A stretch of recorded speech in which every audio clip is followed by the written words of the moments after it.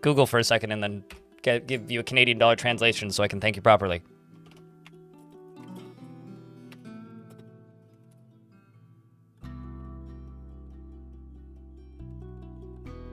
Thank you for the $10. Appreciate you. Have I ever listened to Necrogoblicon? I've seen them live twice and never need to listen to them because they're a live act band, not a listening to band, in my opinion. But Necrogoblicon is fine. We get the recording feed going.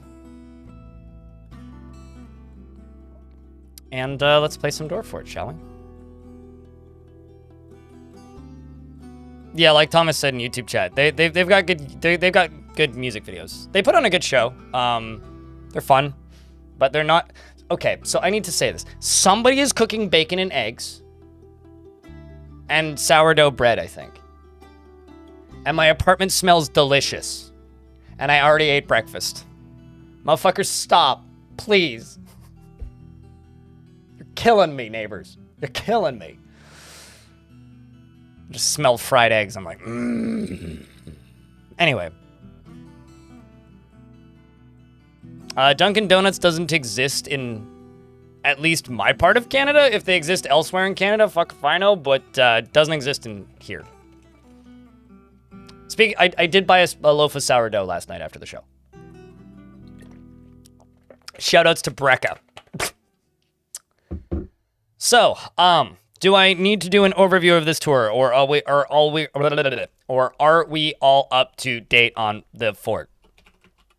Disable? Disable. I will read through the dwarfs that are not dead.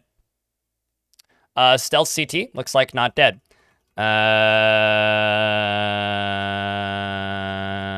Murphist, not dead. Well, is dead actually, but is undead. Who else is alive?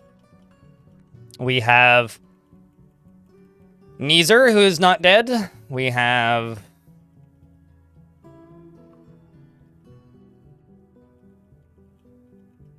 Devilish Potato, who is not dead.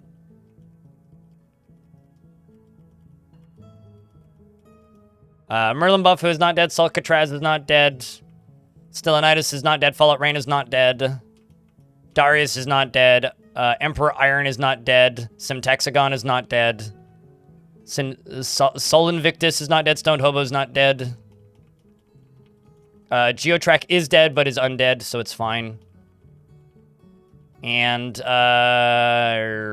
Ranger Rick is not dead. Telenartho is not dead. Hey, chat, yes or no? Does Unchowder get a dwarf? Shogun is not dead.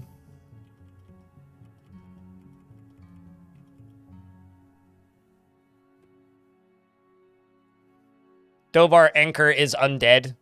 Immortal 6-year-old.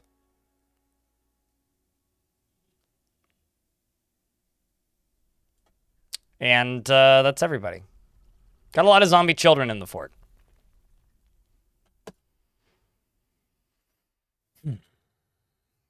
Is Dominok alive? Let's look up Dominok. Dominok is not dead. You do have a really long title, though. You have 13 kills. You have 13 kills. Mostly on the same zombies. Which is crazy, because you're not in the military. So... But you're a talented observer after that. Your nation machines, the violent sheen of voices. So Unchowder, what kind of dwarf does Unchowder get? And IB Lurkin, what kind of dwarf would you like? Your tote's never up to date, but this is 100% your call. Well, I'll give an overview after I name two dwarves. And then we have to do a discussion anyway, because I want to see what direction you guys want me to push this fort.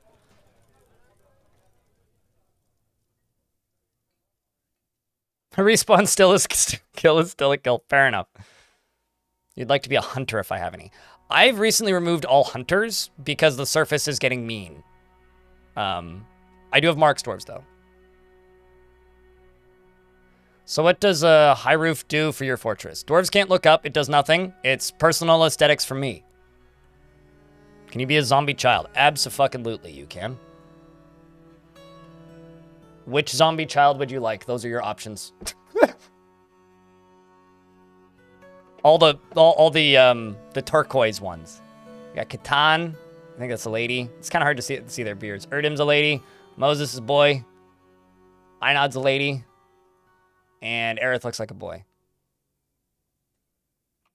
When water around boat? Today, hopefully. It's one of the goals for today.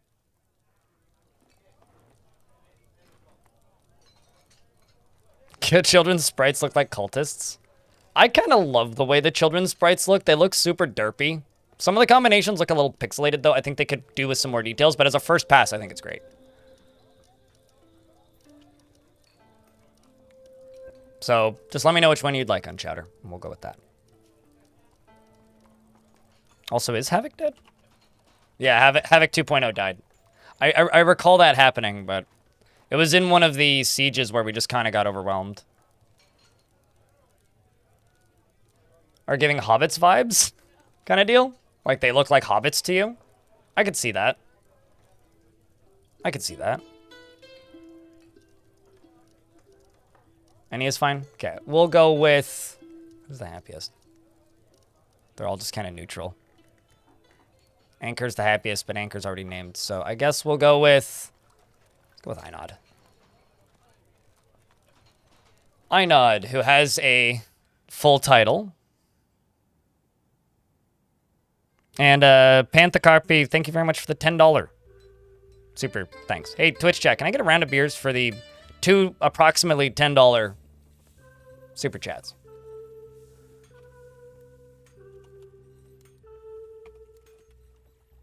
Unchowder often finds himself to be changing his mind to agree with somebody else, feels strong need to pay back any favor done for him, and does not generally seek retribution for past wrongs. Generally finds himself to be quite hopeful about the future. I'm actually just going to leave likes on both of these.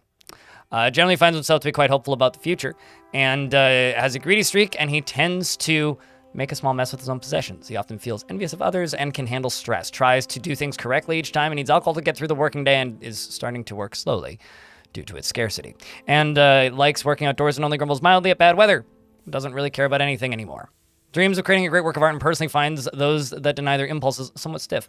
Values romance and values family. And likes native silver and copper and emerald and wolf leather and reindeer antler and the color light blue. Checks out. Maybe he looks in mirrors a lot. Bolts, water buffaloes, and for their wallowing, and giant grackles for their raucous calls, and the single grain wheat for their beer, and when possible prefers to consume giant muskox, fisherberry wine, and absolutely hates slugs. His mom and dad are both in the fort. His marital grandmother is dead. Rest in peace. And I remember when that dwarf died, they died very violently. His grandfather is a no longer with us necromancer, and his auntie's still around, and plus many, many, many siblings.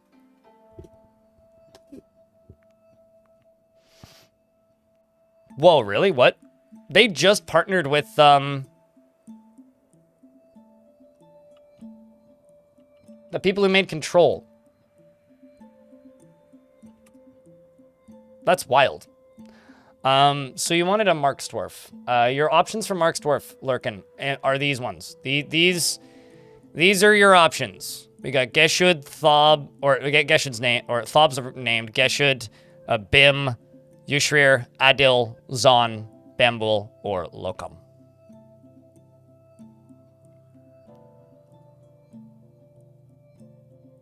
Entire gaming staff has resigned from the company following a leadership dispute, according to a Bloomberg report. Wow.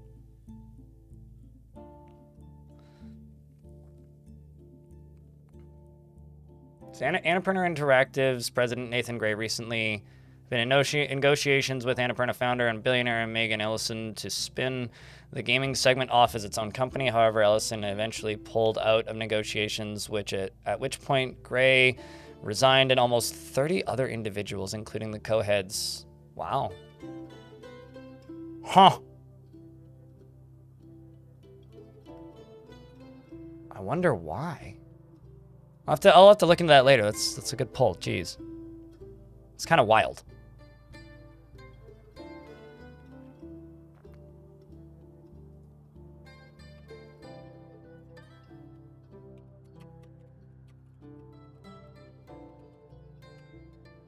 Ivy Lurkin is always acts with mercy and compassion to the forefront of his considerations, is always in love with somebody, and easily develops positive feelings, is frequently depressed, and is quick to form negative views about things, isn't particularly ambitious, and often feels envious of others, is rarely happy or enthusiastic, and is conflicted by this as he values parties and merrymaking as an abstract concept. He needs alcohol to get through the working day and doesn't mind being outdoors, and he doesn't really care about anything anymore. He dreams of mastering a skill and personally believes that it would be a fine thing if all time were leisure time, and finds blind honesty foolish. He likes shale, pig iron, and red zircon, alpaca wool, millstones, and badgers for their underground communities, and the words of the intricate lark and the sound of the tenorous embrace, and when possible prefers to consume prickle berry wine and hates jumping spiders. And he's had injuries in the past. He's got 34 notable kills. Whoops. Where'd you go?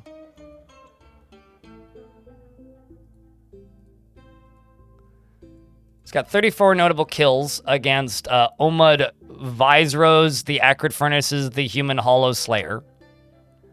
And 2 other kills against a zombie troglodyte and a buzzer. So he killed this Hollow Slayer a bunch of times. Good for you. Well done, Dwarf. Feels love when speaking with a child. He has a bunch of kids in the fort, and no spouse, so they must be dead or never moved in. You were friends with Past Havoc. You have several friends who are no longer with us, but I'm sure you'll be okay. Coolest dwarf in your fort's the most Ivy Lurkin dwarf in the fort. That's for sure. Okay. So, library is currently offline because it takes up too much of the dwarves' thought space. This is a future place for the king to live, assuming we get a king. I'm going to build a, because this will be the dining room, this will be the throne room, and this back here is going to be their housing, which I'll build next. Something I'm going to do today is this area down here needs a lever connected to it. In fact, I might just make a lever for that. It'll go right here. This right here is the edge of an aquifer. So we're going to dig into this aquifer today and allow the water to start flowing into here. But we're going to do it slowly so we can hopefully get all the boulders out as we dig. And then I need more housing on the surface. Uh-oh, there's bedrooms over here that need to be set up, which I guess I never did. That's my bad. Here, Stoned Hobo, you can have a bed. Same with not the zombies. I realize the zombies like having bedrooms, but they don't actually need them as much. I should just prioritize upset dwarves. But, yeah, there's a lot of dwarves that need bedrooms. So, yeah, we need to make more bedrooms. These bedrooms up here all need to be done. But the plan for today is we need to get to the year... So for anybody who, missed the whole theme of this run, we started it in summer 384. So we need to get to summer 394, and that's when the fort is done. So I need to bring this fort up to some kind of finale around that time, and we'll probably keep it going a little bit longer than that. But the whole point of this challenge is to follow one dwarf in particular for 10 years. And up until this point, we've done that. Whenever the game is unpaused, I'm following that dwarf. And we don't have too much longer to continue playing, but we are getting to the tail end of it. And when we hit the tail end of it, I will be able to say that we followed one dwarf for 10 years for some reason. And that's about it.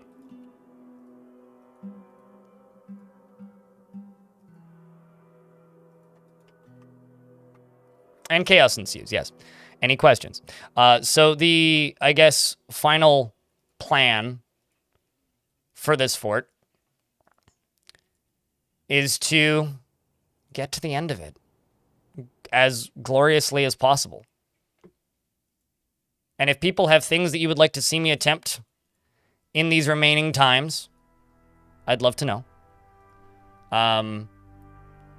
They have to be reasonable. I've said before, I'm not going to, under any circumstances, pump lava up to this level, because I would have to go through an aquifer, and I already did that once in this fort, and sorry guys, I ain't doing that again. It's not worth it. It's too much effort. But what I can say is I want to bring this fort down to the end with a bang.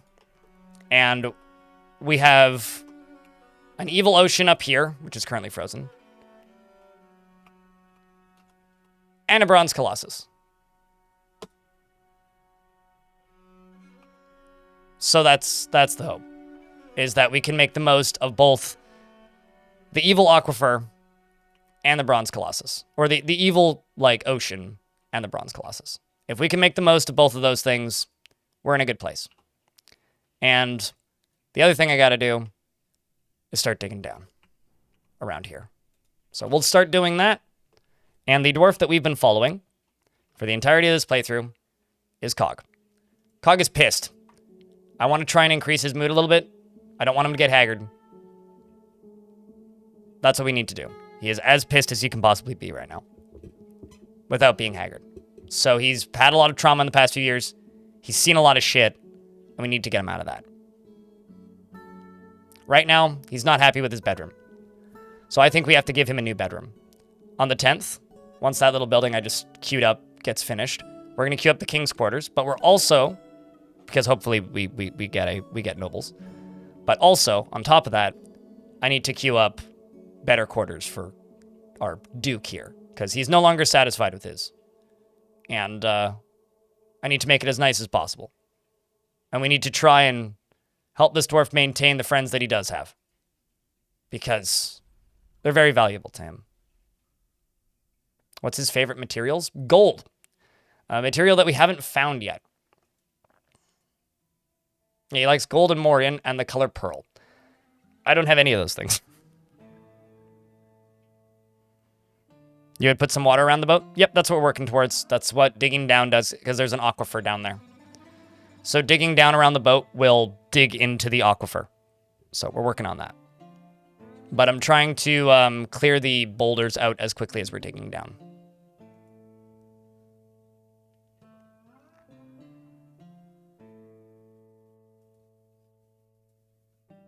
You can see crowns, and you can also see crutches. Dwarf Dragoon. I really like that you can see crutches. That's one of my favorite parts. Okay, well, I sort of just dug into my sleeping area, but that's fine. We can fix that.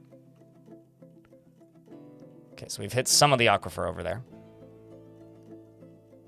Yeah, crutches is a real nice thing. You can make magma pumps out of nether cap. Yep. This is true. All right, so we've queued up out of this. A lot of this got canceled. That makes sense. But you can see earrings too. Really? The earrings show up? According to YouTube chat, earrings are also visible on dwarves. Mark Gordon, hello. As well as Clam Hazard, hello. In the YouTube chat. Okay, so let's also do a little bit of this. I'm trying to make this also appear kind of like a cavern a little bit. I want it to be somewhat believable looking as like just a cave.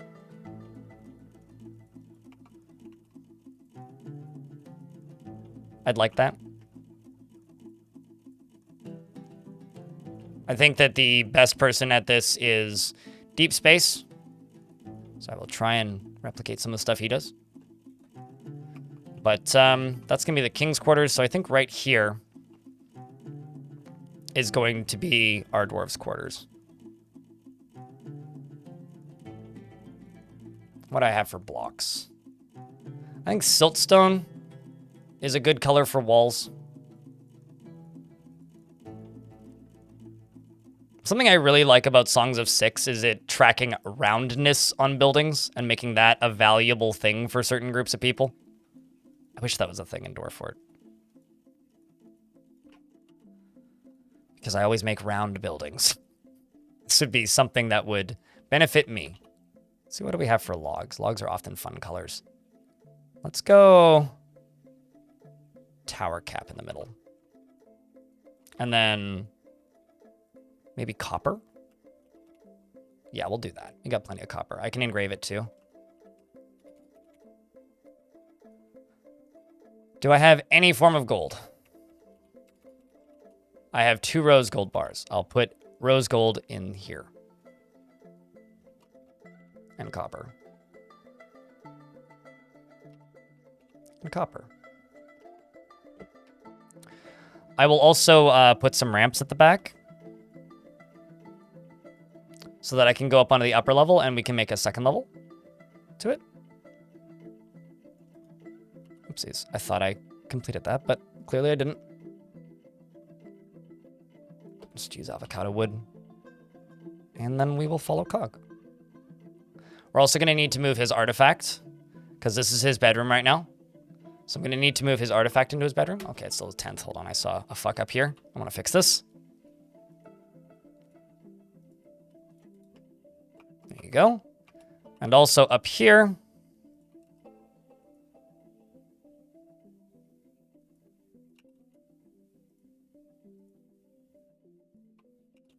We're in an ad break right now, so I have to do a hard pause anyway.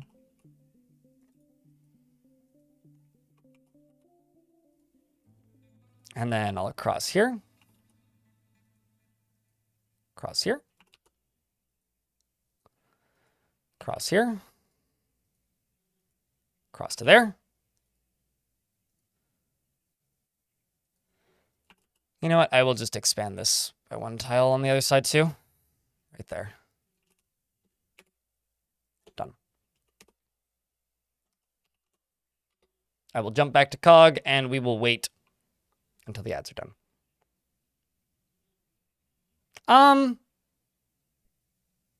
At points, Maverick? At points it has been. I wouldn't say it's been frustrating for the entirety of it.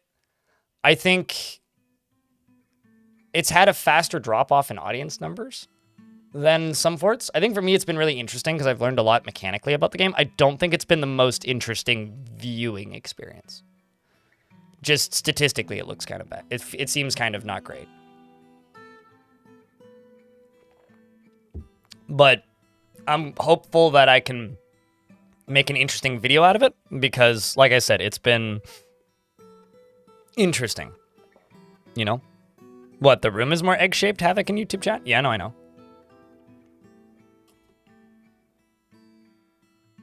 How would he feel with carrying around an anvil in his backpack? I might put some anvils in his, I might put some anvils into his new bedroom, but we'll see. Dwarf point of view is OP. I mean, the question always is, for me with these challenges, is would you attempt this, chat? Would you do a run like this, where you just follow a dwarf? If the answer is yes, then I think I've done a good job. If the answer is no, then we know it's not an interesting concept, really. Or it's a less interesting concept. Got a dwarf that's claimed a craft dwarf shop. I should probably make more than one craft dwarf shop, actually. Seeing a lot of jobs canceling because there's a bunch of bars appearing on the ground. We also have a bunch of stuff to dig in the basement. Oh, like left-handed and right-handed? Yeah, no, I like that it specifies that. There was one person already in my chat who said, well, now I have to only put right-handed people in my military so that they're matching uniforms. And I understand that as a problem for some people because some people like that they're uniform. But I agree. I think it's a good feature. Was only able to click on one, so. And if you're wondering about the troglodytes, they are intelligent undead troglodytes. But yeah, we also did a bunch of discussion yesterday about what the next fort should be. Kind of the prevailing desire from people is a population fort with a really big population. I think we could still have main characters that we follow closely. Obviously not this closely. So the goal would be to get to 500 population. But on top of the 500 population, we're also going to... People also suggested doing it in a 1x1 map, which I think might be a bit small, and I also don't super like playing on 1x1 maps. So we're going to do it on probably a 2x2 map. So very small map, basically, with the goal of getting a 500 citizens, I think could actually be really interesting. So that's probably going to be the next fort.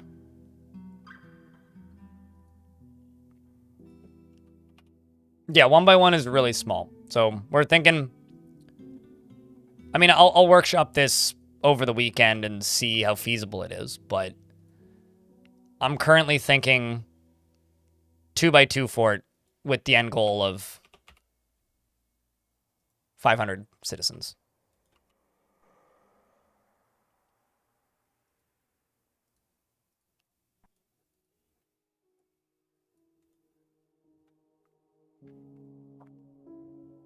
Either no, not 1x2. Was I saying 2x2? I mean 1x2. So like slightly longer, but still very small.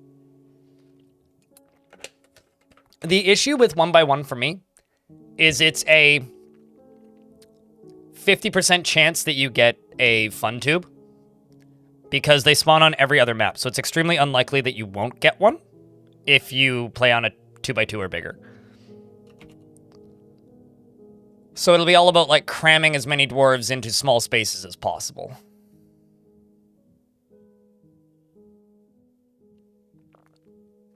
Even on a 2x2? Really? What kind of computer are you using? Because that must be a potato. Is it like a sweet potato or a red potato, a russet potato? A fun tube, the things that the demons come out of. In the deep basement. Those strange things studded with gems that you see in the caves. Those are fun tubes. Trust me, it's not a euphemism. There's two kinds of fun tubes. Uh-oh, did I lose him? No, I didn't. Okay. Oh, I see. He's constructing the bridge.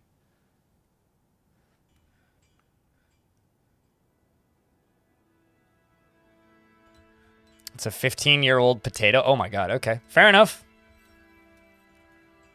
Yeah, that doesn't surprise me too much if it's 15 years old.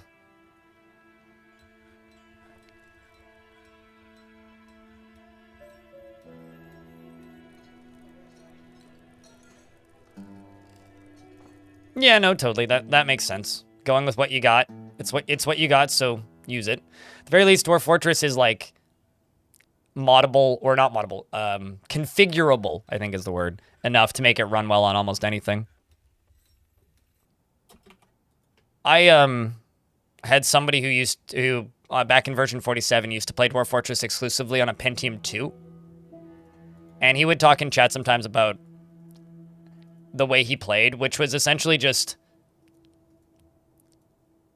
he would have a fort with population set as low as he could set it, and still have like the feeling of playing Dwarf Fortress. So he had like 30 dwarves maximum, but he also had all of the sieges and like possible conflicts set at numbers that his computer could run. So it was like he had 20 dwarves and would get besieged by like 10 goblins. And he'd play on 2x2 maps or 1x2 maps. And I kind of respect the hell out of it because that's just such small numbers. It like you're almost playing a different video game. Dude was just playing RimWorld in Dwarf Fortress, but also loving it.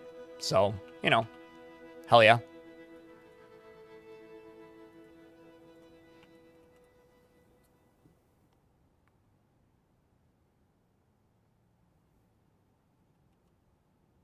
Yeah, sorry if I use terminology twipped that like throws people off because FunTube to me is just like synonymous with Dwarf Fortress, so. And then that'll be a 2Z level high bedroom.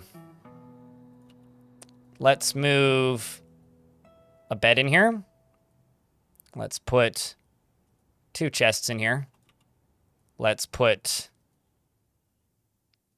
a schist cabinet and a nice cabinet in here. Let's put a display in here. Let's go down to here. Unmount that display.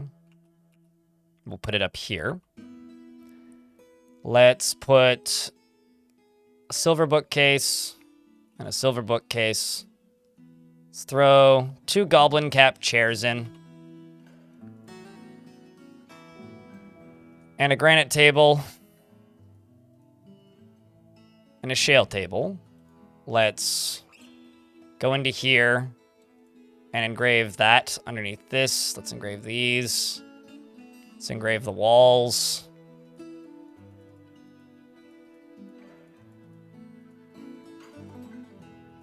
Let's engrave this. And one line down the middle.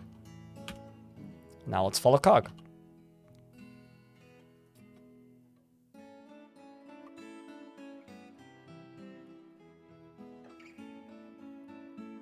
Usually manage 20-ish frames. You do have to deal with cavern invaders. I do have to do that with cavern invaders if I want to do bigger than 2x2. To bridge to an island or take advantage of some cool land feature that's bigger. How well does adventure mode run, Quiet Giant?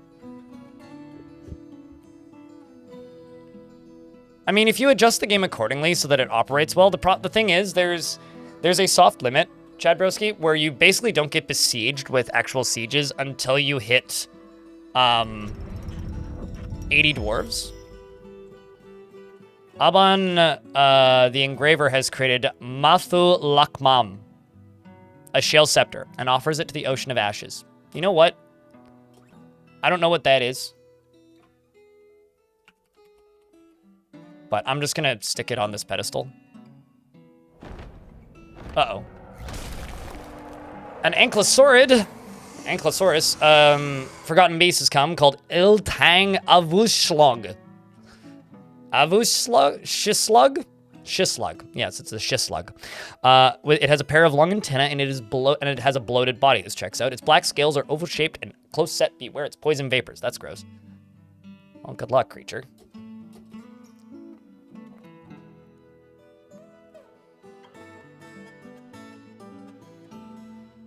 As long as you stay out of bigger fortresses, like the ones you nabbed all the cave dragons from back. Yeah. No, you'd have to stay out of the goblin.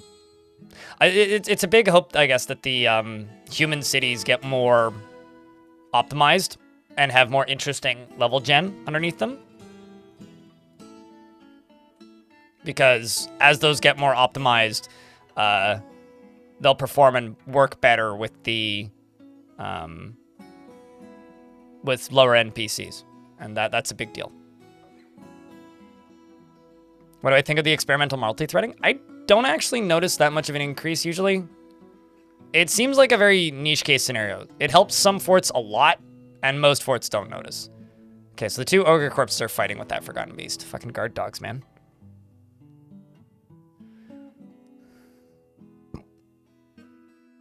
I tried, didn't have much to work with. What, like frame rates wise? Or activities? Also, I gotta, speaking of multi-threading, is it even on right now? No, it's not. Let's turn it back on. I had it off because I was having crashes in adventure mode, and that was one of the things that we were concerned about.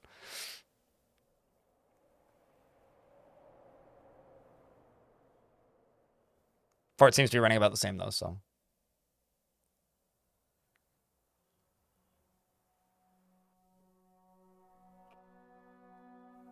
Yeah, well, I mean, the activities in Human Towns currently are mostly just go to a tavern, look for random gang, ask them about troubles or the surrounding area, find out other local gang, go steal item for them, give it to them, join local gang. That's like the majority, or like do that with a noble, basically, is the majority of the activities that you can do in Human Towns currently.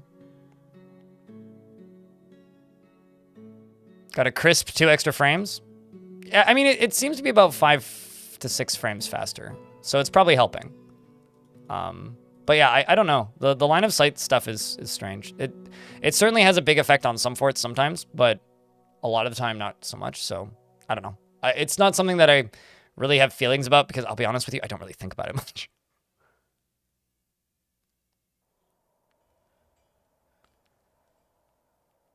Should you just get a beefy single core? That's been the past history. Based on all of the polling I've done and talking with people and staring at the Dwarf Fortress rooms in the KitFox Discord, the best current CPU you can buy for this game is the Ryzen 7 7800X3D. That is everything that I've heard has been the best one, which is what I'm currently using.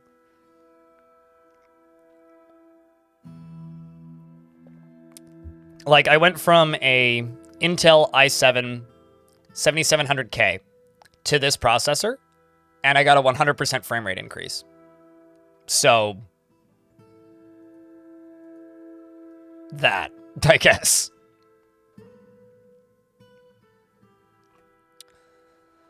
He was accepting remembering being attacked by the dead and learned to value power. Remembering the delayed punishment of a criminal, became less angry and learned to disdain harmony. Which is interesting. That's a new one. Satisfied after receiving a higher rank in society. Afraid after reliving experiencing trauma. He's visiting his tomb currently. Making taverns mad with bad barding.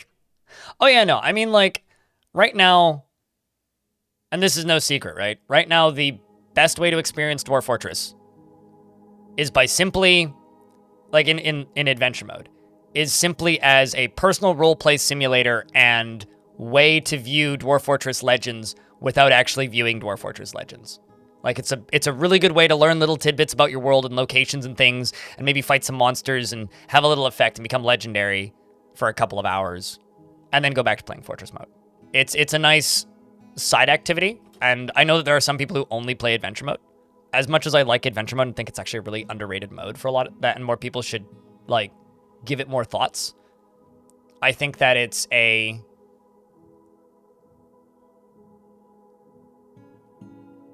never going to be it's not going to be the main mode for me unless it gets some pretty big sweeping changes, but I could see that happening. I could see it becoming a main mode for me if it gets certain upgrades.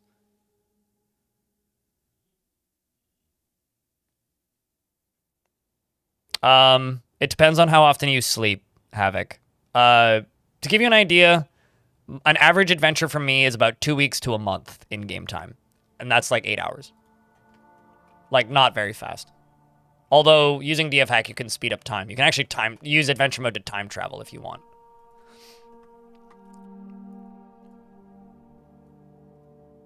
I need more beds. Let's make 50 more bed. 50.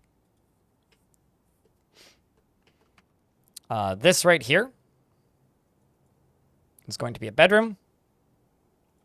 And it's going to be assigned to Cog.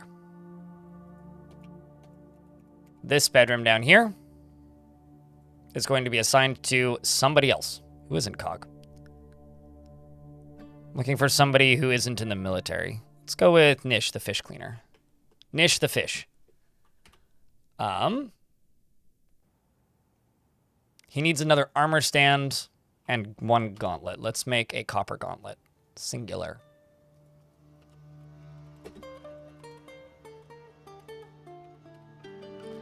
And I need let's just plunk a weapon rack and armor stand down in here. Unless I have none, in which case I will say rock, weapon rack, rock, armor stand, and let's just make these out of unified colors. What colors do we have? Conglomerate, dirt, shale, marble, petrified woods. Let's make them out of granite. Got plenty of granite.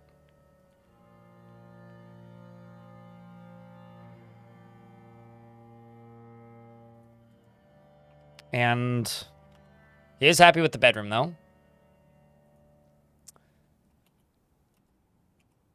And then up here, I just need to finish this off.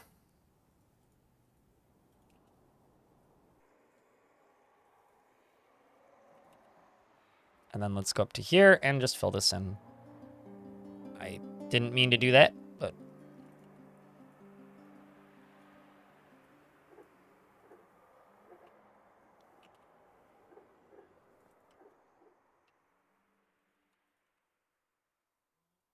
let's just multi-bedroom these.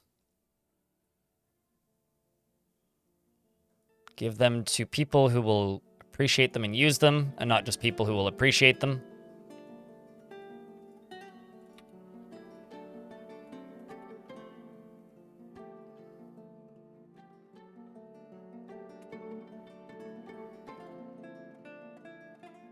Is RAM important? I would say no. But RAM is important for most OSs these days. The reason I would say no, RAM isn't important is Dwarf Fortress never really uses more than 2 gigs of RAM for me. Like, people always ask me to check my RAM, and it's like when the frame rate gets bad. But it never uses more than 2 gigs. So I would say no. RAM isn't important for Dwarf Fort. I will say if you're using DF Hack, it uses about 300 megabytes more RAM because DF Hack runs in memory. But that's about it.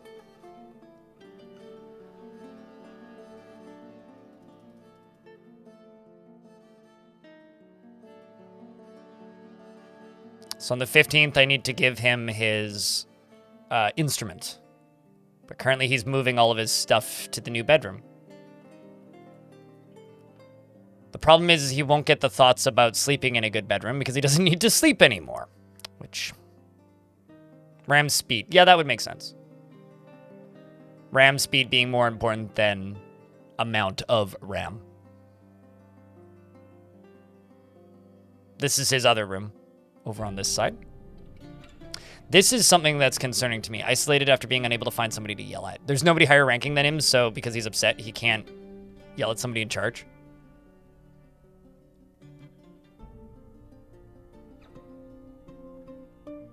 Basically, you need to put some backhoes on your RAM so that you can scream ramming speed when you start playing. That's really what you need.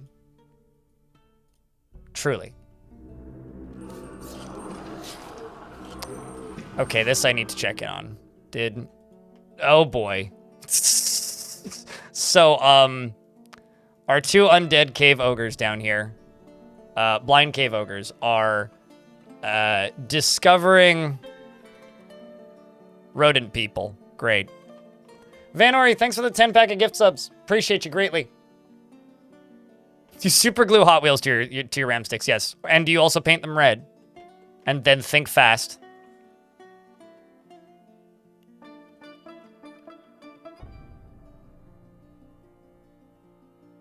Sorry, that's like one of the 2 Warhammer things I know, so don't expect me to start talking about Warhammer. Because I can't. I don't know. I really can't.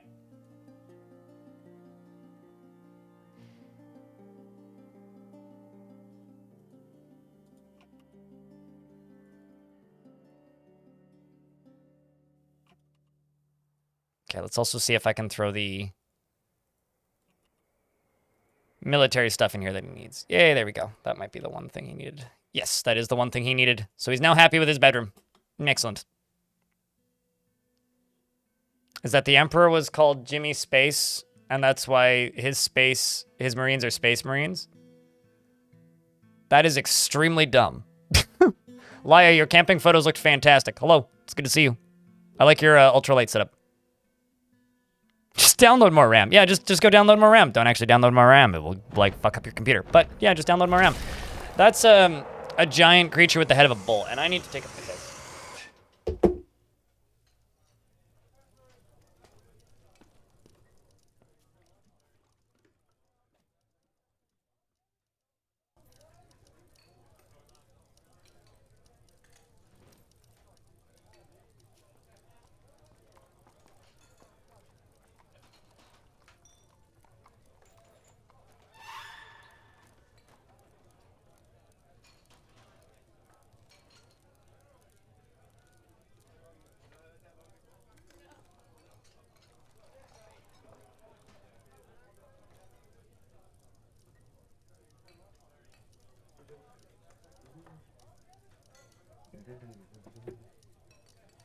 All right. I still have King Gizzard song stuck in my head. I just got up and immediately started humming Nuclear Fusion. Seriously, though, Vanori, thank you so much for that 10-pack of gift subs. And Agamemnon, thank you very much for... Or Agamemnon? Agamemnon. Thank you very much for the tier 1 subscription. Appreciate you. If someone can get Twitch to tier 100 bits, that'll start a hype train immediately. Just saying. But thank you very much. Means a lot. Really does. Although, actually, was the last hype train under an hour ago? No, it was 2 hours ago. So. The thing is, there's another Agamemnon, just spelled slightly differently, who also watches this stream. There's 2 bone saws, 2 Agamemnons, and 2 people with... And 2 people... Jesus, Chad. And 2 people with, the what's it? What is it?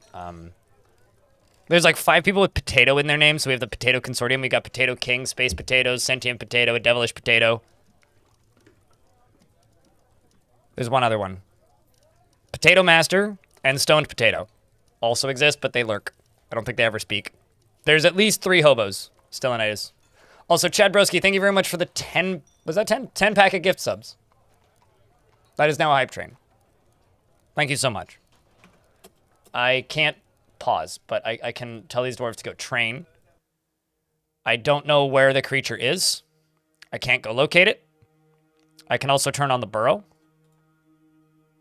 It's not a huge deal unless something dies and it starts coming back. I don't see any combat yet. It's very possible it got caught in a cage trap. It seems to be getting wrecked by my hollow corpses at the front door. Because for those of you who missed the stream yesterday, I'm just going to state this. We have a very large number of undead humans at the front door who have necromancer powers. So, you know. Cellstars, if you just quietly resubbed, if you refresh, you'll get a notification and that will increase type train. But thank you.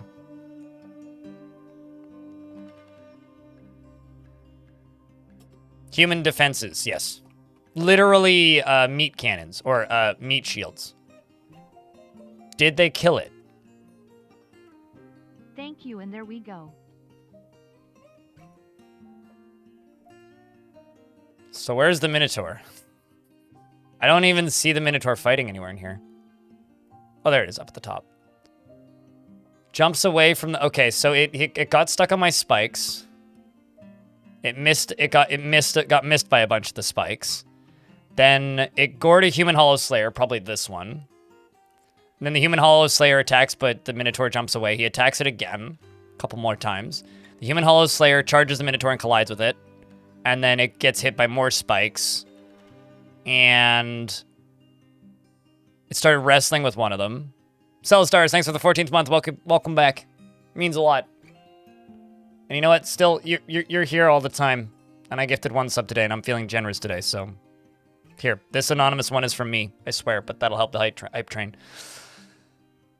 It gets bit a bunch, and he punches the minute they're punching it. Do they have any powers? That's what I want to know. Lots of punching. Maybe they don't have powers. Still lots of punching. At least they're not going to get tired. Punches it in the left hand, and the injured part explodes into gore. And now one of them has a name. I'm assuming that's the one that killed it. Just looking for the one that's named. There it is. Yeah, you killed it. He killed it by punching it in the head with his left hand, and the injured part exploded. How strong are you? Oh, you have no skills, right? Confined Stock is the name that he's been given, or it has been given. You shouldn't have to see ads, dude. Oh shit. Mutellen, I don't know if you know this, but Alexandra Live is the Kit Fox community manager. Good shot. Thanks for the 5-pack, mate.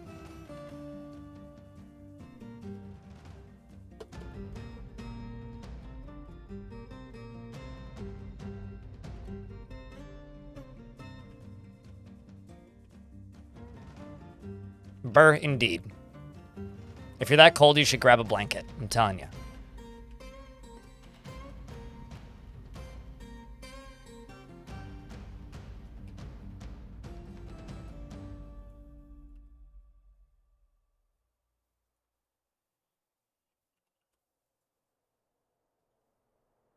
Did I resurrect the dwarves as intelligent zombies? So every dwarf in this list that is turquoise, or cyan is the technical color for it, the light blue, those are all zombies. Did I intentionally resurrect them? Maybe 4 of them. The rest were all just caught in the fray of a big attack and eventually got resurrected as friendly to our side and didn't die again. Like this one, who killed like 1 or 2 zombies a bunch of times. We got invaded by an army of zombies up here, and they got into a fight with me plus them, and these are all the remaining ones that got resurrected as friendly. The ones that didn't all just died. And also, something else is I should see if the... I guess the Minotaur didn't have any artifacts, because I'm not seeing any forbidden artifacts, so... So I would say that fight went pretty well, all things considered. So we're just going to be watching Cog moving his shit from one place to another for a bit, I guess.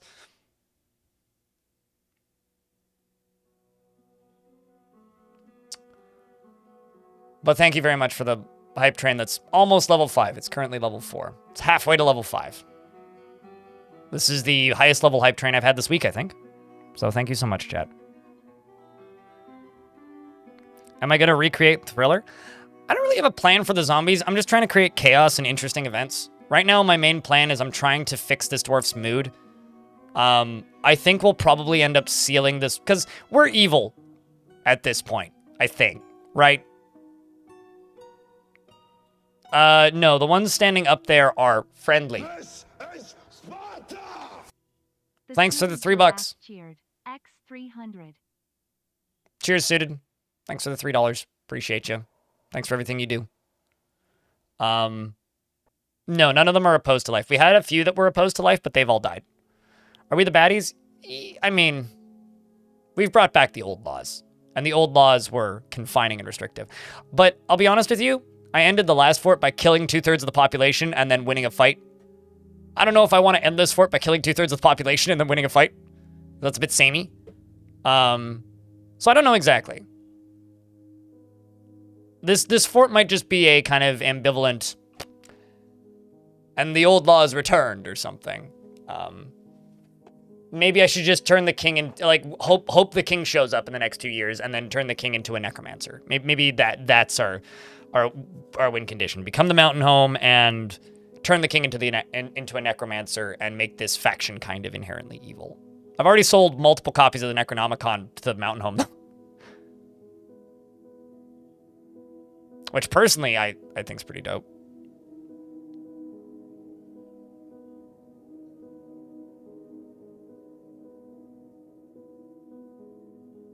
Nope, because Cog is immortal now. I'm waiting for the 5th, and then we'll do more digging. Thanks for the hype train, chat. Greatly appreciate you. Hope that you guys got some emotes that you like. And can I just get a really big round of beers? For everything. So thank you. Why does Tarn give Necromancer so much stuff compared to other factions? Vuckrock, I've got a question. When did you start playing Dwarf Fortress?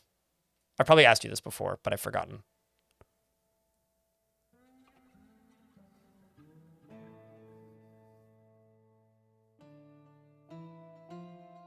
Lich King? I think if I kill the king and resurrect him, he'll lose the king rank, though. You played in 4412? Okay, so you started playing before necromancers became everywhere, right? So, necromancers were added to the video game. That's the first thing I'll say. Couldn't tell you exactly when. It was over 10 years ago. When necromancers were first added to the video game, they would pop up on the overworld in towers. They were virtually unkillable, and you never saw them in Fortress mode. Unless they were attacking you. Or you invaded a tower and stole the Necronomicon, and your dwarves read it. Back in those days, you didn't really do that, because there was a change that was made at a point with necromancers, which made them go from just being sociopathic evil maniacs to just dwarves that can resurrect the dead when they're at war. And what I mean by this is a history lesson, I guess, for anybody who's not old. Back in those days, if a necromancer saw a body or was in very relative proximity to a body, they would resurrect it. No nothing needed to attack them, affect them, startle them, nothing. They would just if they saw a body, boom, zombie. And intelligent undead didn't exist. So it was just the unintelligent undead. And if they saw a body, they would resurrect it. I can't remember exactly when intelligent undead were added. I think it was 40. It was before 47. It was like late 44, I think, right? Or maybe it was early 47. I can't remember. But there was a change that was made when intelligent undead were added to the game. And it's a bug. It's 47.05. Got it. And it was a bug. And it still is a bug. Necromancers are supposed to be outcast and hated by dwarves. And they're not supposed to migrate to your fortress. I'm going to pause in a moment because we're going to hit an ad. But we're almost at the 10th anyway. And I like this conversation, so I will wait until the Twitch ads are done. So when it pops up, I will stop talking. There it is. We'll wait.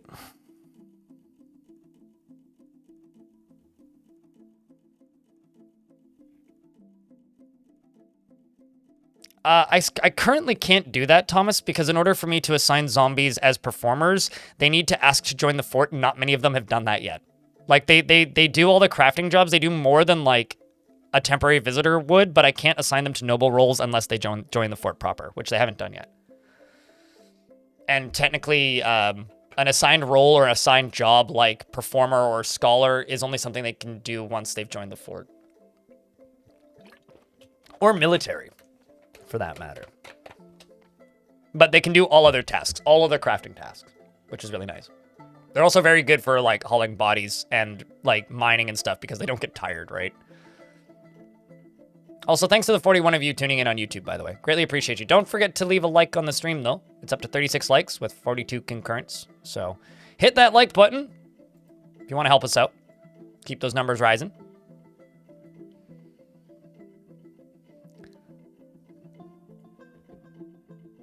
Get dug out and immediately perished in magma? Wait, what? The whole fort perished in magma?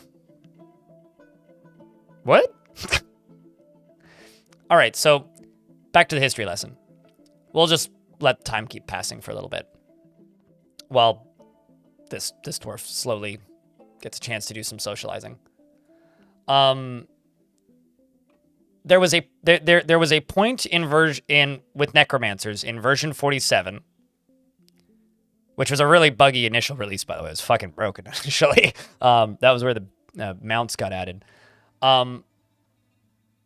Where something broke in Dwarven society, and it's still broken.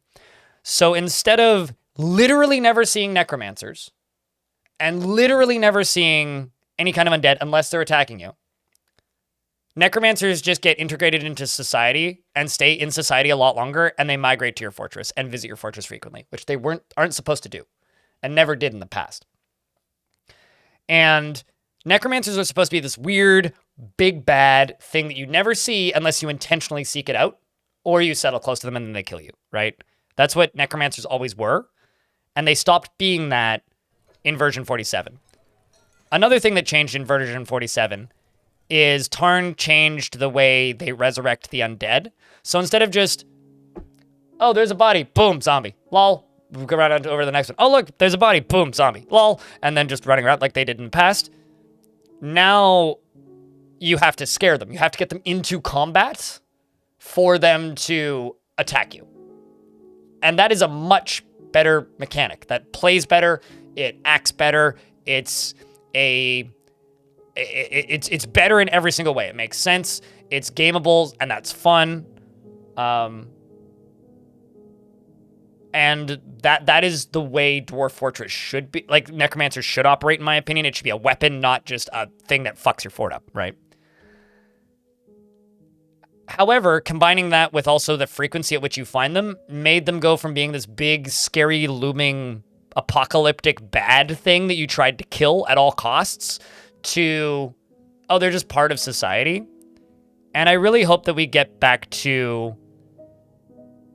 I really hope that they get back, that necromancers and necromancy in Dwarf Fortress get back to a position where they are a big threat again. Because to wind back around to the very roundabout question that I'm answering, Why does Tarn give them so much? Because they're the antagonists. They're the actual evil, right? You know, the elves aren't evil. They just have their own ethics and their own rules. The dwarves aren't evil. They just have their own ethics and their own rules. Goblins are kind of evil, but still don't need to be evil and just kind of have their own ethics and rules. Like, they're all very gray, right? Like every single different, well, I mean, yeah, sure, they'll inevitably cause the apocalypse, but to the player, if you are even remotely competent at training up a military in Dwarf Fortress, they are not a threat. Doesn't matter. Unless there's a demon in that tower, you can down that tower. Fraga, why do you have to make my discussion about a video game awful? I'm just gonna nuke that because fuck you for making me make it sound like I'm apologizing for moronic American tendencies. Please don't do that. That's not cool. And, chat, can I get a round of beer so I don't have to stare at that anymore? Now, the necromancers and the demons and the angels are supposed to be the big bads in Dwarf Fort, really.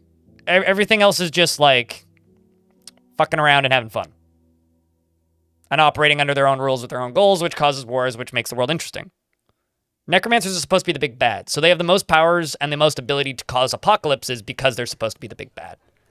The worlds in Dwarf Fortress are supposed to inevitably decline and fall into chaos because that's fun without the interaction of a player.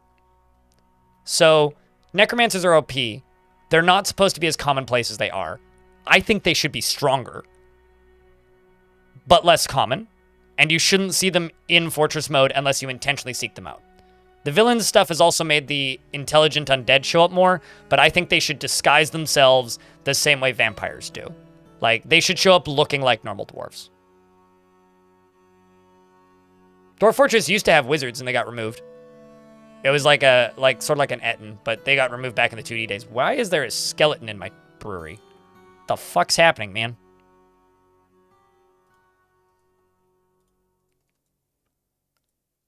I'm just gonna toss that, and if they show up as a ghost, we'll deal with it. I don't know what that was or who that was.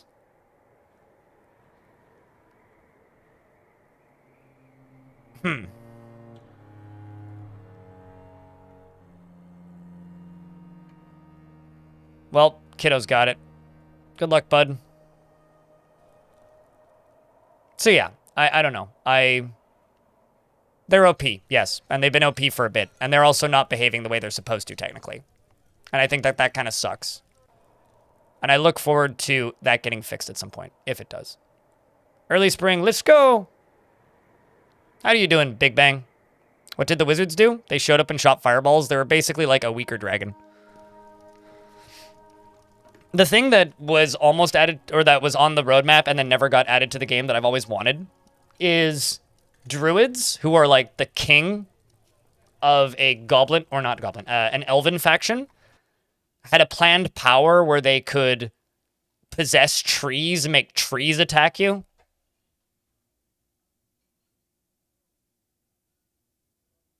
No, he wanted to tone them down in... So, I've talked to Tarn about this. He wants them to be toned down in world generation, but be the same, if not a bigger threat in Fortress mode. Does that make sense? So, some things Tarn wants to turn down. He's primarily talking about world generation, and sometimes he's talking about, like, in fort mode. But yeah, I really wish that druids would actually attack you. Hey, Murphist wants to join. Yes. Sometime, like, I really wish that druids were a thing in Fortress mode, and not just, like, a dude that you could yell at and throw a brick at in adventure mode, maybe. I wish that druids had more sway and ability to do things. Any plans for the weekend, Big Bang?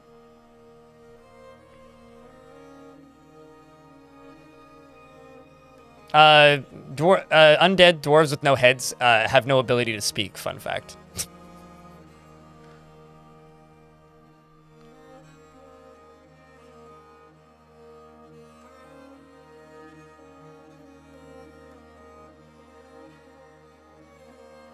I also need to check Cog's mood when we hit the 5th. 5th of Granite, early spring. Got 2 bans on exports and a mandate. 2 are ended, actually. Bored after watching a performance. What a guy.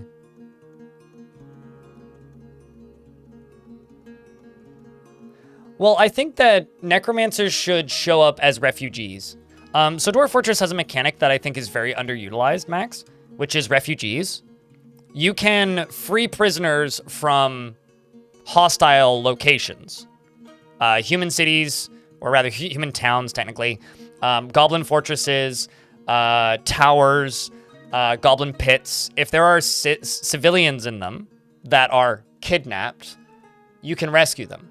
There's also groups that fracture and move around the world map when places get attacked repeatedly or taken over, which are just civilians. Religious groups, monks, merchants, and night creatures such as vampires and necromancers in World Gen and Legends can get expelled from locations and form refugee groups, as well as these groups of civilians. Or they join these groups of civilians, or they can join roaming bands of criminals. I wish those creatures and characters played a bigger role in your migrants, right? Like, you can sometimes get bands of bards and stuff like that, but I would really like a group of mercenaries to just show up. And then you find out later that 3 of them are necromancers, right? And they're actually just there to steal your shit. And they just want free room and board to defend you, and you get a free, like, squad that'll never actually join your fort. I want stuff like that. I want the mechanics that already exist in Dwarf Fortress to play a bigger role in other modes. Like, the Wandering Bands already play a pretty big role in Adventure Mode, which has just been reintroduced. But I want those to have a bigger, like, effect on Fortress Mode. Let's check Cog's mood. Okay, so he's come back from the brink a little bit. He was down in the very angry phase. He's moved up one, so that's good. Is there a way that you can get more goblins as citizens besides visitors from visitors petitioning? Okay, so if you're okay with them not making babies, retire your fortress, make a party of 24 adventurers, make them all goblins, and march them to your fortress, retire them in that location, and then reclaim the fortress. That's the fastest way to get a large population of something that isn't, you know, bards. Aside from that, it's mostly bards and luck. Like mercenaries, beast hunters, etc.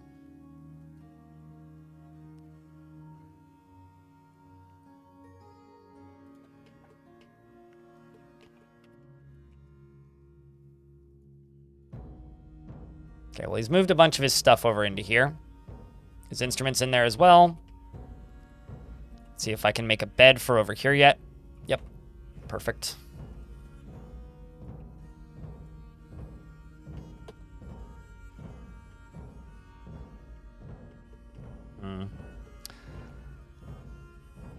I think all these are done. Yep.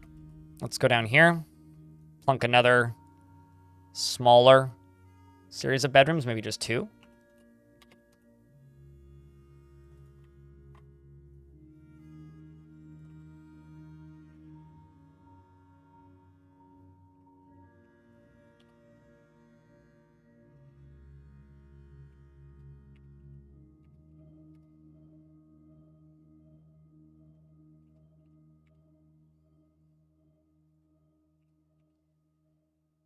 And there we go. That'll be 2 more. I'm excited to see what happens to the game as more magic type stuff and stuff gets fleshed out. Yeah, I would love to see, like, things like Necromancer Towers that aren't just flat evil. You know, it would be neat to have, like, a healing wizard or something in a place that could have different things. That's how you make an dwarf elf fort? Yeah, I mean, yeah, that's how you would do it. Do you think fantasy needs to be clear about evil and good, villains and heroes? You really hate goblins acting like human peasants? Why do you think that, LDM in YouTube chat? Chat, how do you feel about that? Because I want fantasy to be more gray. I think the light, dark, good, evil is very boring and childish. I think Shades of Grey is more interesting from a lore and storytelling perspective than just good and evil. Like, there are creatures that are all evil in Dwarf Fortress. They're called demons. But you can have evil as fuck goblins. But you can also have a goblin king of a dwarven faction with a dwarven name that is, like, completely ethically dwarven. With the exception of the one trait of sometimes cruel, which is, like, a goblin trait. I think that flexibility makes it interesting, and it gives you interesting stories like the elven king of the dwarven faction who, like, was just a dwarf, right?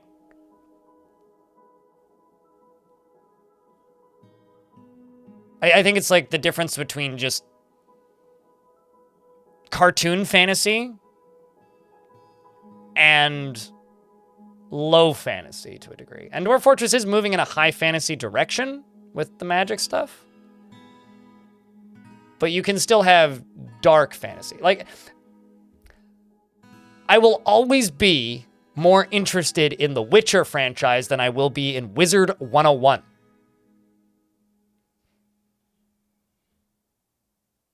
Because one is light and dark, hard lines, you know? Although it's also like a family-friendly game that my little sister played for years, and I played a little bit of for a little bit and then forgot about.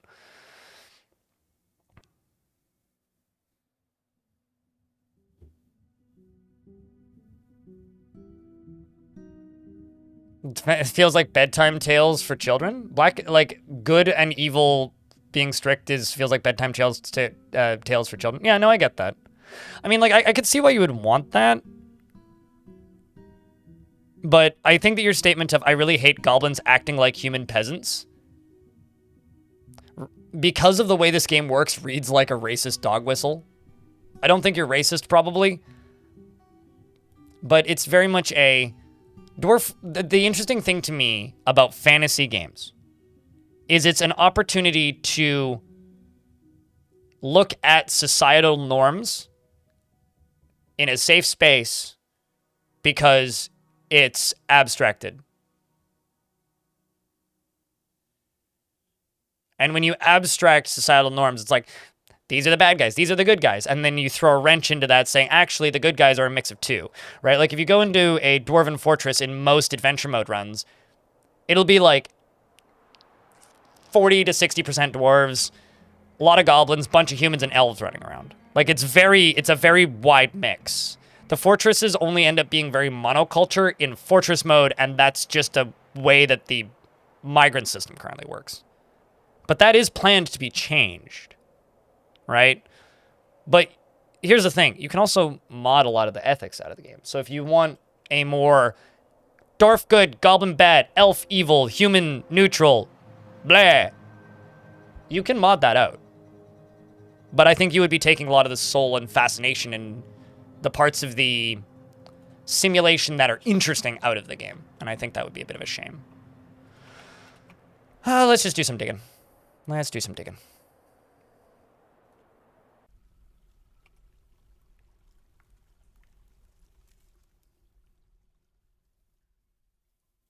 Beachfront property coming right up.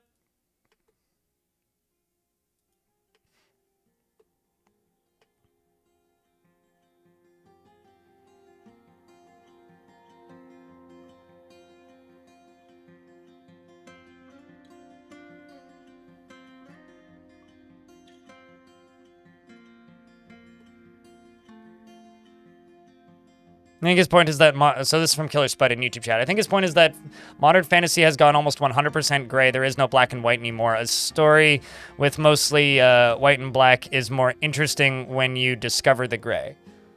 Can I take that point and hold Dragon Age in front of you? Like, if you played a Dragon Age started very gray, but by Inquisition has become a very much less of that versus where it started. I think that there are games, video games, I suppose, that do fill that niche. You just have to dig for them a little bit. But I think that just is a sign of maturity of the genre. Does that make sense? I think that morally gray just means maturity, because you can still have whimsy in morally gray worlds, right? And if that's what you're looking for, whimsy, I think that whimsy still certainly exists. Dwarf Fortress definitely has fucking whimsy. Like, look at a Gorlak and tell me with a straight face that Dwarf Fortress doesn't have whimsy. And I will laugh you out of the fucking room. You know? Look at a Crundle and tell me that Dwarf Fortress doesn't have whimsy. So if it's whimsy that you're seeking, that's totally fine, right? And totally an understandable desire from the media that you are consuming. But complaining about goblins being able to integrate with human society makes goblins boring, because they go from being morally gray characters that are enslaved by demons that if they're a strong enough soul, they can break out of that prison that they're enslaved in and go join a better society. That is interesting. But also you still have the cartoon villains of the demonic overlords. So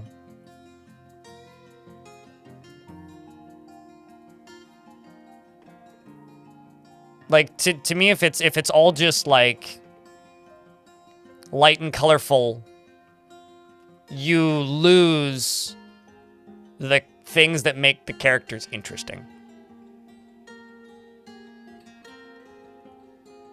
I guess. LDM, who started this discussion initially, says, to me, fantasy is symbolism, and those should be exceptions. I don't know if I follow.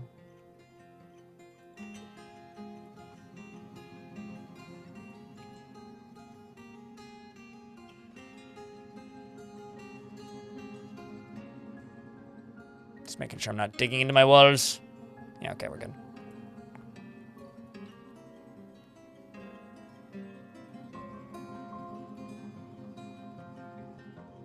At least he's had a drink, so that's good.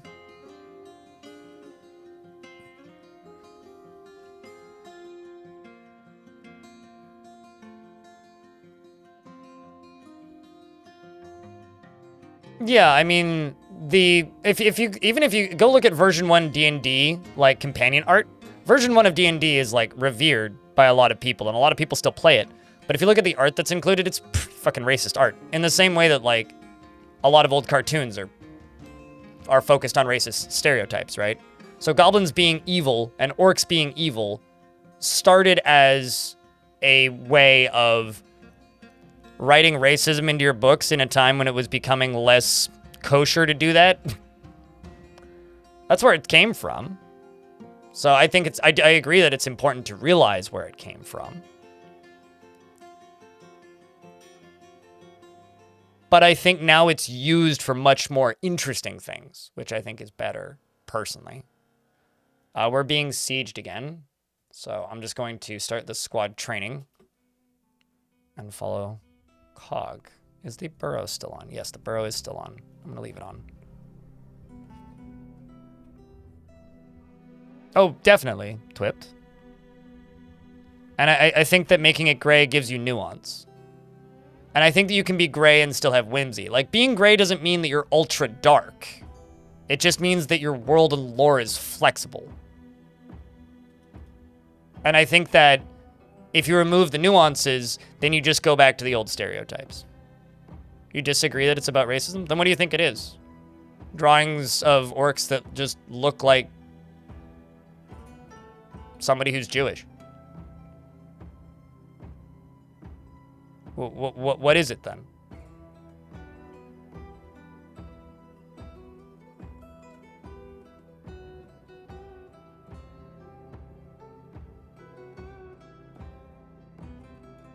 Well, it's like Jack Manually just said, Raffle, everyone judges everything. Like, you need to know that, like, when people say no politics in my video games, all art is politically driven. Video games are art. All video games have politics.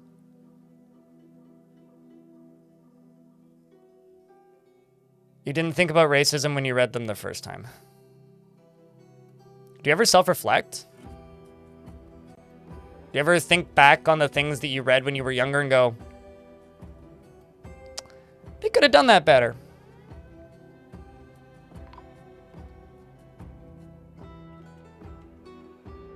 Okay, well, we clearly won the siege. I don't even think they made it. I didn't even get a combat log. That's wild.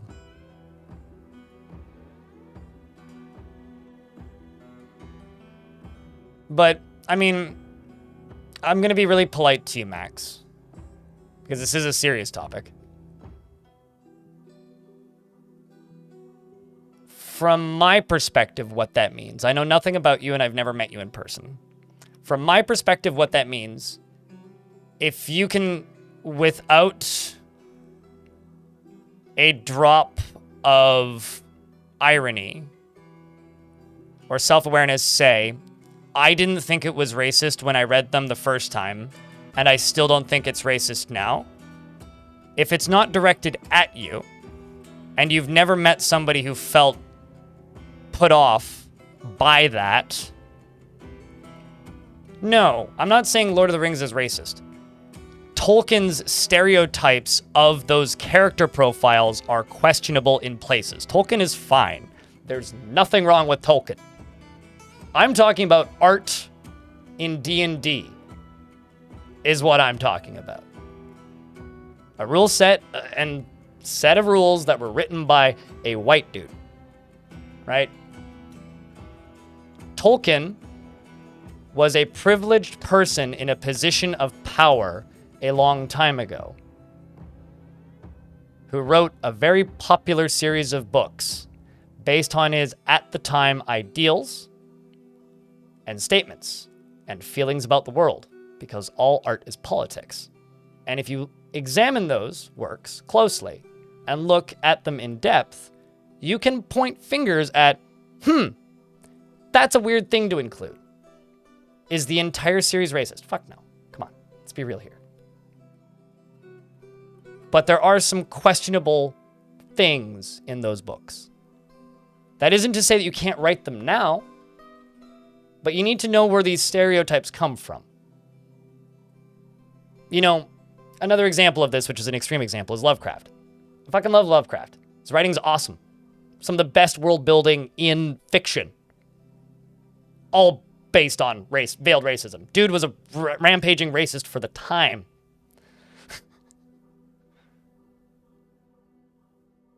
So it's like, you kind of need an ounce of awareness when you start talking about ethics in fiction. Because if you just burn it down to its bare bones stereotypes, unless you make it kid-friendly like Wizard 101, and even then, they're fine. Wizard 101 is fine. I don't know why I keep quoting the game. Unless you just completely sanitize it, it can become questionable.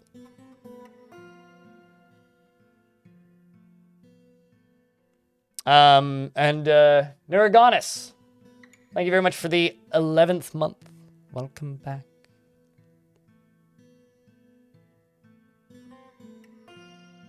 And also, like, some of the best music in Disney films. Clockwork Dragon. It's okay. This is the beauty of this, is you're allowed to disagree.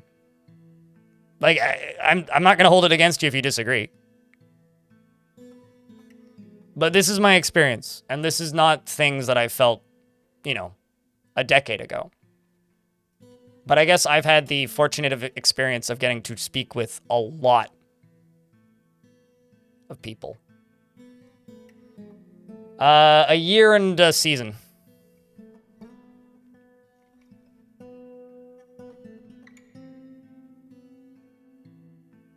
You find it strange? Okay. Product of where you came from. I hope that at some point you talk to more people and learn. That's all it is, really. It just comes back to, like, I hope that in an industry where some people, or in fiction, where allegories are growing to be better for everybody, the best thing that you can do is talk to more people and keep an open mind. I would say that my takes are probably a little extreme. Like, that's a self-report from me.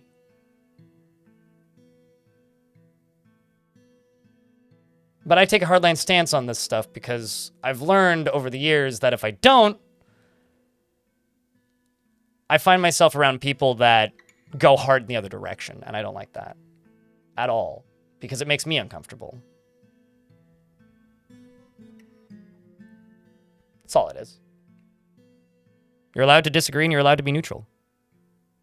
But keep your head open. Like, if you talked to me 10 years ago, 15 years ago, I would have completely different takes on all this.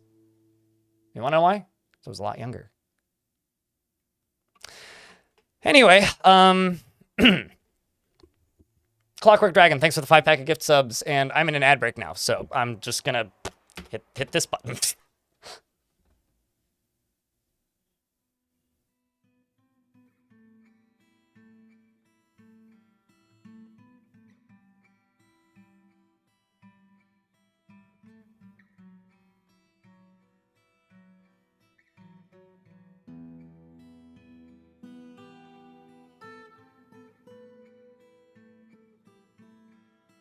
Is that you shouldn't take things like racism, slavery, classism out of your stories. Humans or your fantasy races may not always be the good guys.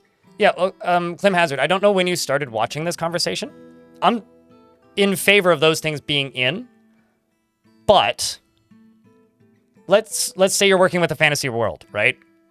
Goblins exist. Humans exist. Elves exist. Dwarves exist.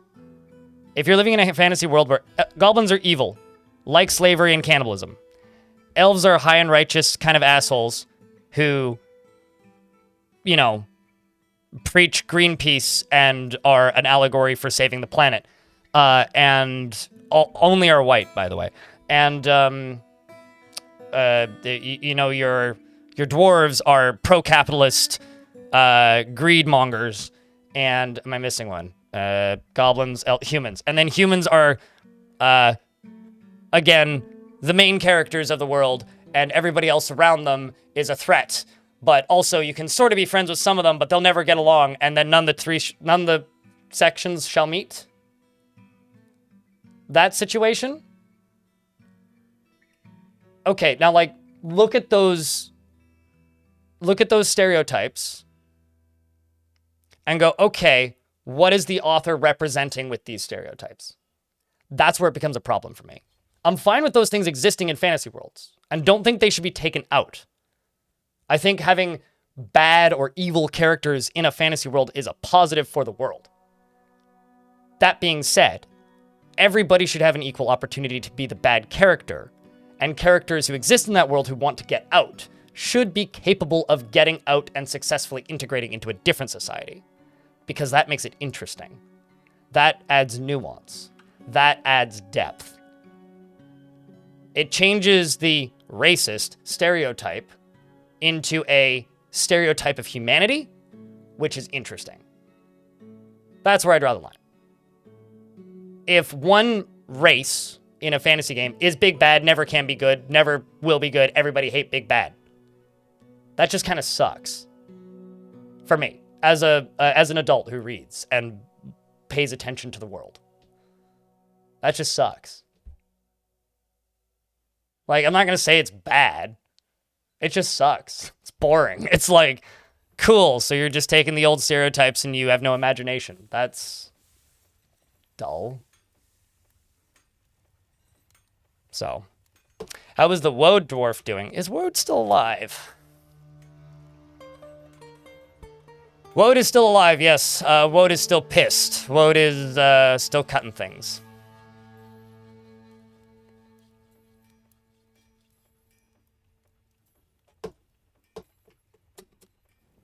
Have I hit any more aquifer yet? Is it just in this corner?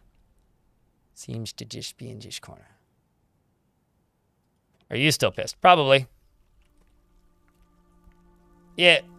Yeah, you're still pissed. Very angry.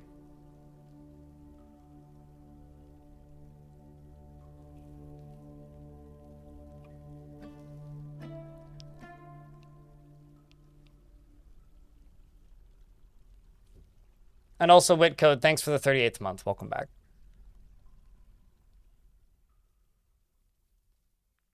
Also, I just want to say thank you to everybody for, like, not just, like, throwing insults at people. Appreciate you guys. Thanks for being grown-ups. We still have a strange mood going on. You have what? You have shale, you need... Okay, you probably need skeletons. I probably need to butcher something. Stacked cloth, we have tons of that. Quarry, okay, yeah, that's... We're not short on boulders. So skeletons, okay. Let's,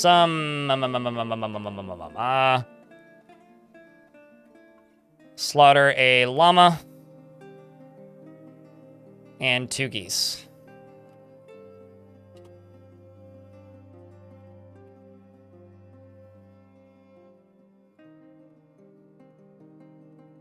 I have a very minimal knowledge of Discworld, to be honest with you.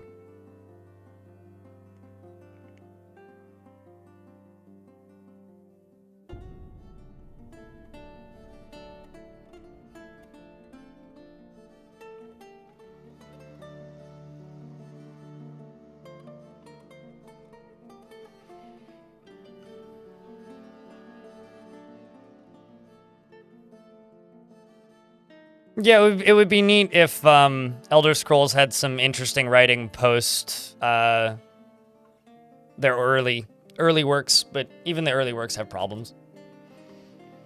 But I don't see that happening.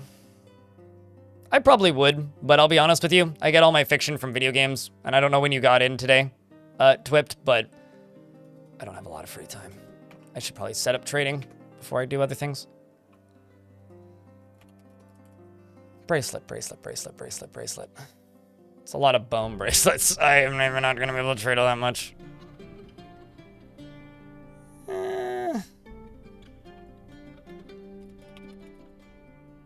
Actually, let's just do cut gems. Yeah, okay, that'll do. That'll be fine. Wow, gross. They just covered my trade depot in egg yolk again. Again. Not the first time either. Yuck. Cog is conducting a meeting first. Probably with their diplomat. Yes, it seems to be. The Duke Cog meets with, of the Laborious Hollow, meets with the elf diplomat Thithu Yoninlfi. Whoever possessed you to brave these wilds, where our animal friends are even larger than your kind, than usual, we do not know. But this land is sacred to us, and these trees more than any other. Good thing I've already chopped them all down. We loathe to spare even a single branch to your senseless slaughter. We are willing to ask that you cap your tree fells to 3. Tree fells at 5, sorry. At tree fells at 5 until we next meet. I'll try to turn next year as I am able. That's plenty. There's not even that many trees on the surface for me to chop down. 5 trees, I get. You usually get 5 to 7 in Untamed Wilds. We can part with at most 11 trees. Okay, that's fine. We can work with that.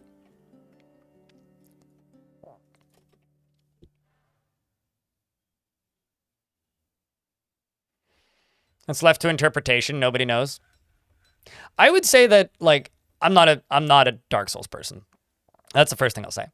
The second thing I'll say is, Stupid cheered. X500. Cheese. I can't tell if they're just extremely lazy and don't feel like writing, or if it's genuinely good storytelling, but I'm a very outside perspective on their games and probably don't actually have the right to say anything, so I generally don't. I do like the lore videos that show up sometimes, though. They're sometimes comfy. Does that mean per month? That's total. So for the next year. Which is fine, because I don't think I've chopped down a tree in the last 2 years. But we are kind of running low on logs. Just have to limit it to large trees.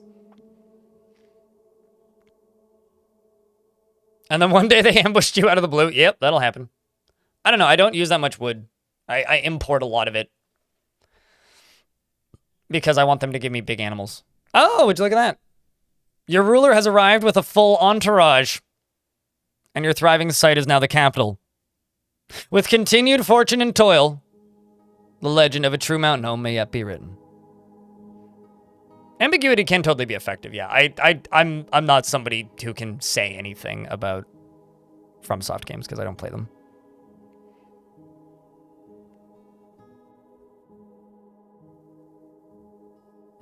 I don't think it's a bad conversation, LDM.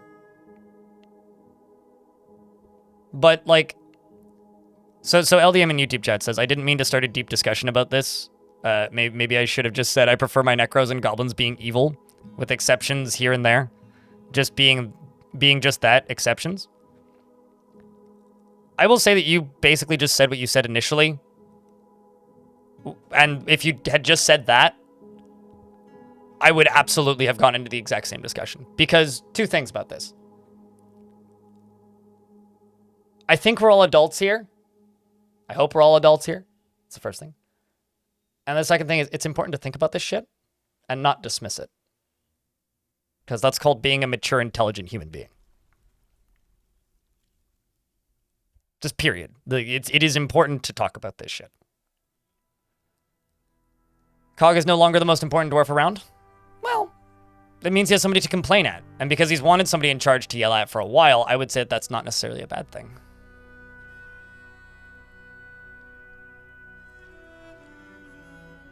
Wait until the 20th and then we'll trade.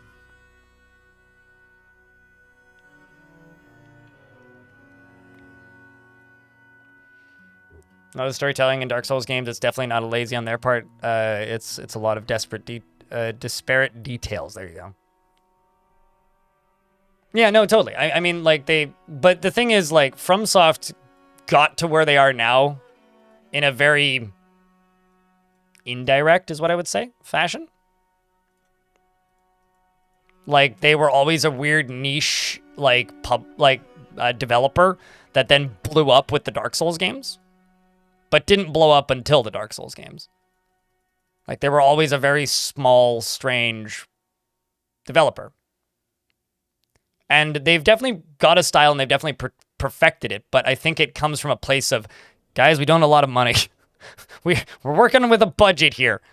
And I think that's interesting.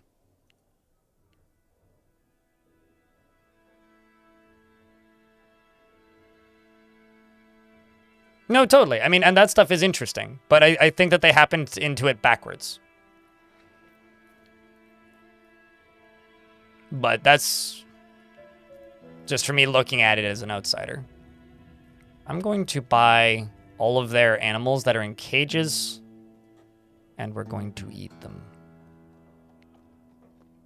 Including the chimpanzee.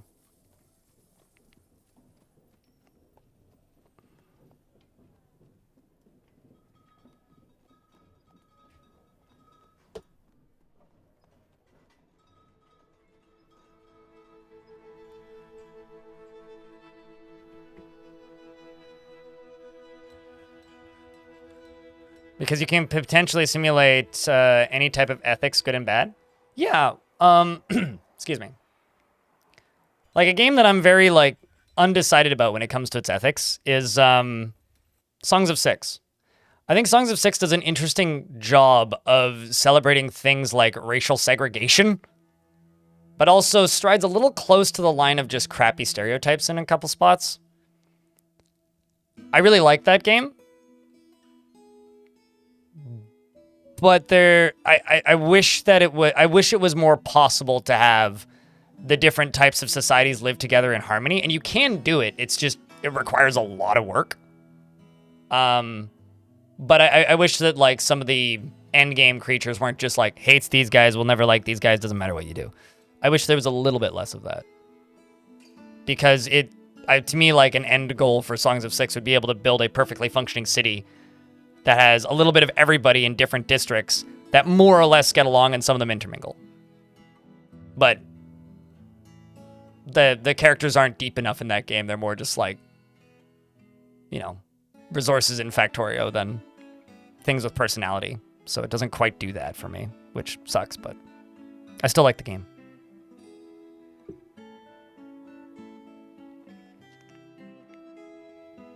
And also, in regards to absolute evil, in video games, bouncing off of what LDM in YouTube chat started when he started this conversation, necromancers can be almost anybody. Necromancers can be dwarves, any animal person. Necromancers can be humans. They can't be elves. They can't be goblins, because those two are already immortal. So necromancers being evil, capital E, to me doesn't factor race into it, because it's mostly an open option for people. It's the reason this conversation started originally was when we were talking about goblins, right? We also have angels and demons who are primeval, right? Like the archdevils and all that shit. They're evil. They'll kill everything else except for them. And they'll kill anybody. They don't care. Well, the archdemons run the goblins, but the goblins can escape and then go do other things, which is interesting. Makes the goblins interesting.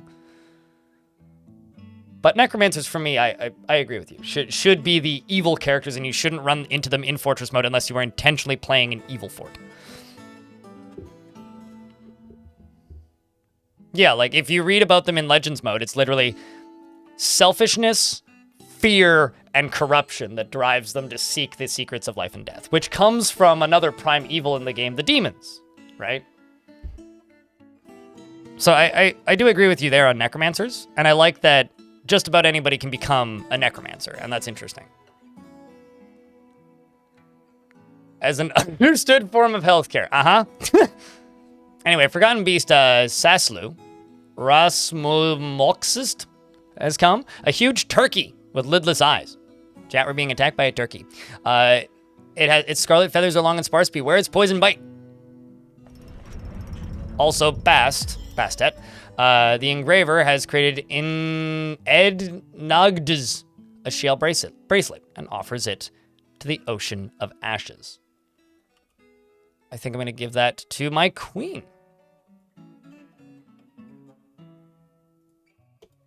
As a gift. And we're on the 25th, so I can pause. Do I have gravestones I can place? But yeah, don't feel bad about starting deep discussions. The key when I get stuck on deep discussions is just don't start yelling at people or throwing insults, because that'll just get you banned. I'm totally okay with people disagreeing as long as you disagree respectfully. And that's, I think, a fair rule.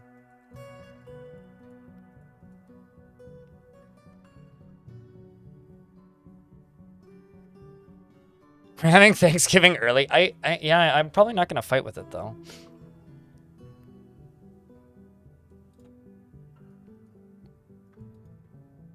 Oh.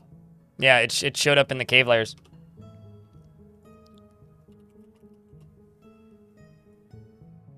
There's our turkey. Has no kills. It's covered in running around in the Drothla blood, though.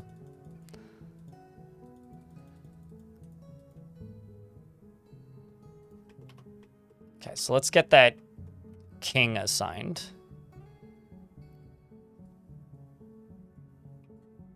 So this will, oh, the queen rather. The queen will be assigned to this. The king consort's also here.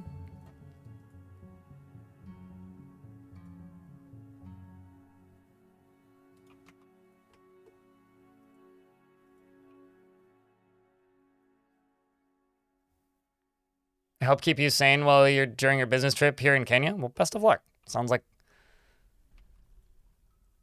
I don't know where you're from, but for me that would be a very long trip. So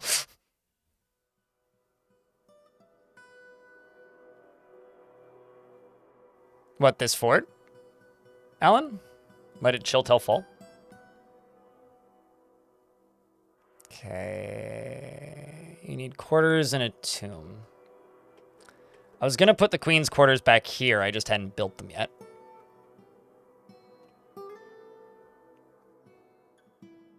Maybe putting. How do we feel about putting a tunnel from here underground over to the queen's quarters?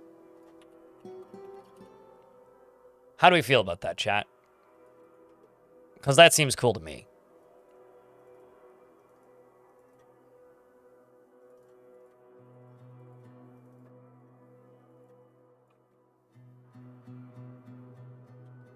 Yeah, we had the monarch arrive through half of that, which is good timing too. I'm not really planning to kill the king in this playthrough, by the way, in case anybody's wondering.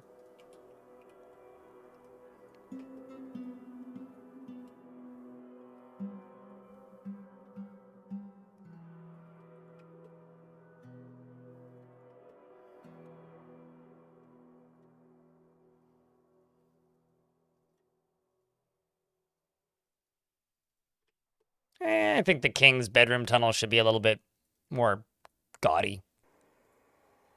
It's a little better.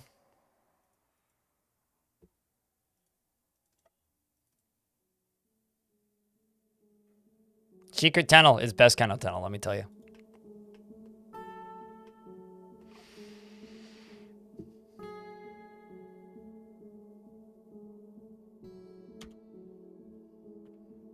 Well, some people could think that such discussions could completely just derail the chat, and so you're always careful to not be that guy. Well, that's fair. That's fair. I mean, it's easy to not be that guy. The keyword is just don't be that guy. I think if you're not allowed to disagree with somebody respectfully, then maybe you shouldn't be watching the person you're watching. Maybe that's a harsh thing to say, but... So we have our queen. Let's just take a peek at you.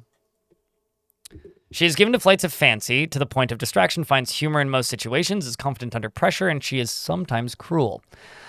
She has a greedy streak, and she doesn't mind a little tumult and discord in day-to-day living, and likes to keep things practical without delving too deeply into the abstract. She could be considered rude, and she is currently more rude. She tends to assume that the worst of two outcomes will be the one that comes to pass, and she tends to be a bit stubborn in changing her mind about things. She occasionally overindulges, and she's quite comfortable with others that have a different appearance or culture. And she scratches her ear when she's thinking, and she needs alcohol to get through the working day.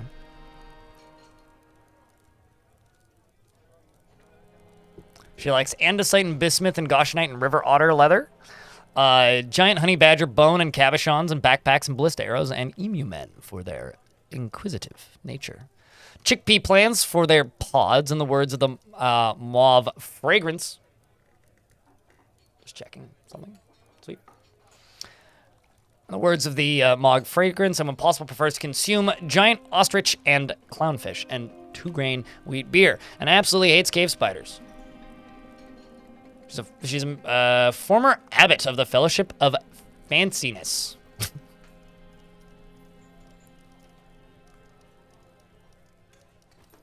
Amazing country nature-wise, but but unfortunately people have attempted to rob you twice. Jesus Christ.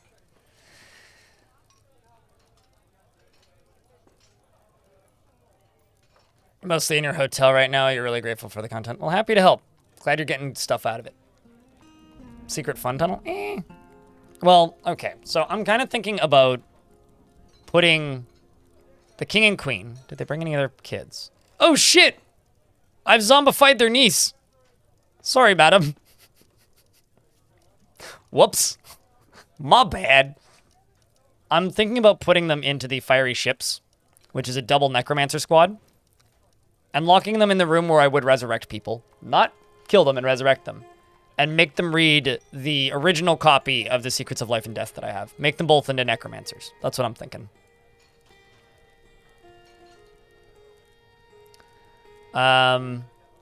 Attis, the king, who goes by Beached Trumpet. That's a funny last name. Or the king consort. He never feels lustful passions and is often sad and dejected. He very easily falls into love and develops positive feelings and seeks out exciting and adventurous situations. He has a noticeable lack of perseverance, and he finds this troubling since he values perseverance. He has a tendency to go it alone without considering the advice of others, and he tends to not be swayed by emotional appeals. He can handle stress, and he doesn't often experience strong cravings or urges. He generally is quite confident in his abilities when undertaking specific ventures, and he sorry, I'm just getting a thought. And he generally acts impartially and is rarely moved to mercy, and generally finds himself to be quite hopeful about the future. He tends to not reveal personal information, and he's brave in the face of imminent danger, and he has a sense of duty, and he generally acts with a narrow focus on the current activity. I'm reminded of a Game of Thrones character. And when he's annoyed, he starts to talk slowly, and he needs alcohol to get through the working day. Dreams of crafting a masterwork someday and personally thinks that the quest for knowledge is a delusional fantasy and respects perseverance. I don't think this guy gets to read the book. He likes rose gold and pineapple opal and cardinal leather and llama wool and the color rose taupe. Circles, figurines, and sheep for their tendency to flock, and yam plants for their tubers. Is his room underwater? It's technically above the fort. The whole fort is under an ocean. So, this guy, I can't remember his name. This guy reminds me of the character in Game of Thrones who, like, won't sleep with his wife because he's gay.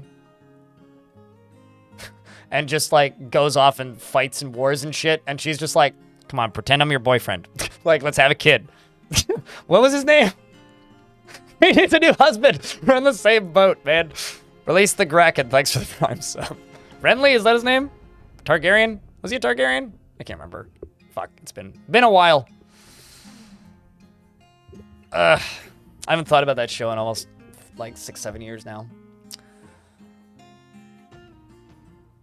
Can the king or queen commit crimes and be punished by the dungeon master? The consorts can. The head noble is, well, won't be punished by default, but you can assign crimes to them that they didn't commit. The Dragonfire of an ending it had. I didn't watch. I stopped watching at season 5. It just got too stressful.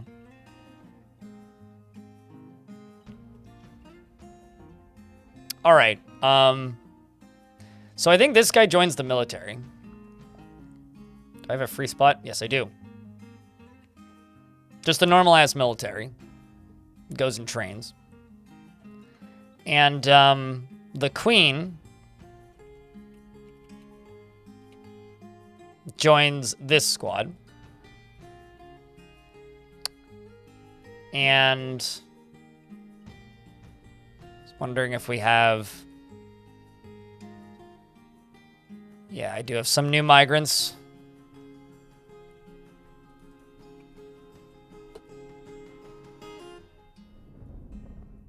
Let's jump to the queen.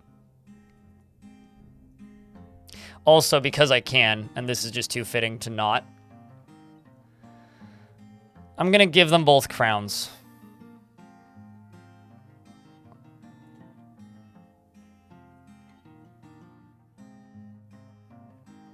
Scrolling down until I find crowns, chat.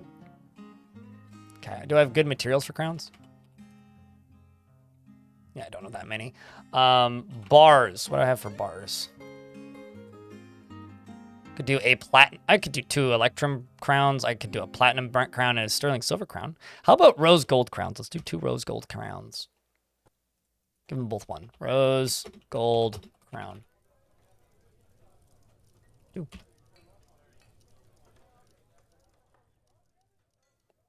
So you missed the hook that keeps you watching at the end of the first episode. Because, yeah, that first episode was slow. I'm not going to talk about Game of Thrones. The first episode was slow, but when it ends, you go, what? And it keeps you going. Fucking love the first 2 seasons of Game of Thrones, though. Those were great. I see the question you asked. Nope.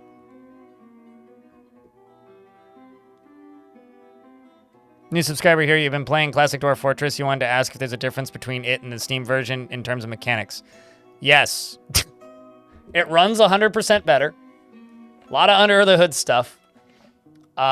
Digging too deeply is completely different. Goblins can have different animals and pets. Adventure mode is changing pretty drastically, and it's only going to change more from here. There's a lot of stuff, but to be completely honest with you, I haven't played version 47 since... Wait, actually, hold on. When you say classic, do you mean version... What version number are you playing, actually, is the better question.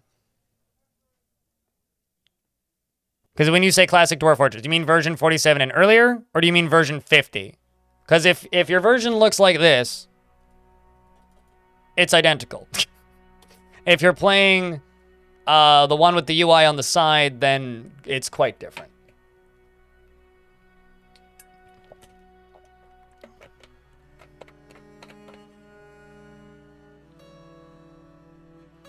There's still horny scenes. But yes, there is less nudity as that show goes on. There's actually like a business reason for that. Actors get more famous, and then their cost to make them naked goes up.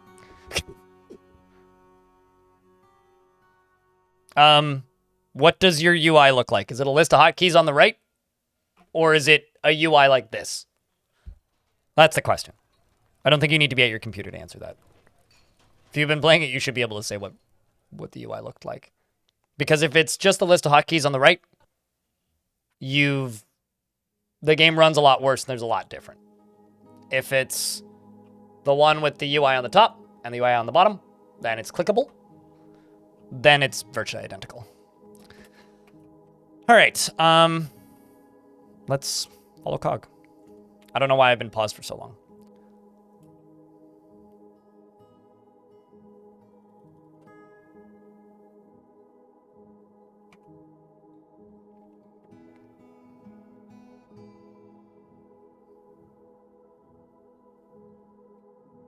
And now I'm in an ad break.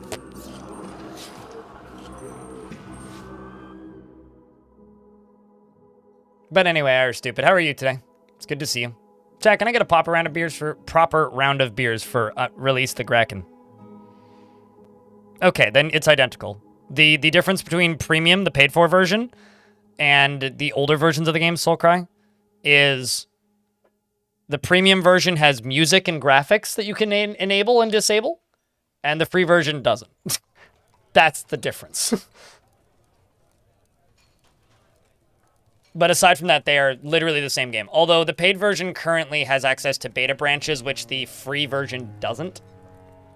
So you get to play beta releases, basically.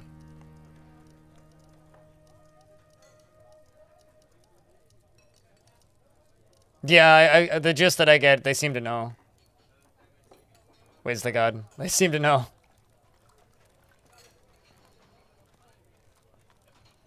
You recently rewatched up until the end of Season 5? That's about where I ended.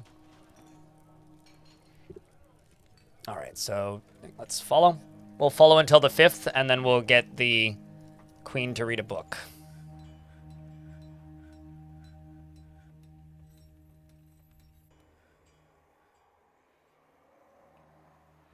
You found your emote? The plot. The plotlin. Plotting gremlin.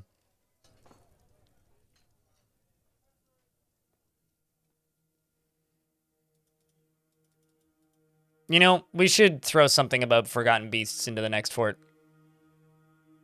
Like big fort population, but also trap and keep beasts as pets or something. Oh, I should also eat those animals that are in those cages, otherwise they're gonna die. The thick plottins? Yes, there you go.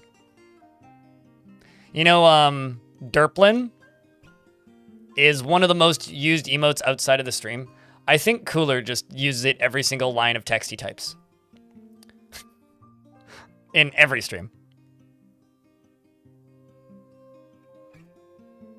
You want to know if a lot of the tutorials are relevant? Because you haven't bought the Steam version. Tutorials are identical. Yeah. Well, one or two of them have slightly outdated UI, but the content of them is still relevant.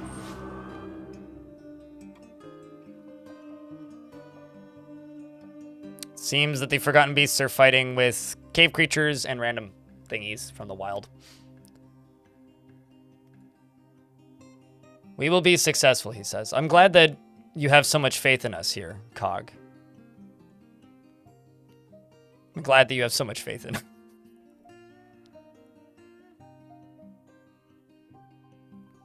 We will be powerful. Or so he says. Thought pets in cages didn't need food. Depends on the animal. Water buffaloes are grazers and will starve to death. So there was like at least 3 water buffaloes in that patch of cages that I bought. If they were dogs, they wouldn't. Or pigs, they wouldn't. Or birds, they wouldn't. But the water buffaloes and the horses and the grazers will die. Although they don't need to be grazers if they are assigned pets to dwarves. Like if a dwarf's adopted them, they'll feed their pet. If the dwarf has time, but sometimes they'll just let them die. Dwarves are kind of wishy-washy on that. You keep your giant pandas in cages? Are they assigned to dwarves, though? Because that would be the difference there, if they are. I'm not assigning these. I bought these as lunch, so...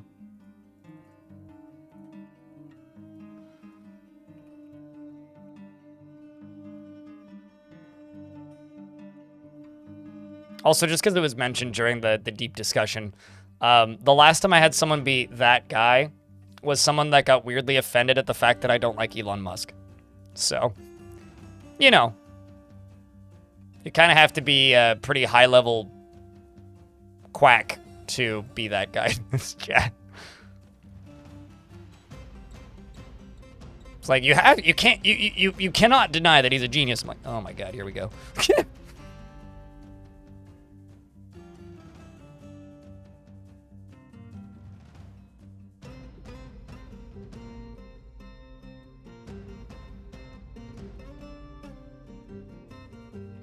So, could you make a zoo? Yes, but if I made a zoo, it would have to be a pretty limited zoo. I'm actually going to do this flat so that I can finish smoothing all of this. Because finding animals outside of your biome gets very difficult very quickly in Dwarf.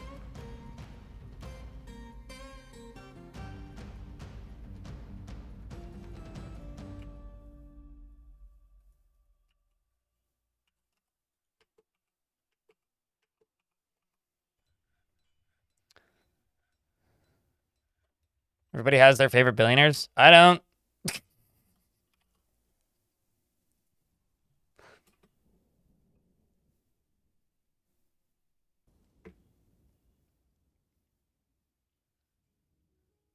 He's not even a fantastic engineer, Wiz, but okay. It's a pretty bad engineer, actually.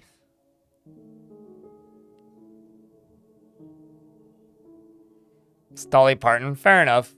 I mean, there's wealthy musicians and people that I like, but that's it.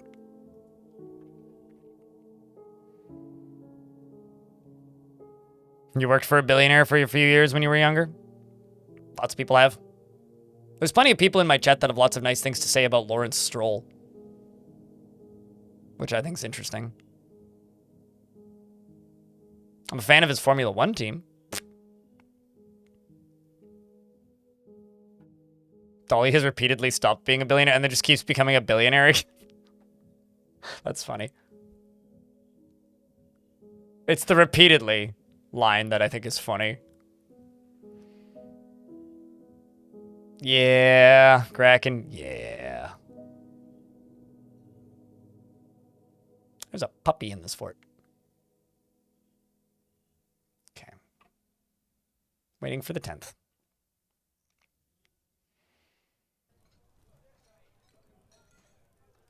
And boom, it's the 10th. Let's go cage.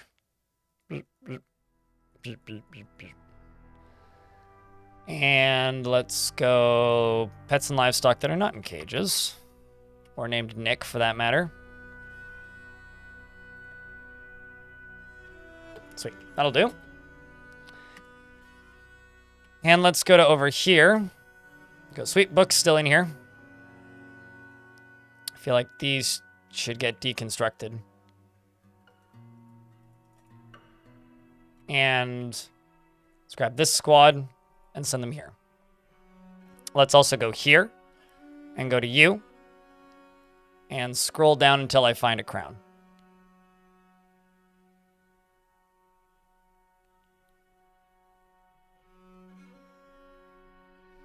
Definitely not. Definitely gone too far.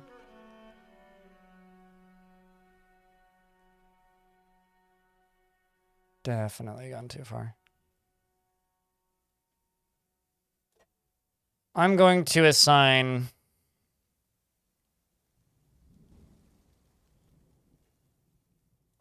this to the monarch. It's a crown that's been around for a while, that multiple people have owned. So the monarch now has this crown. Wait, what? Yes.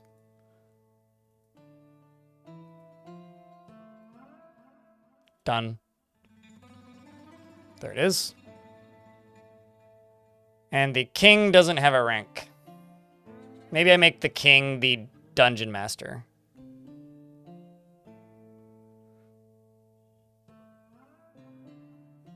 Where are you, king?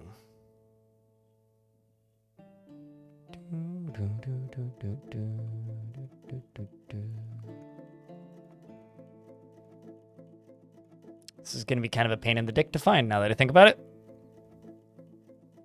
Hold on a second.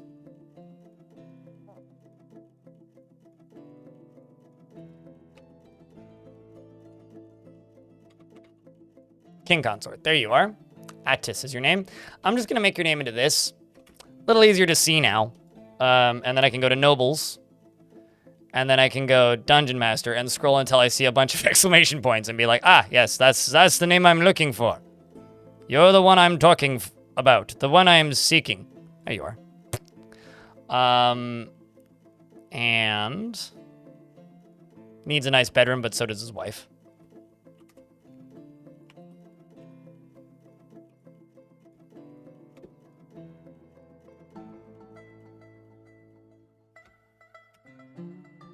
John Carmack is just an oddball. He's just a super nerd. He did give away a Ferrari at a convention for free, so I don't know. That's John Carmack is a character. I'll say that about Carmack. I would like to talk to John Carmack. There's a lot of wealthy people I wouldn't want to talk to.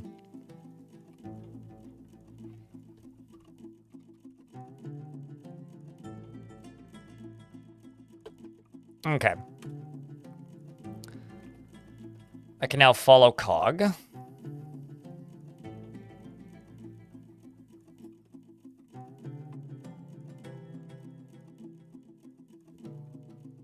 The king runs our Dungeons and Dragons game. The Dungeon Master is one of the assistant ranks to the Captain of the Guard. That's one of the menus that hasn't been updated yet. The ones that haven't been updated don't have a name filter or search filters. The ones that have been do. And they're working on it. They'll get through them all eventually. Okay, so now I can just lock this door. I can go into meeting areas, which surprisingly enough doesn't pause the game. I can cancel this. And I can go to this meeting area and make it into the House of Death. And I can construct this. So they should... Am I still following Cog? Yes, I am. There you go. Our queen is now reading The Wizard's Guide to Mortality. Which is maybe one of my favorite names for a Necronomicon I've ever seen in this video game. That is fantastic. Also, shoutouts to the queen. She has 2 lovers. That's pretty great. Anyway, she is now a necromancer too. Or is about to be a necromancer as well. Yep, there we go. Although Deucim is somebody that she used to know who's now dead. Who's Deucim? Her nephew. Oh. Right handles? She knows 2 Deucims. Deucim Nebficod and Deucim Solarush. Both nephews. She misses them. Is there any notable dwarves in your history? Not really.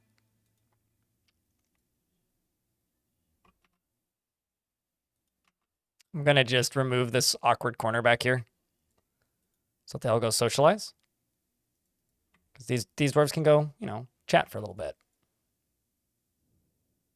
Let's say delete this and just make it into a extension of the Salty Paddle.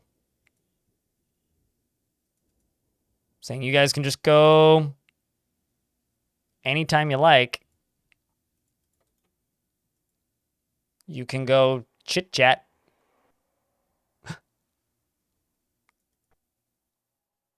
Chat, we did it. Do you see what just happened?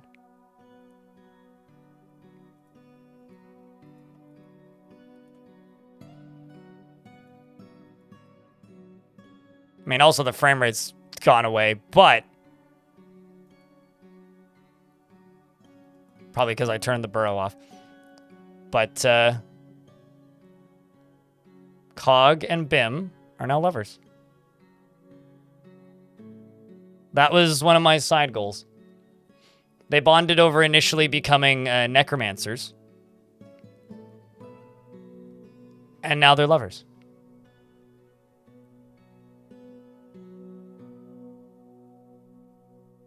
Let's see if we can get them married by the end of the game.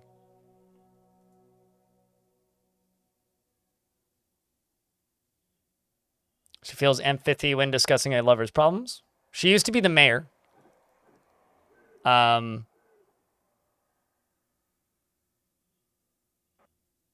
She has a whole bunch of kids, and she had a husband who never lived here. Also, don't mind the two headless zombies.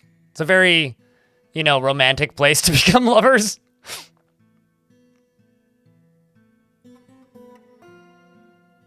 Well, necro love, I guess. Wouldn't it be great to take time off and just do nothing for the rest of my day, she says, and says, well, I guess you just don't appreciate art. I don't appreciate art. Yeah, is what he said. Knowledge never ends. The queen is amused after a performance.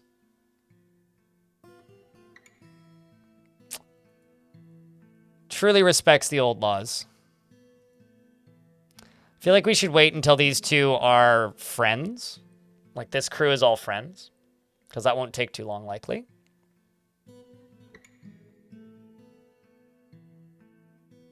Don't turn me, Domo. Yeah, there you go. That zombie with its guts spilled out? Yeah. I'm sure it smells great.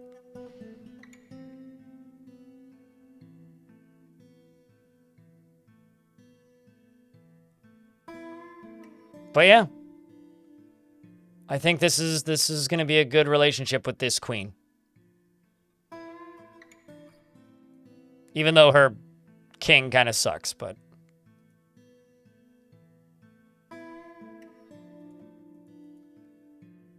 You've got such a big family, though. Such a big family.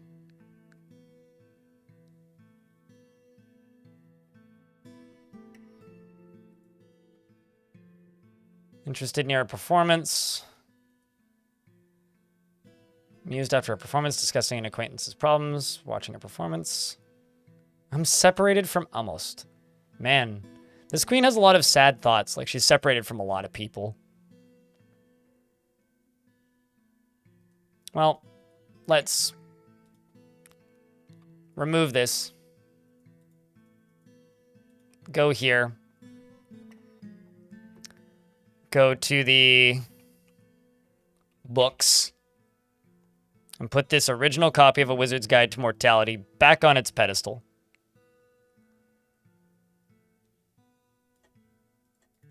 And unlock the door.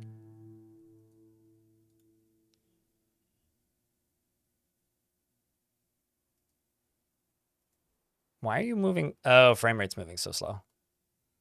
If I turn the burrow back on, does that fix frame rate?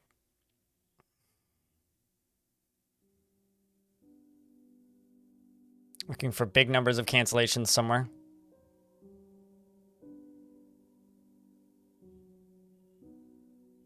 Lots of cancels, store item, and it's inaccessible. Doesn't appear to be much in the way of combat. Damp stone located. Yeah, that's fine. That makes sense. You got gifted a sub? Well, congratulations! Welcome to the land of the subs who've been gifted.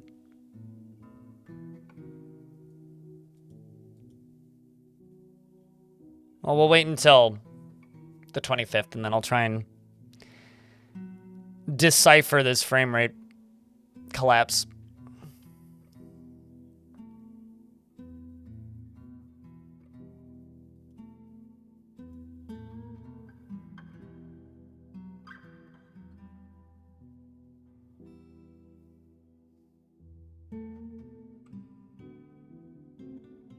That zombie got a bad gut feeling. Probably not enough gut feeling.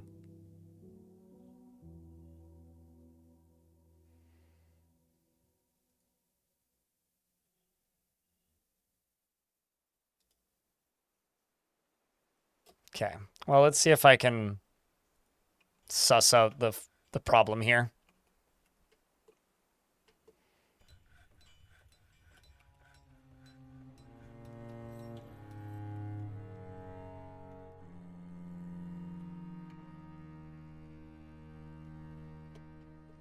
Let's link these two together. See if we can get that sorted.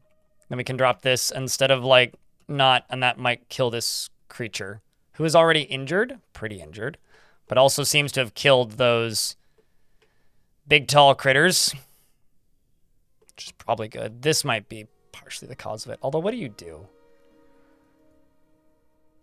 A huge turkey with lidless eyes. Beware its poison bite. I think we can kill that, but miasma doesn't cause frame rate issues. Like at all. For me, anyway.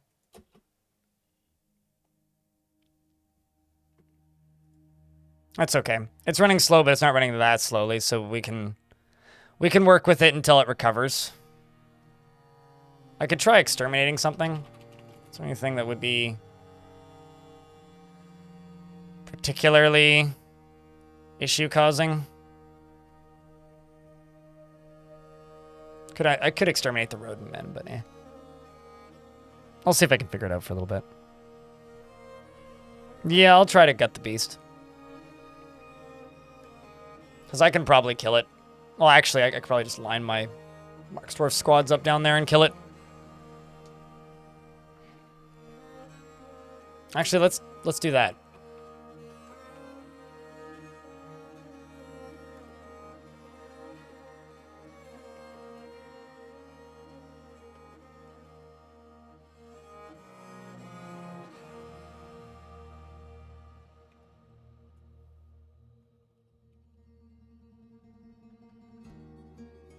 Because I think that might be the issue.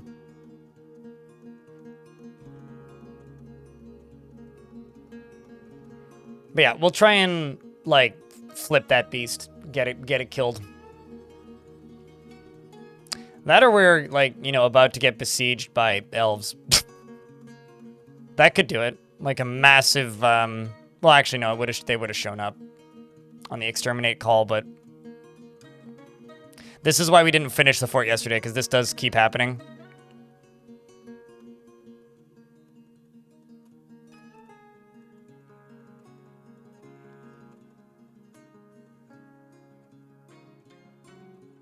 You need one bed, you need to make a zone on it.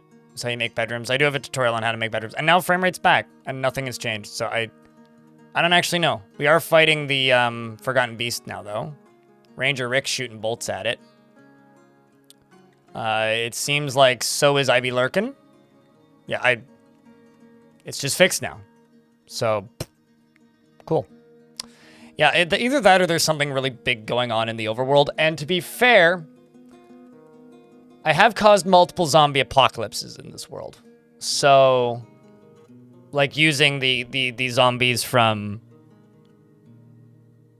Godly Tombs. And there it goes. So, who knows? It could be any number of wild things causing lag, but, you know.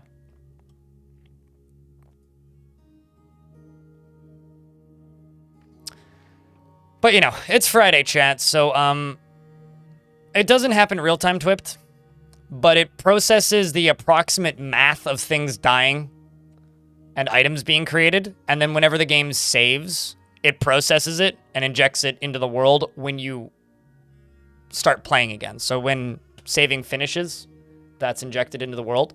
And when you retire a fort or start up playing a fort again, and the calendar ticks forward, that's World Gen starting up again briefly.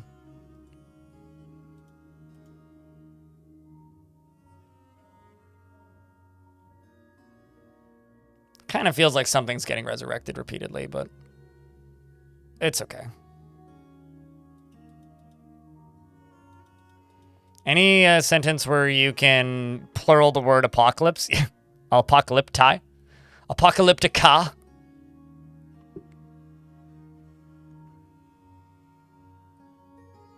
No, they don't. No zones need a door. Everything beyond the initial Some rooms need to be underground or have a roof, aka indoors, is the only real requirement. Beyond that, it's just bedrooms don't even need a door. You can make open plan bedrooms. I've done it in Havoc. It's just if you want to use the multi-zone tool to make bedrooms, they need a door.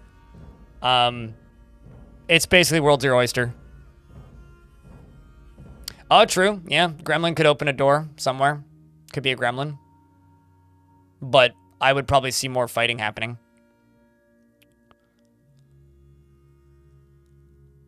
Yeah, chat, for those of you who don't know, I had a Gremlin open a locked door, which almost killed this fort earlier.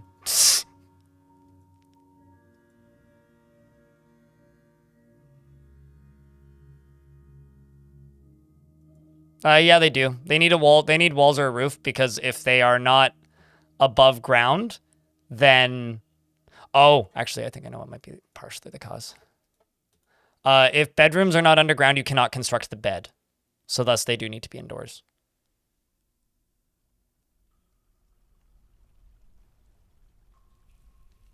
Anyway, frames are back again. We'll see if they leave again.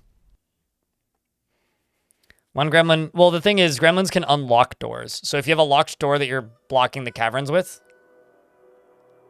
gremlins can unlock those. I missed it.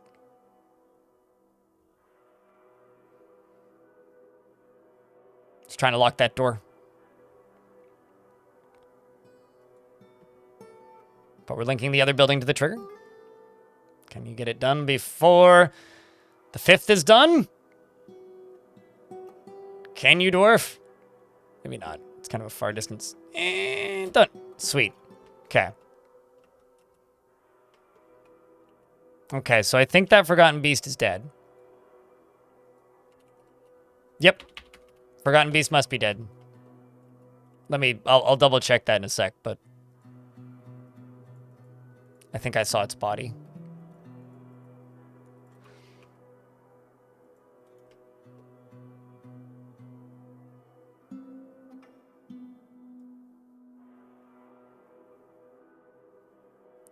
Soslu was your name? So many bits or pieces of it?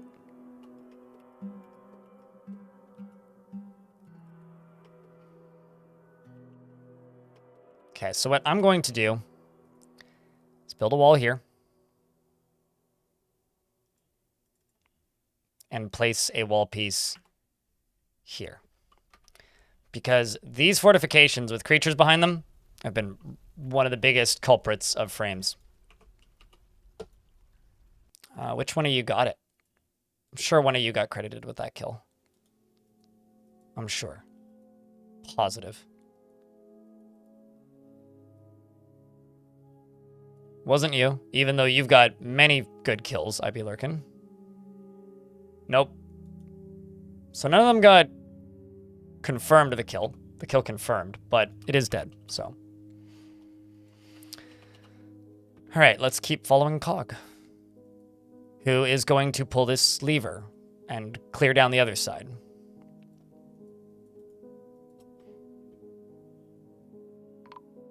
And there it's been pulled.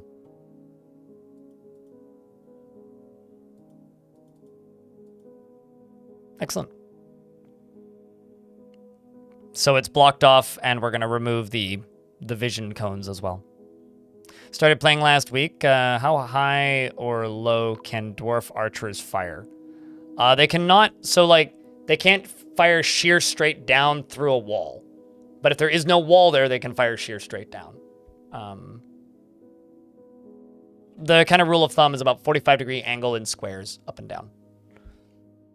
And also, pro tip, don't use archers. Dwarves can't make arrows. They only make bolts. So use crossbows and make crossbow ammo depots and like bolt depots instead of arrow depots and stuff. Like stockpiles full of that stuff, because you will do better. You will have a better time if you do it that way. Otherwise, managing ammo gets difficult because you need to import it. So archers are kind of a misnomer.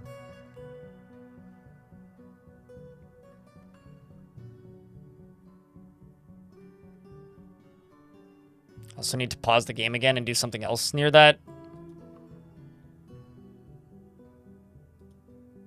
They stand on great bars they can't shoot straight down. Yes. Wait, stand on?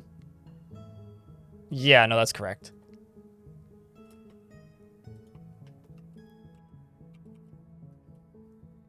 This needs to be locked. Otherwise, stuff could fly in from out here.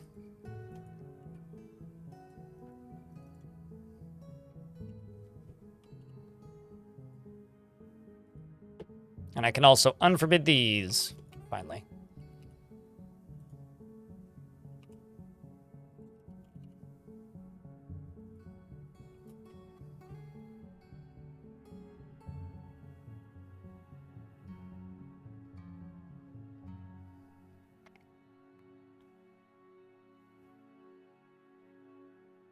Yeah, but that's something that's out of scope of the game currently, Havoc. In the future, though, probably. As the other factions become playable. Although I would want a human citizen that can make arrows rather than an elf citizen, because the elf citizen would only be able to make grown wooden arrows. Although I would like to be able to make grown wooden stuff. That would be dope. Because the elvish, like, factory trees are kind of rad.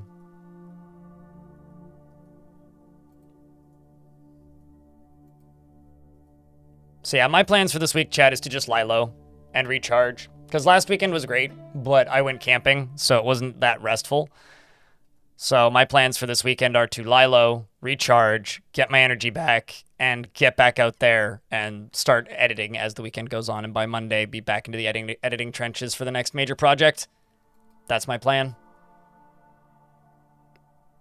That's my plan for my weekend. Hopefully you guys have good plans for your weekend. Dear Diary, I nearly touched grass today. It was moss. Well,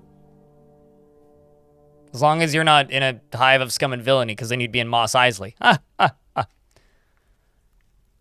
It's a Star Wars joke in the current year. It's hard to make those these days, because Star Wars is the joke. Weekend plans, smoking meats and smoking meats as in like barbecue, and seeing a friend off and on. His friend off on a business trip. Gotcha. Yeah. No, I'm just gonna lie low, edit, do my Monday. Well, actually, I can't go to the place I've been going to on Mondays because they're closed this Monday. There's a diner I've been going to, so I'm gonna have to find a different breakfast spot on Monday, which I'm kind of bummed about. But maybe I'll just go there on Sunday. I think they're open Sundays, so I'm gonna stop putting bins into this stockpile because it's a bit counterproductive. Thanks for the $5 and the extra 50 cents. Cheers, Space Potatoes. Appreciate you greatly. Thanks for helping keep this channel funded. Chat, can I get a round of beers for Space Potate?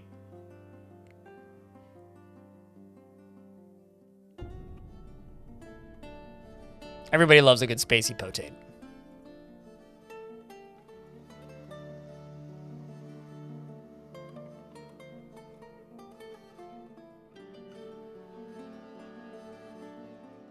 Yeah, well, Avik, I'll say the same thing to you that I say a lot of the time, which is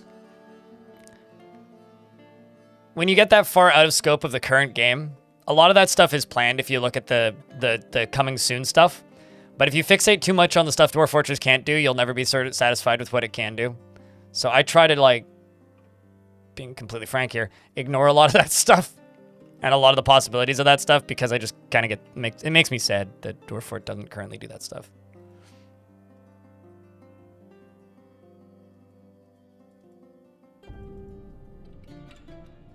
Because it would be cool. Although I'm cagey about anything that includes, quote, unlocking technology. But that's a different discussion for a different day.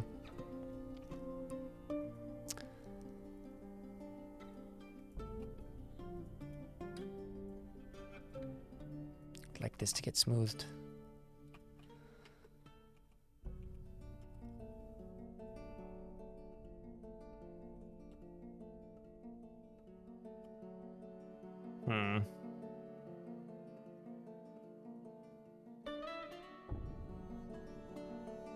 Just want to see where this goes to.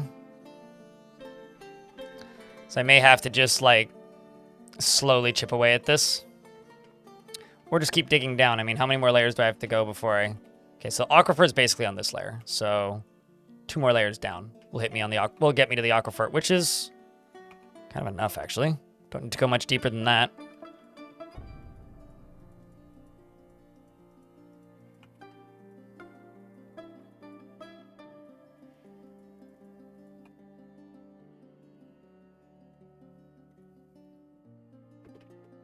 It's a good emote, though. Clockwork Dragon. It's a good emote. I can't wait for people to ask me if that's actually my arm in the Pet Moss emote. Is that really you? Is that your arm? That'll be when I know that that emote is like wildly successful, is when people forget that, yes, that is in fact my hand.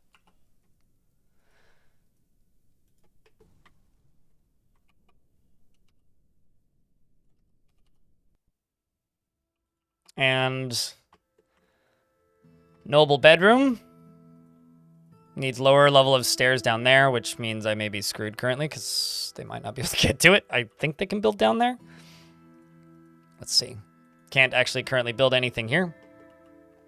But what I can do is I can make this go up one. And I can put a ramp here.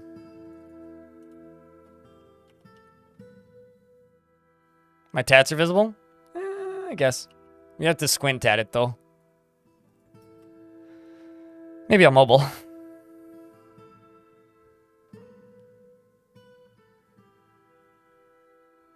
Like, here's the reality. Dwarf Fortress is a game that is full of bugs and problems. But the things that it does well, it does so well in such unique ways that nothing quite does it the same way. Man, you just got into an argument, man? Come on. Don't you go get into an argument like that.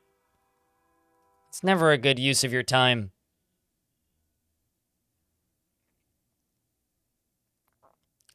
The grass in your yard when you lived in Scotland was really just moss, but darn thing to lay during a nice sunny day, which, I mean, rare. So much. Yeah, no, totally.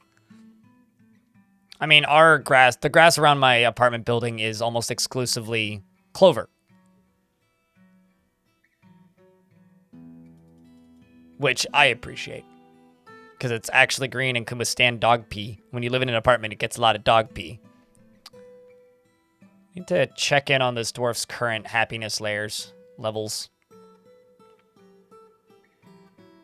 So I guess that means that Cog's wife did pass away. Because him and Bim managed to become lovers. That's kind of an impressive thing.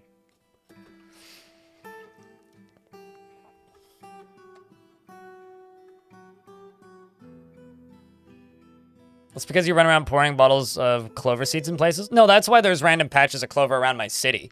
In my building, I have permission to, like, rip up dirt and rake and plant seeds because I have permission because I'm on strata, so I can just give myself permission and do it. So I intentionally turned my building into, like, a no-lawn, like, clover haven, I guess. Because I can. But you are correct. I do practice eco-terrorism. When I call it a joke that it's eco-terrorism, it's not really eco-terrorism. But there is... I had a person once get real upset with me when I called it eco-terrorism. Like, you should try planting natural plants. Like, I do. I plant local varieties of clover that grow naturally here. Come on.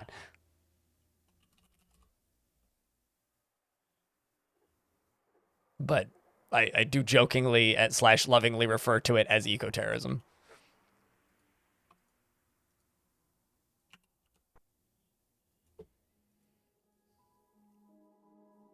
Oh, no, absolutely. There's actually, like, consistently grass there now. There's been nothing but nice things said about it.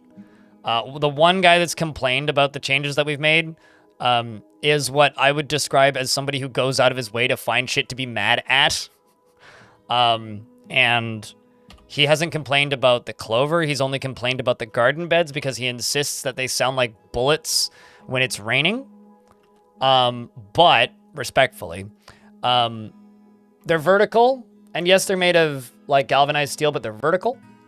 And he's right next to a galvanized steel divider between him and his neighbor. So I think he just likes to get mad at things and sometimes just picks something to be mad at and then gets mad at that thing for a couple days and then forgets it a couple days later.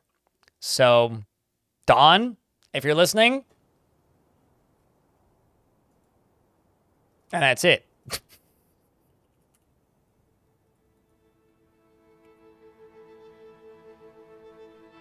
But yes, most of the residences are sane. Residences, people who live in this building are sane, and there was lots of photos taken of the sunflowers and stuff that we planted.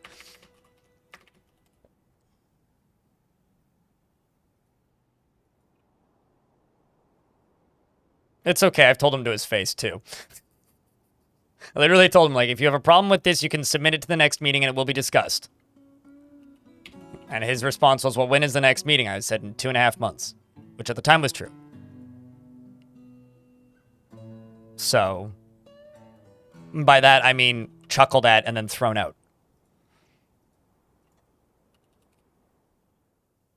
Don's nice enough. He's fine. He's just a strange old boomer. He's also like a literal was for a very long time a literal used car salesman. So do with that information what you will. He's also exceptionally racist.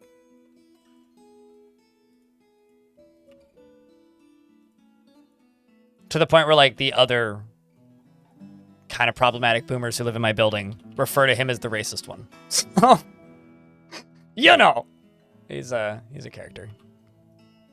He also, like, was so mad that we were daring to take time out of his day by upgrading this entire building to fiber that's capable of 3,000 up, 3,000 down.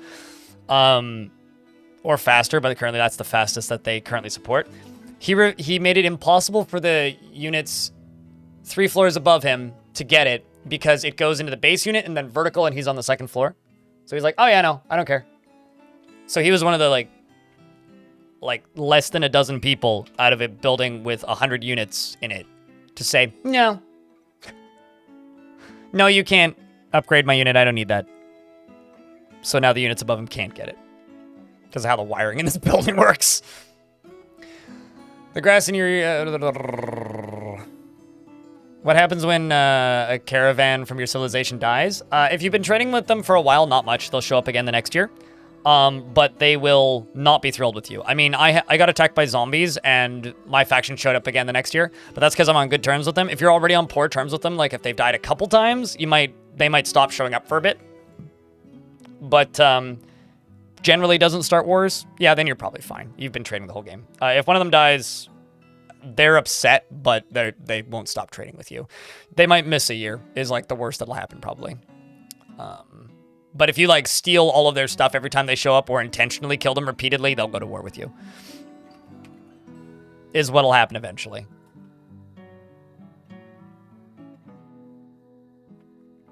Here, let me show you.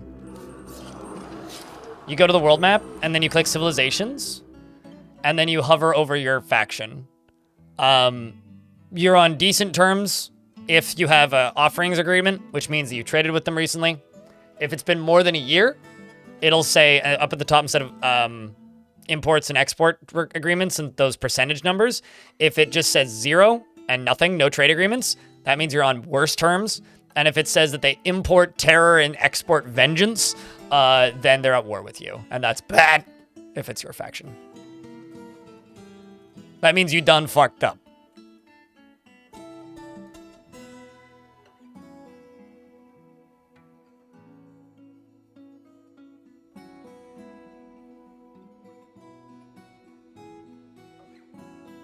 Wait, what do you mean, till death to them part? Meanwhile, Cog woohoo, I'm single. He's got a lover now. It's Bim, the original mayor.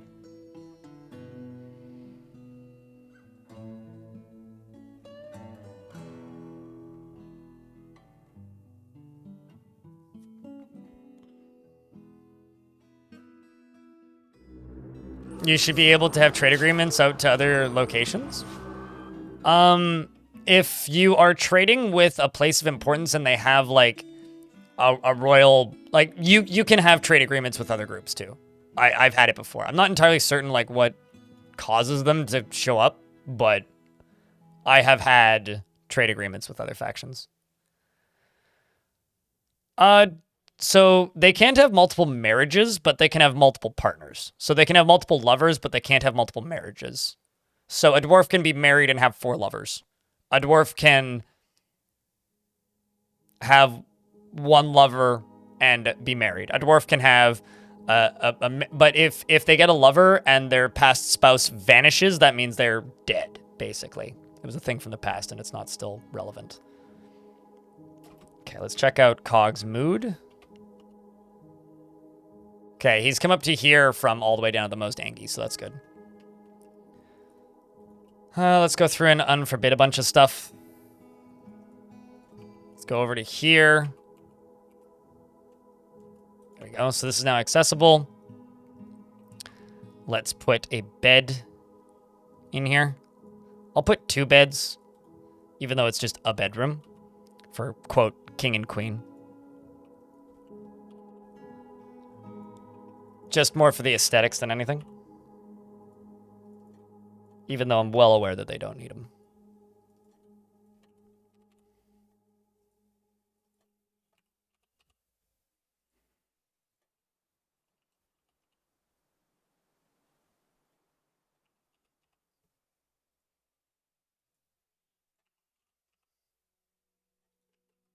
And then I'm going to go into here. I'm going to do engravings along this, this, and this. Here and here. All the way along there. We'll do those. And go chest. Chest. And go cabinet, cabinet, cabinet, cabinet. And we can go...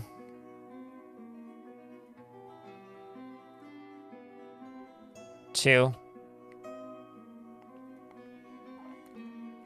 And I think that's all we'll do. Cog will probably go over there and engrave them, because I think he's one of 2 permitted engravers. Yep, there he goes.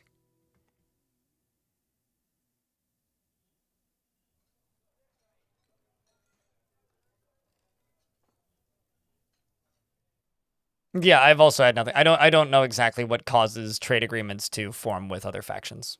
I'll be honest with you, I don't know. I think it's got something to do with having a baron in your fort, but...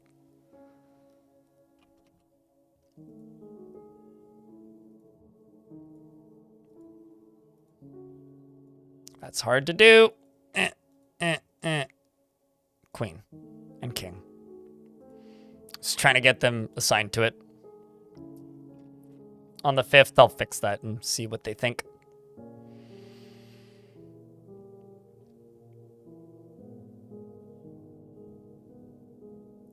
But 394 will be the final year, and we're currently in late spring 393.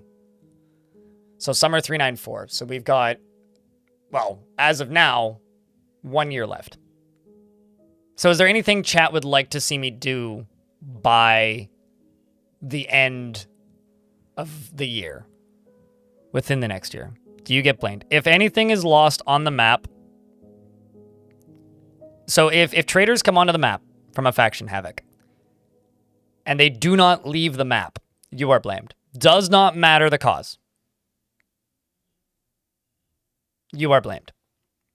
They disappeared while...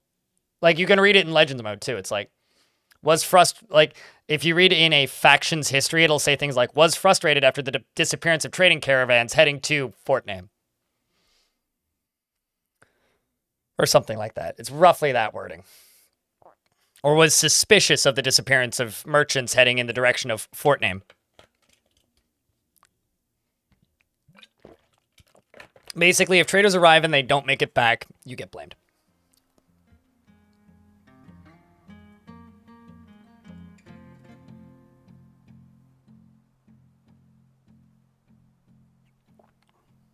Letting the Bronze Colossus out. You know, I'm like in 2 minds about that now. I'm getting more and more like I don't know if I want to end this fort by causing mass murder. What I might do is seal the fort and release him onto the surface. What if at least one makes it back? Oh, then they definitely blame you for it. Basically, death is death and combat is combat, and anything that happens in the map is blamed on you. The game is very, like, one note in that way. There is no nuance to it. It's literally just, if something dies on your map, it's blamed on you.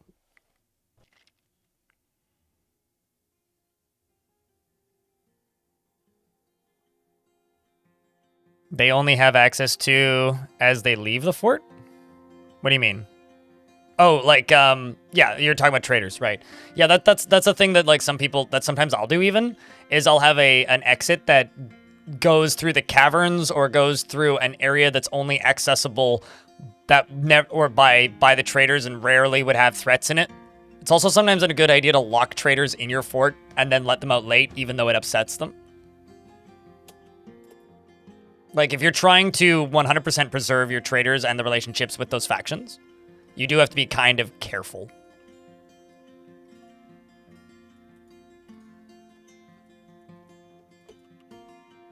It's going well, Zacher. Yourself?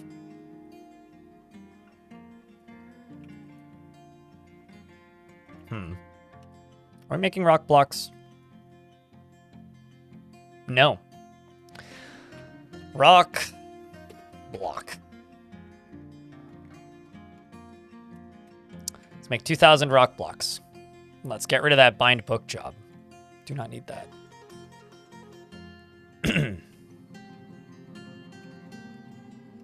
Let's go down here and pave this. Let's use this stuff.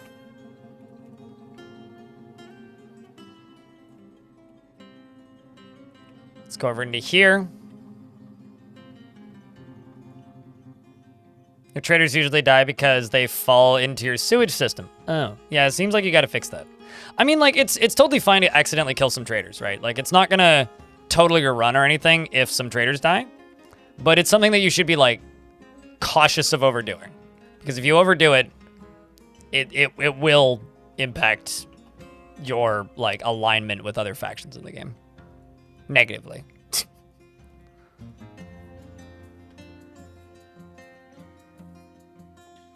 Something else that we need to work on that I haven't touched at all today is the Lava Sea project.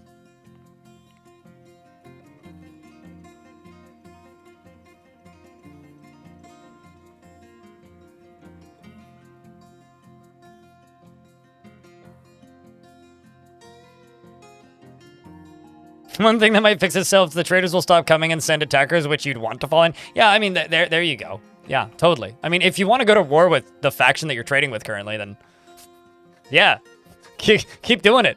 Keep poking, because they'll retort eventually, which, you know, can be fun.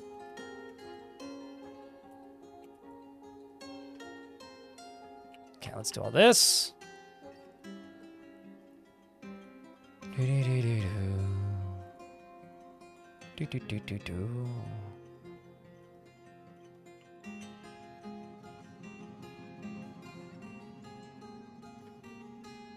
Sweet. This should be fine. What's the goal of the next fort gonna be? We're still workshopping it, but the current kind of game plan is a population-based goal in a small map.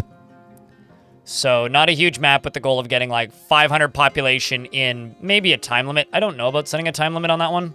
We could do like 10-year time limit or something. But, and that could be, actually that could be fun. Min-maxing a lot of the trading stuff and like just trying to have as big a fort as possible and like not really attack anything so you don't get attacked too much, but like at the same time just trying to have as big a fort as possible. That could be fun. But yeah, it's 2x2 or 1x2. We haven't decided yet. And trying to get to 500 population. So much bedroom. Much bed will be needed.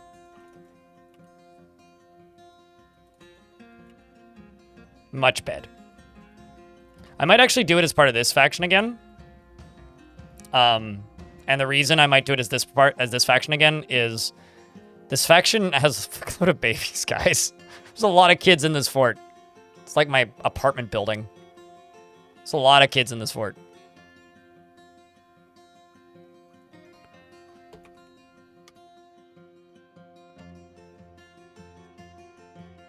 How was the show last night? Fucking fantastic. And shoutouts to the YouTube channel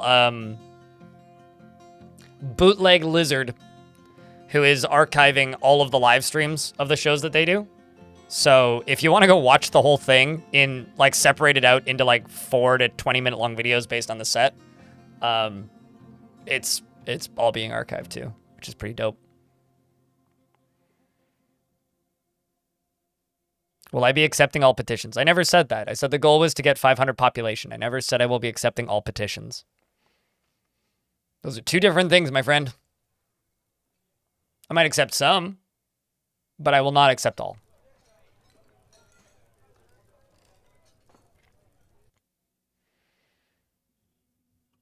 And they were then married all of a sudden, and the population explosion was right there. Oh, there you go. Dwarven child is throwing a tantrum. Ooh, that's pain.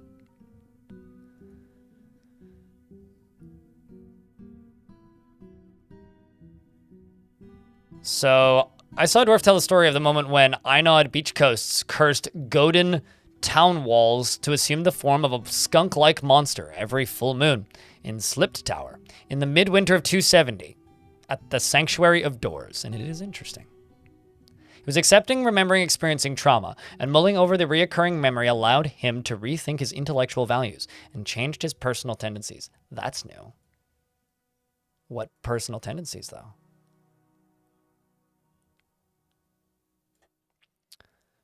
Experiencing trauma, he became less anxious and learned to value peace. Whoa. He has a very calm demeanor. Good demeanor. Turnaround after experiencing trauma in 391. Oh, frame rate gone again.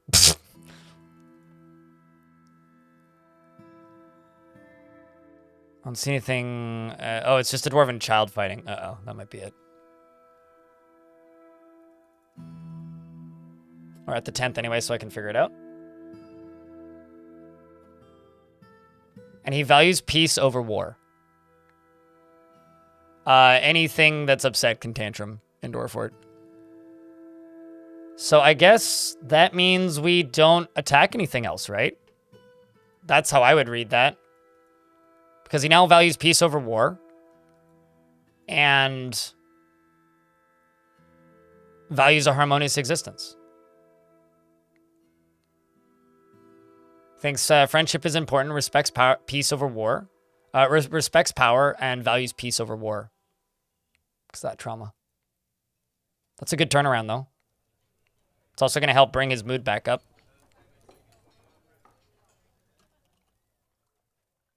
I mean, we brought the old laws back.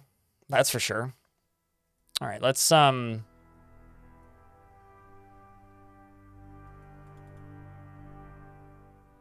So I've got a child that's just beating the shit out of geese. just saying, he's beating the crap out of a bunch of geese. Buddy, can you stop? Okay, it looks like he has. But what could be causing that frame rate? Chunking.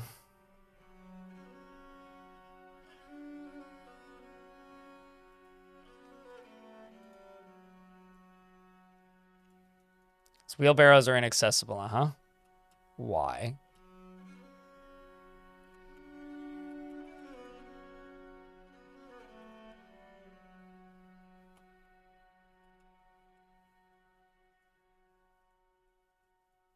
How about I do this? Does this fix the frame rate?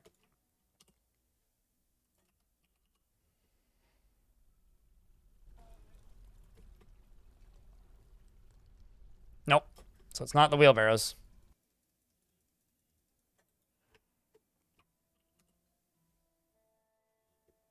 Also, Jorian, tell hello. Any creatures in the caverns yet? There's been tons the whole time. We had undead ogres for a bit. That eventually died to a forgotten beast.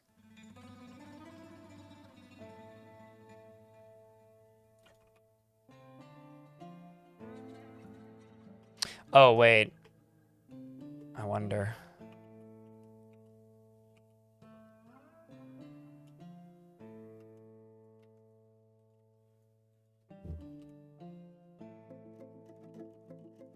Nothing interesting in the sea. Yeah, nothing. We had a gigantic squid show up for a bit. I mean, like, there's the Gorlax wandering in and out of the map, which is kind of neat. But that's about it. The map itself has been rather boring, unfortunately. The evil effects are kind of neat, but it hasn't been particularly noteworthy. I think the giant animals we got were the coolest things. I've never once had a truly exciting ocean in Dwarf Fort.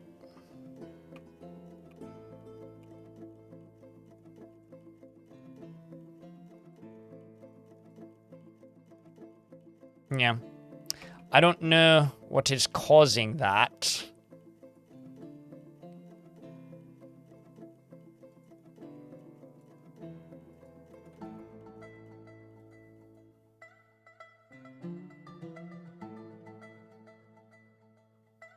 I'm just gonna... I have a suspicion. Nope. Alright, I'm just gonna let it run and see if it sorts itself out like it has a lot recently. But we'll follow Cog.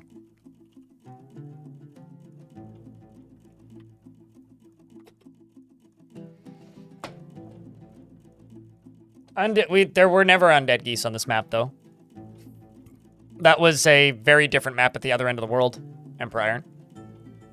Have I ever encountered gnomes in DF? Many times, yep. You just have to know how to find them. You have to go to good aligned mountains or evil aligned mountains. Evil aligned mountains have dark gnomes, good mountains have gnomes. But you have to settle on a mountain, or just walk around a mountain. Yeah, I was hoping for, like, resurrecting, but just being spooky and making them upset, it's fine. It's just... I was hoping for something a little eviler, you know? It's okay, though.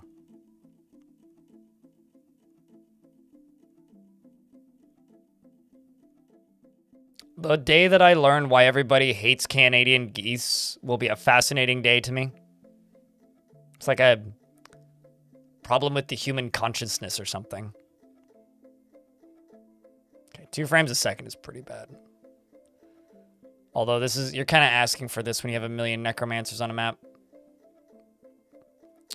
Okay, so Bim is having trouble. Bim, are you to blame?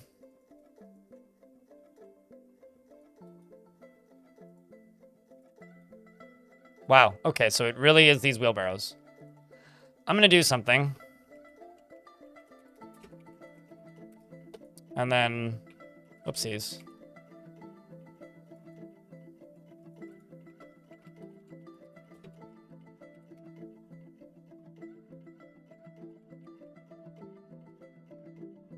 You tantruming? Nope. Just making sure there isn't something evil in between these two. Temp issues? Just do me a favor. Talk about Dwarf Fortress. Don't try and diagnose my frame rate problems. Because I always just end up sounding like a douche when I respond. Because it's very rare that chat guesses the thing before me. Just let me sort it. Because I can tell you for a fact it's not temperature issues. There's nothing going on that would change the temperatures.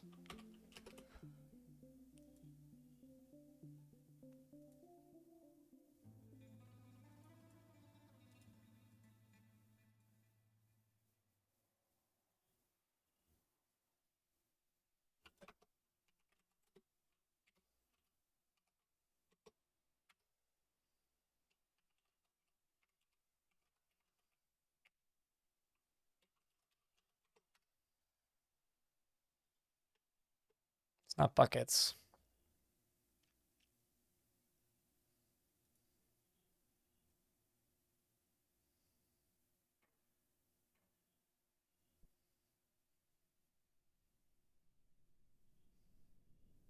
Any good fishing? I mean, if you look at the fish counts, we currently have 0 because there's no fishing in the winter. That being said, fishing is okay in the summer, but I haven't been doing that much. So those Gorlax, what about them?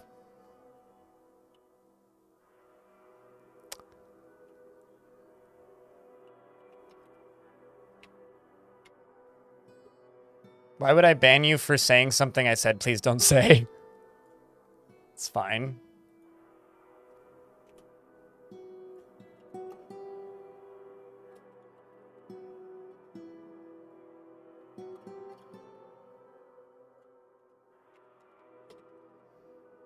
But yeah, in my entire history of Dwarf Fortress, I've never once had to turn off temperature. Or I've never once had turn off temperature increase the frame rate. So.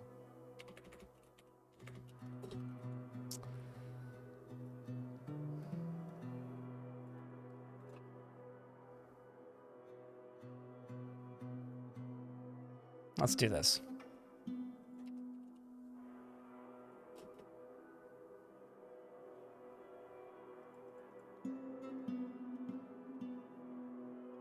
Are Gorlaks just meatball faces with arms and legs? Gorlaks are the only lawful good maximum empathy characters in Dwarf Fortress. They're intelligent. They can speak, they can talk, you can talk to them. They're playable in adventure mode in some rare cases and are the creator's favorite fantasy creature that they made up for the game. They look kind of like Pac-Man, sure. They look a little funky or silly, whatever you prefer. But they're one of those characters that is often misunderstood. Because people just think that they're evil, like a lot of the other creatures in Dwarfort. Has Necropop grown? Yeah, but I've stopped it from growing because I got rid of the library, so they'd stop reading them. I could just like put them all onto a pedestal and then reopen the library, but you don't want too much population of necromancers because they can cause frame rate issues. Probably similar to this. Okay, so I think it might be BIM causing this. I'm gonna try this.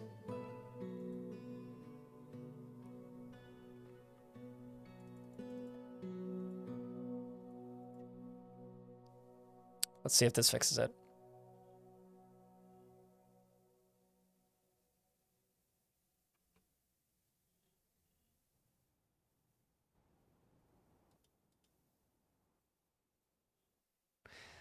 I have a feeling something is blocking my stairwell. So I've had this happen a couple of times now. And usually what ends up being the cause to this is something is blocking my stairwell. And that can be something scary that they're seeing. It could be something dangerous that they're seeing. Or it could be a forgotten beast.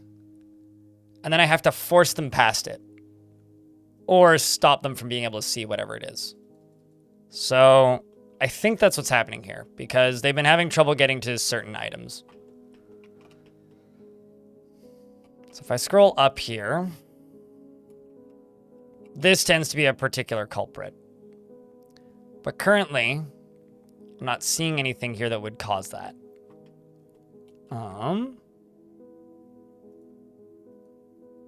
Could open this door and go over to here and plop a block down there. Also open this door. But it might be this.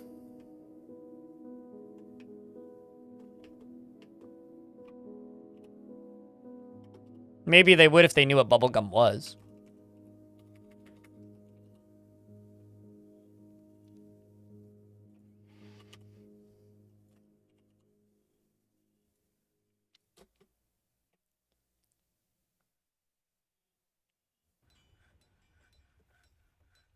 Looks sort of like separators in movie theaters. I never have.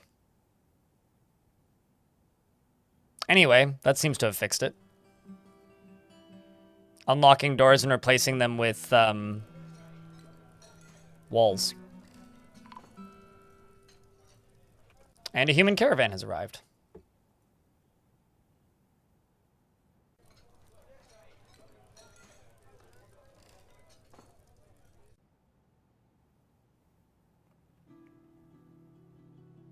I will never enable time stream. I would not recommend time stream. Do not enable time stream. Time stream makes Dwarf Fortress non-determinate, which removes the ability for the physics to function correctly. Time stream is like I'm running a Pentium 2 and would like to sort of play Dwarf Fortress somewhat functionally. It's a band-aid if you have a really, really, really, really, really shite PC. It's not what I would describe as a viable way to play Dwarf Fort. Because the way actions work in Dwarf Fortress, and this is why it gets laggy. I'm not a programmer, so sorry if this is a bad explanation. Take like 1,000 jobs, right? That need to happen in Dwarf Fort. They happen in order as they queued up. So the game processes actions in order. Enabling time stream allows them to happen at any order, which can break the game in some pretty catastrophic ways, but can also fix some frame rate problems if you're having frame rate problems. Doesn't always, but it can.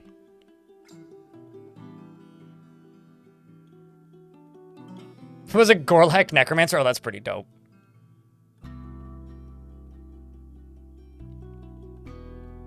Yes, and we did the same thing that anybody who's doing a YouTube clickbaity challenge in a stream would do, which is we went back to a save file.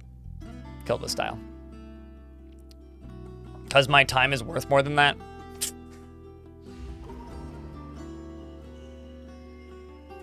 I have no idea how I feel about this idea because I've never heard it until just now. Fuck rock.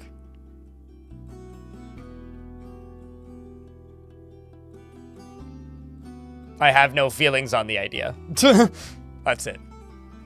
I mean, they can already get resurrected by necromancers, like, relatively frequently. So... Wow, that was quick. Weaponsmith Necromancer's been taken by a Fey Mooded and has claimed a Metalsmith's Forge and begun a mysterious construction immediately.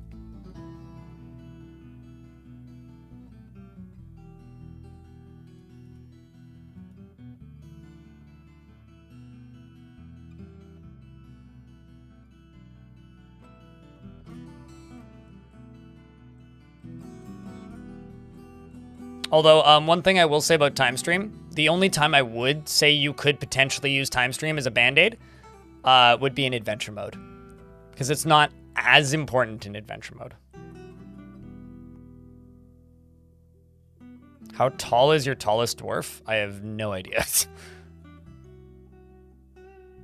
Shorter than most humans, probably.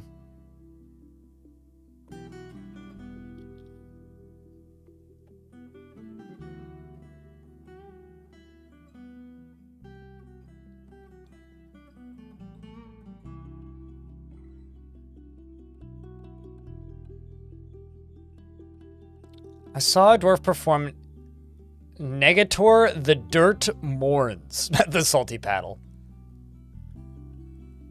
Tallest dwarf is one dwarf high. There you go.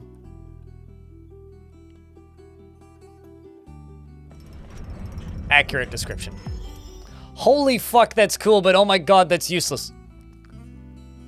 Kel the Dwarf Weaponsmith has created Ubasortist, a Ticecross, a pale metal mace, and offers it to the Ocean of Ashes. Chat, we found the Queen's Scepter. That's what it is, a scepter. This is a pale metal mace. It's worth 80,000 dwarf bucks, jeez. All craftsmanship is of the highest quality. It menaces with spikes of pale metal. Well done, Kel. Not the greatest weapon, but that's pretty fucking dope. Fuck you, Queen. Sorry, she wants ballista arrows.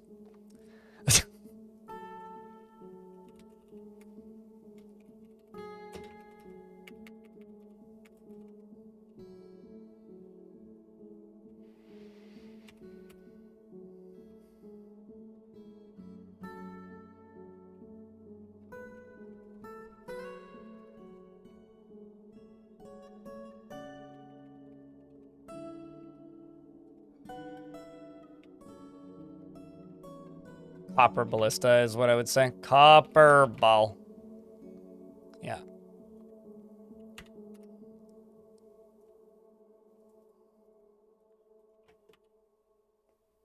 And since she's insisting on it, I'll put it next to her quarters down here or something. And I'll assign it to her.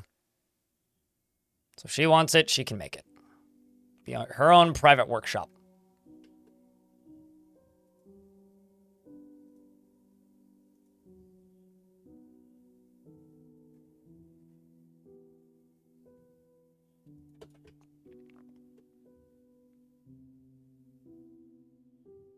Created with weird pickups. Weird pickups. calling God Metal's weird pickups? What? Okay, let's do here.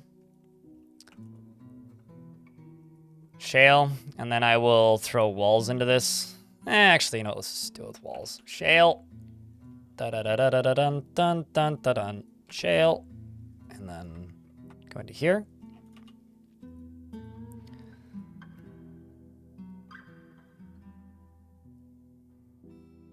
Just do this.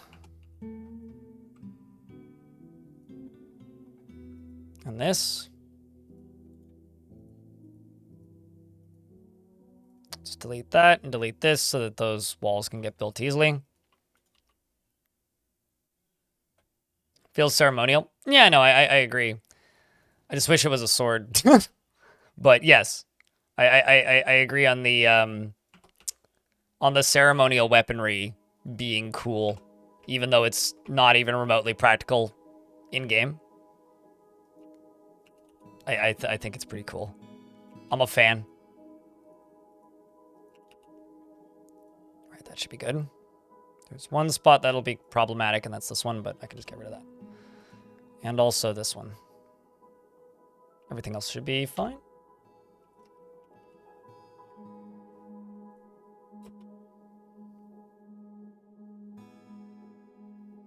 Yeah. Oh, I see. When you can't normally craft them. I like them when they have sprites. If they don't have sprites, I'm not such a fan.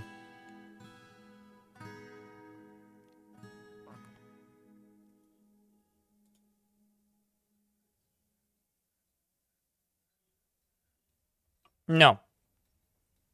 No, they cannot. Emperor Iron. In Fortress mode, you can only craft the things that you can craft. There is no way to get other items that you cannot currently craft, aside from importing.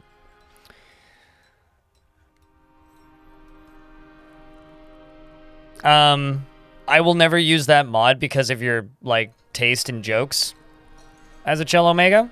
So, sorry. But they are useful. How does your mod change how nobles work? For reference, Twitch chat, there's a person in YouTube chat who says, FYI, I started working on a mod called Make Nobles Useful Again. They are useful. What are you talking about?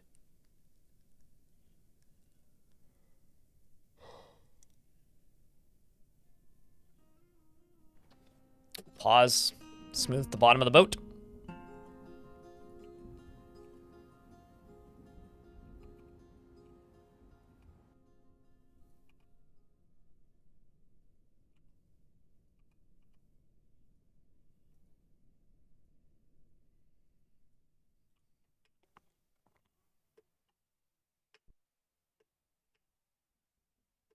I mean, if you mean in the overworld, like, a dwarf in a human civilization can do anything a human can.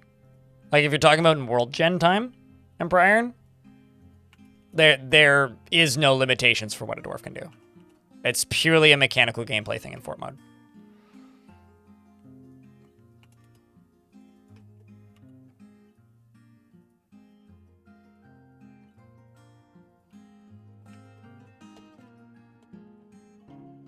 And let's put some more chests in this. And I think I made more traction benches. Let's see. Yep, I did. This is my better hospital.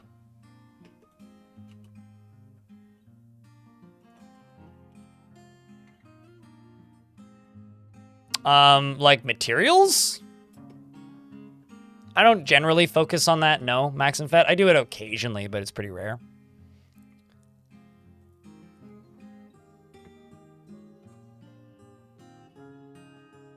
Yeah, nah. I mean, I would rethink your name for the mod, but demand frequency, no, you don't. That doesn't need to be adjusted. That's fine. Allowing them to be in squads is okay, but that you'd also have to remove the limitation that, like, for an example, if your mayor's not on the map, you can't appoint new squad leaders. So you'd also have to adjust that. Same with, like, if you have a baron in your fort, you can't appoint nobles if your baron leaves the map. That's fair. I wouldn't do it. Because another thing that happens is if a dwarf is the leader of a squad, and that squad is training, then dwarves can't complain to them if they want to complain to somebody in charge. If they're not the leader of a squad, then they can complain to somebody in charge. So you'd also have to adjust that mechanic.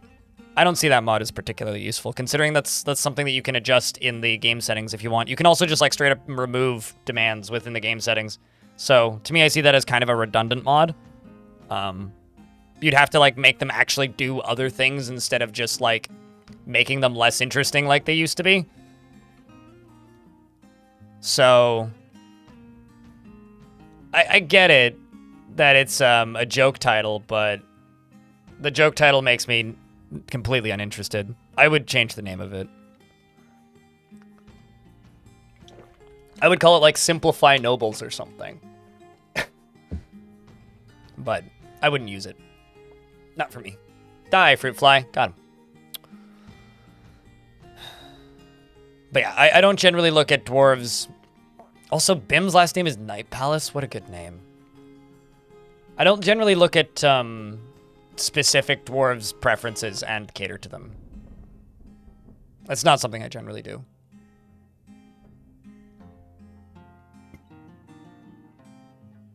No, the noble hate comes from people don't like to be told what to do in fort mode. That's where the noble hate comes from. And nobles make demands. So people don't like them. That's where it comes from. And combine that with the old players who don't like the crime system and don't like stress being in the Dwarf Fortress. Because there's like a very elderly cabal of crotchety old players of Dwarf Fortress who are just like, dwarves getting stressed breaks the game and make game bad. And while I disagree with that take, some people think that.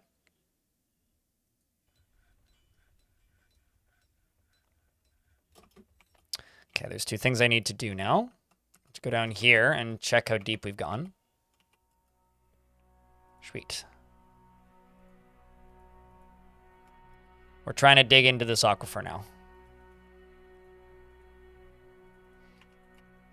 And also I need to start carving out these ramps.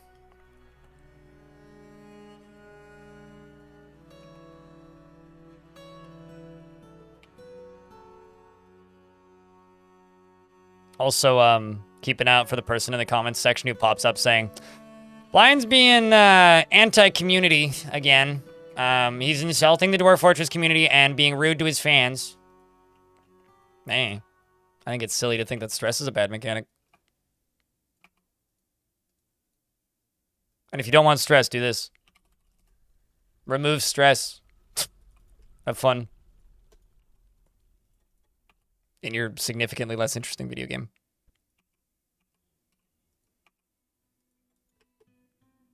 There is so many things, Nadison, in this game that people install mods for that you can literally just go, this, click, game.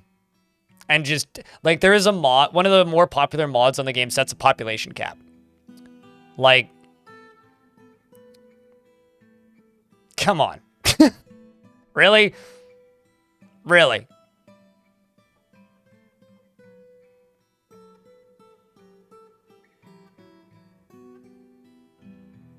Like, yeah, I don't know, man.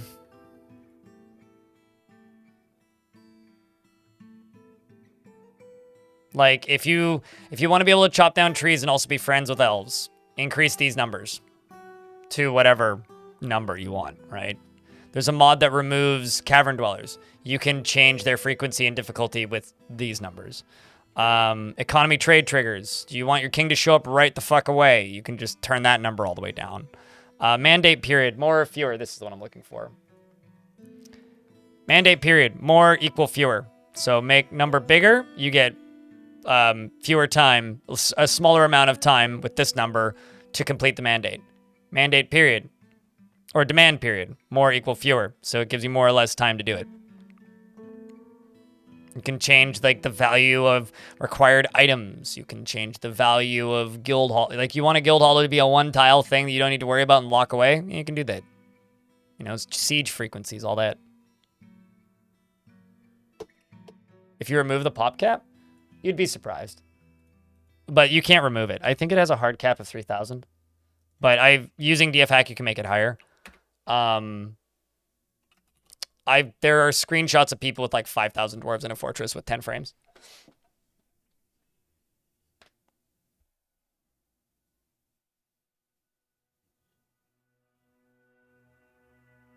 Does that mean just more of them attack or less of them attack? I never know which setting is which. Emperor Iron. I mean, to give you an idea, on my old computer using the i7, I would never really go above 160 dwarves because the game would go below 20 frames a second, and I found that unpleasant. On the current versions of the game, I can easily go above 300, 400 dwarves and be, like, largely fine. 1 season, 1 megabits. Okay, fair, yeah. Tell that guy to shut up. I generally just ignore him because it just feeds them. I just kind of passively say thanks for the interactions and move on with my day.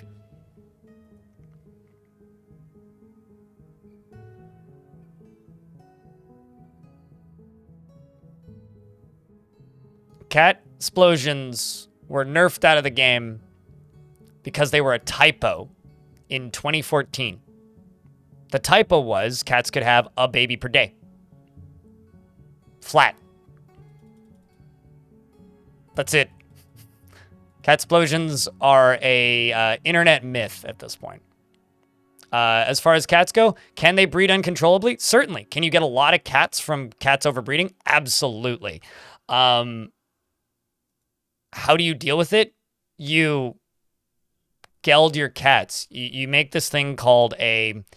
I think my dwarves are stuck. You make this thing called I think my dwarves are stuck. You make a... wow, that's a bunch of human traders. You make this very useful item and location called a dwarven farm shop. The Dwarven Farmer's Shop operates very simply in that it gives you the ability to geld animals. And that's what you do. You geld the animals that you don't want making lots of babies. So if you don't want cats overbreeding, geld them. It's very simple. Yeah, gelding is more than just a joke. It's not hee balls. It's like a profession for a reason. So make a farmer's shop, go to your livestock thing, and if you don't want to have unlimited cats, or in this case, bunnies, because this one's owned by somebody, click this button. They will drag that pet to a secure location and snip their nuts off. That's a dog that I don't want breeding. And then you won't get kittens. V simple. Literally, art imitates reality. You can't make Gelder's Guilds, though. Those don't exist in Dwarfort.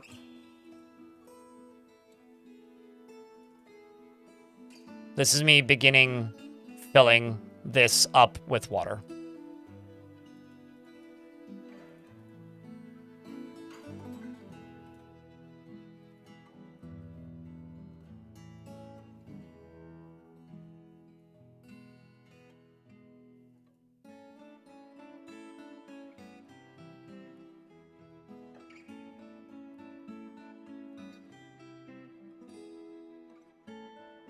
Because all these dwarves are currently stuck, so might as well do something with it.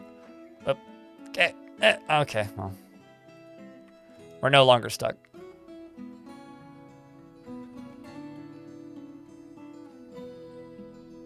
Yeah, and then usually you just end up with way too much leather. I think that there's also an auto-geld command. Like I think it's called population control. In DF hack that does something similar to that.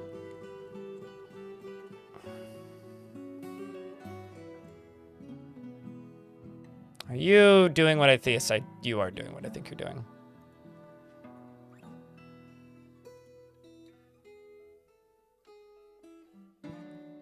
Auto Butcher has it? Okay.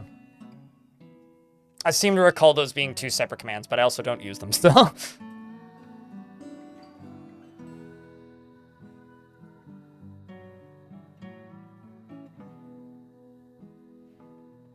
We should probably go party here, Mr. Dwarf. Whoopsies.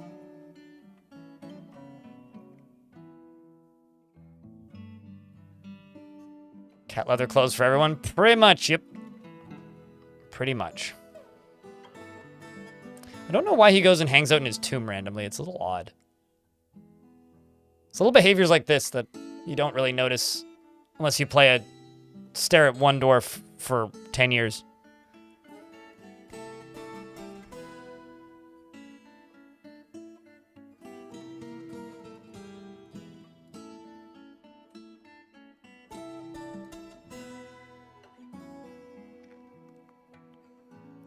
Is it the plan to put these ships out into the sea? I want to bring the aquifer in underneath it, yes. And have this ship float like a necromancy ghost ship underwater. We're in an ad. I will pause. What's my biggest takeaway from paying attention to COG? Greedy dwarves are extremely hard to please when it comes to, like, item satisfaction. I've noticed a lot of moods and thoughts that I've never seen before. I've spotted a lot of very small details which are interesting. And it's been fun kind of pushing a fortress in a direction based on one character's personality changes.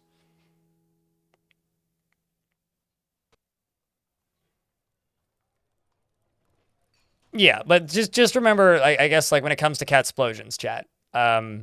Catsplosions were a typo that were in the game for about a week, where cats would just breed so fast that the game would run out of frames.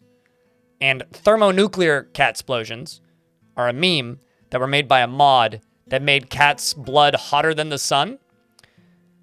So they would breed once a second, like once a frame, and also catch fire.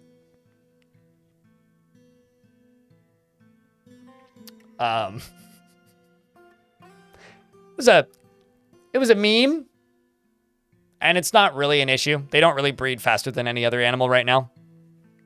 But do keep an eye on them, because they can adopt owners, and if they adopt a dwarf and just decide, hey, dwarf, we friend now, I'm gonna adopt you.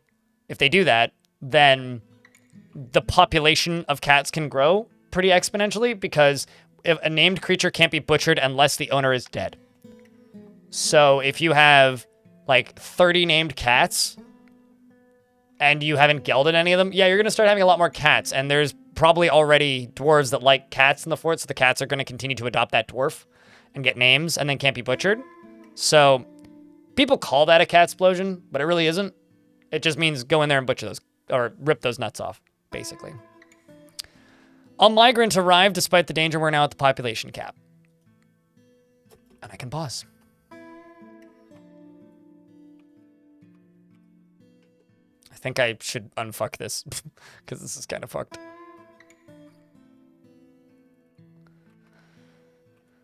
Let's just go into here and fix all this.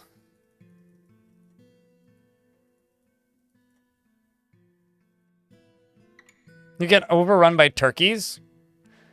I mean, the last time I got overrun by a creature was giant crabs, and I don't want to talk about it. And backpacks. Well, I think I already have a repeating job for backpacks. And then your tomb is right here.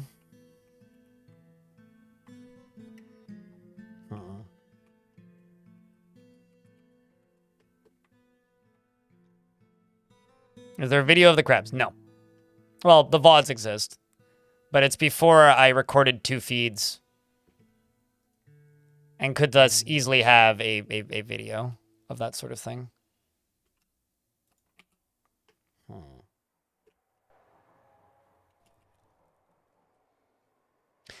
I'm kind of tempted this winter to dig through up here and just pipe ocean water with a pump into here.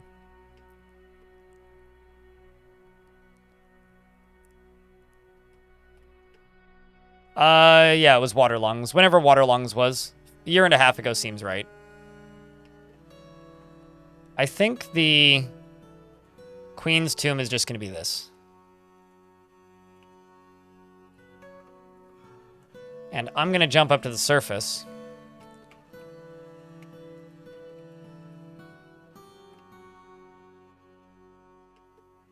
I'm going to lower this.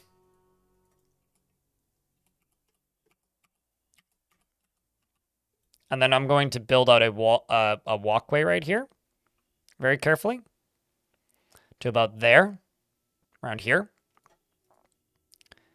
And then I'm going to build a little platform there, and I'm going to put a windmill on it. And then I'm going to see if I can channel down through the ocean, build walls around the channeling, set a pump up on it, and then when it becomes summer again, it'll just pump water down into here, basically. Because yes, there's an aquifer here, but mate, this is filling too fucking slow. Like, we gotta speed this up a bit. And I need to make more wheelbarrows.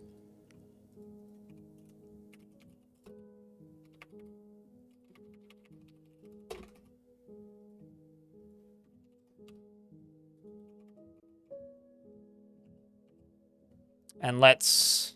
Oh, man, did I really miss them? I missed trading with the humans because I'm dumb and got distracted. Well, shit.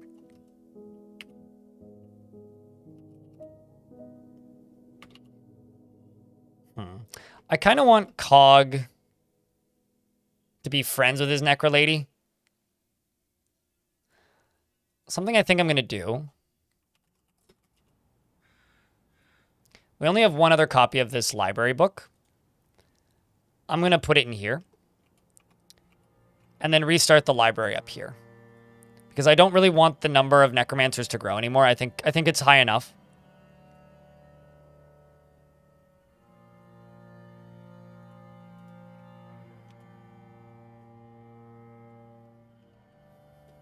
But I would like Cog and his lady to hang out in an area. So I'm going to...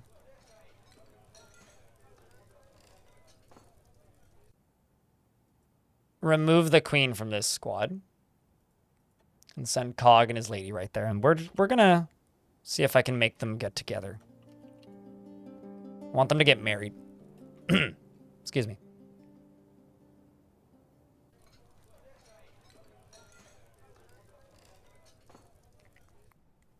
A little bit of draining an ocean. Yeah. Would it really be a blind fort if I don't do a little bit of draining of an ocean?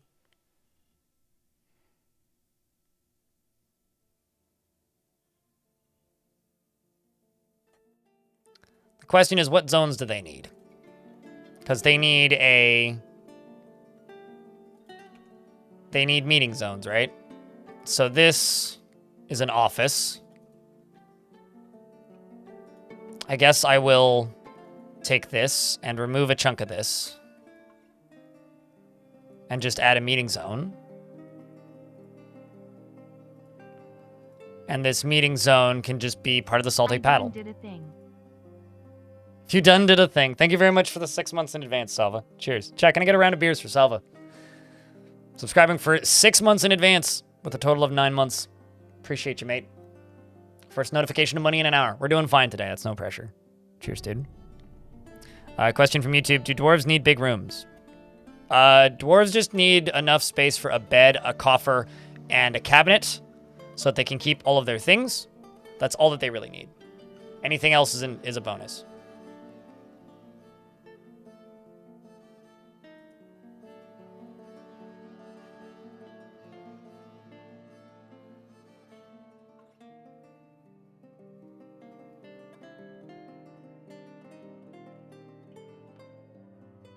There we go. Now they're chit-chatting.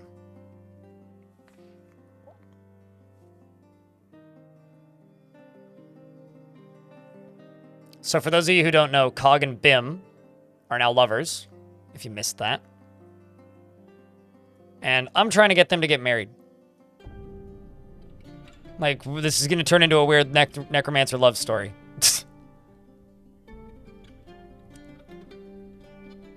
Well, big rooms are easier to make high value. High value things make dwarves happy. I presume so, yes, because they became lovers today. Killed with style. Same with Bim. because Bim's husband disappeared when Cog became her lover. So I'm trying to get them to get married.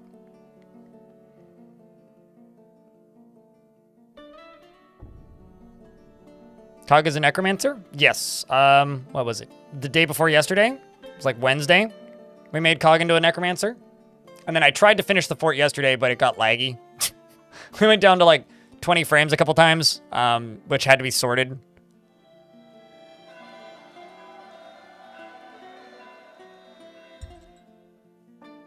Motherfuckers, we did it! Look at that! Hell yeah!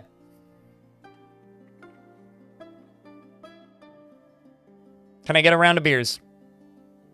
What was the lag issue? The giant ogres that were spooking the shit out of the blind cave ogres that were undead in the basement is what was causing that lag, which we eventually were able to deal with. He's now telling his story. I wonder what story he's telling. I decided the set's on certainty. I saw Dwarf tell the story of the formation of the Aquamarine Guild at Paddleboats in the mid-spring of 388. It is interesting. She got knocked out during a cave-in. Man, does she have any injuries? Wow, she's got a bunch of scars on her upper arm. She's telling a story now?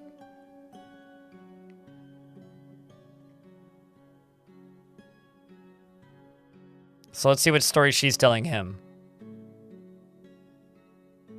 Yeah, no, I mean, do not worry. I mean, you can worry about like dwarves being close to their place of work. That can be interesting. But don't worry so much about size of thing. Just make sure it's high enough value that they're happy if you are worried. And the only thing they need is a bedroom, a bed, and a cabinet unless they're a noble. I saw a dwarf tell the story of the acceptance of Olin Earth Cults as a member of the Company of Blossoms in the mid-autumn of 390 at the Salty Paddle. And it is interesting. They're telling each other's histories. Like she's talking about being the mayor and letting dwarves move in. And he's telling her histories from before she got here. And now they're singing. Would you look at that? I mean, she got here in 387.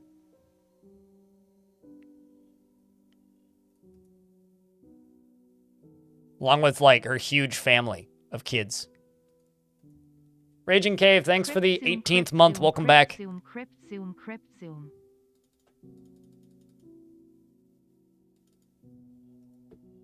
That is adorable.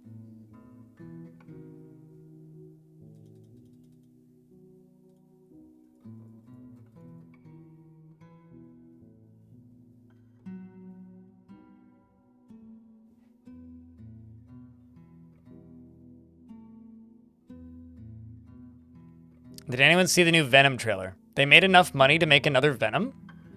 Sorry, I have no interest in superhero things. Chat, did anybody here see the new Venom trailer so that Ranger Rick has somebody to talk to about it? No longer just a cog in the fort? Yeah. Also, now that I think about it, she doesn't need as many bedrooms. And she can have her quarters changed over to his quarters. I'm just going to pause the game real quick. Because these are her modest quarters, which I can just get rid of. I think they both took her quarters. That's actually really funny. I just realized I also have an outpost liaison now. Who desperately needs nicer stuff. So this is Cog and Bim. Bim, do you have... Yeah, she's now the Duchess Consort.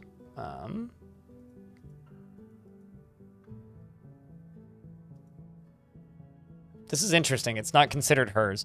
I wonder if I unassign them and reassign them. Then is it considered part of yours? Okay, that's good to know.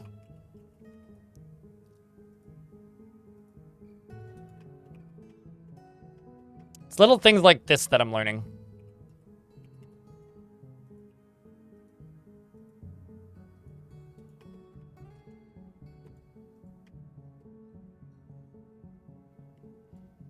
Yeah, so now she's considered to have all of the same stuff.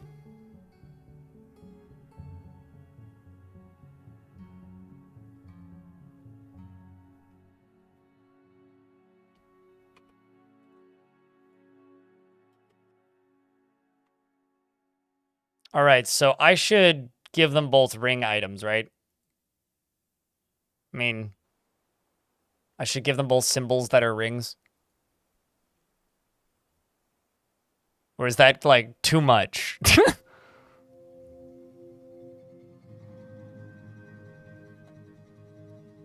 Can they have a baby before next summer? I wonder. I mean, maybe if I just leave them in this room for a bit. Oh no, they got into an argument. Shit. Oh, wait, what? No, sorry, he's dwelling upon getting into an argument. She's exhilarated while performing. All right, that's good. They didn't get into an argument. That would have been bad. They also both want martial training and they want to fight and cause trouble. It's like they're meant for each other. She's singing and he's listening to music. What's funny is he's been bored by a lot of performances. Isn't Cog undead? No, necromancers are not undead. They have to die and come back to life to be undead. Necros are alive. They're just immortal. Similarly to how goblins are immortal and elves are immortal. No.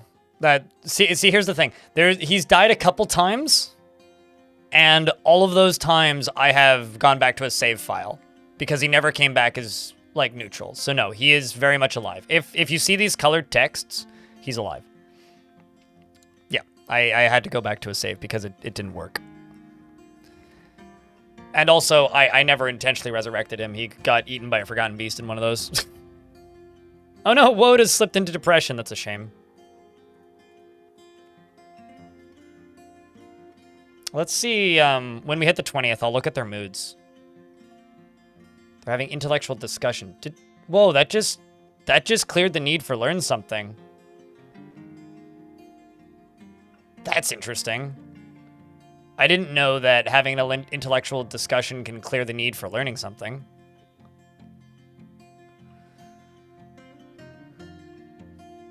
Nightmares, premonitions, prophecies, final destination. An Etten has come, a giant humanoid monster with 2 heads. The military's still training, so we can just let it run. COG has imposed a ban on certain exports.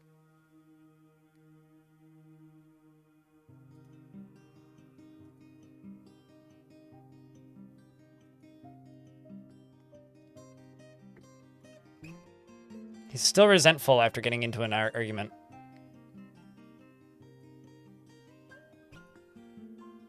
Okay, we're up to the 20th. Let's look up their stress levels. Bim. She's quite happy, but stressed. Cog is also quite happy, but not stressed. So I think that them getting married has, like, more or less fixed their moods for right now. You had one show up in a fort. Was it friendly? Max and Fed? This has very much been a series of streams, Eurist, for, like, Dwarf Fortress players, you know? Huh. I'm gonna guess that Etten is dead, hey?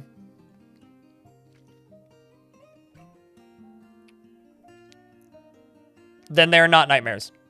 If they're not friendly, then they're not nightmares. That's the thing, is there's a weird thing with Dwarf Fortress, because nightmares don't walk onto the map. Necromancers walk onto the map and then summon nightmares into existence. Anything that's summoned into existence is neutral. So they don't actually attack you. It is a bug. Yes, they can. Nightmare, like, it can be necromancers named nightmares. It can be something nightmares, nightmare of something. Nightmares themselves don't have a title. If you attack them in Fortress mode, it just says nightmare. That's it. And in Fortress mode, they just have a name. So they're like an entity. I think one of the fan lore ideas for what they could be is, like, they are these spirits that, okay, so when a creature gets possessed, or no, when a creature, when a dwarf goes into a strange mood, they get possessed, right? There are entities in the world that the dwarves don't understand. They're either like past familial relations or like otherworldly entities. Also, when creatures get resurrected by a necromancer, sometimes they get resurrected as their old name, as an intelligent undead. Sometimes they get resurrected as just undead, bleh, corpse. And sometimes they get resurrected as a different name. They can also get names if they kill something if they didn't have a name, but sometimes they just get resurrected as a name, right? If you read those characters in Legends, it says, entity, name, that name, possessed the body of so-and-so, and then so-and-so became entity. I realize this is nonsense. But the idea could be that those are the like manifestations of those entities that could possess or take over a body. So like and there's a reason for this. An intelligent, yeah, that's what Vakrak's saying. An intelligent undead is having their soul crammed back into their body. And if you memorialize them, it kills them. An unintelligent undead, you can have a ghost of that dwarf appear, but the undead's still walking. And a named undead, you can have a ghost of that dwarf appear, and they're still walking with a name. It's something else inhabiting the body instead of that. So that's what nightmares could be, but there's no like actual lore for it. Sorry, I stare way too much at the Dwarf Fortress wiki and read fan theories. Hi, I'm a nerd. Nice to meet you.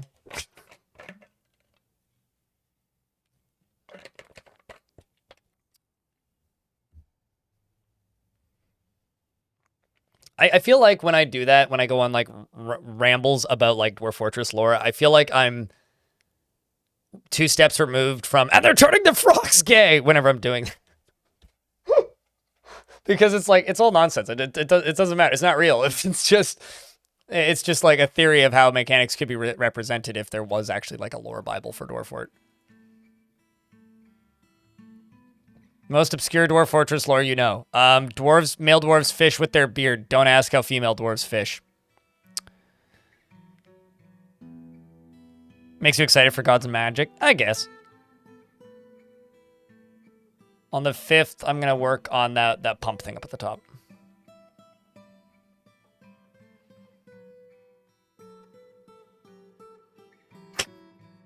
Correct response, Too Tall Dad Gaming. Someone's smoking some dank weed right outside of my apartment. Hot damn. Smells like the concert I was at last night. You know, sometimes I like to say that, but because I don't play with female dwarves with beards, it's too obvious. Moonlight. That's all I have to say. I'd rather just say you don't want to know how they fish because it's funnier to me. Or don't think too hard about how the female dwarves fish. You know? It's just funnier that way to me.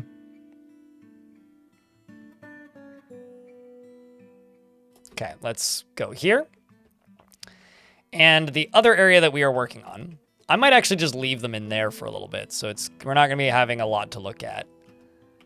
But I would like to finish digging out this.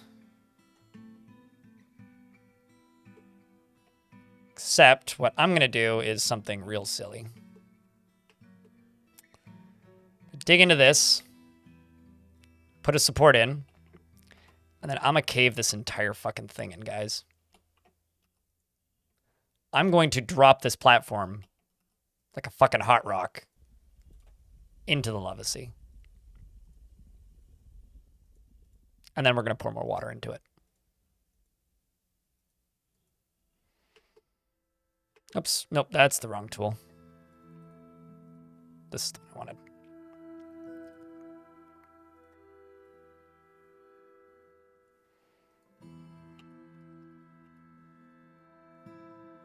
Actually, I could do this from the upper one. Then it wouldn't get canceled constantly. And if we happen to find fun down here, well, so be it.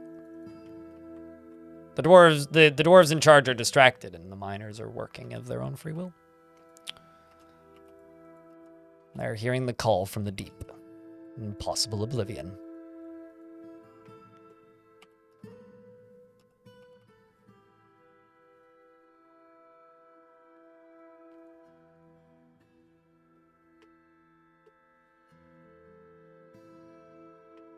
And hearing about fishing techniques? Well, I mean, I'd say it's hardly the most horrifying thing in Dwarf Fortress, the way when you think about how they fish for a few seconds. Although that is something I like about, like, lore that doesn't matter in things. It's like James Cameron's Avatar. Not the greatest film ever made. I'm certainly no big defender of it. But I really like thinking about aspects of that lore because it makes it so weird so quickly. It's just like, none of this matters and is really dumb, and it's not a great franchise. But, like, fuck me, that shit's funny. If you sit down and you think about how that planet works, it gets real weird real fast, and I kind of appreciate that part of it.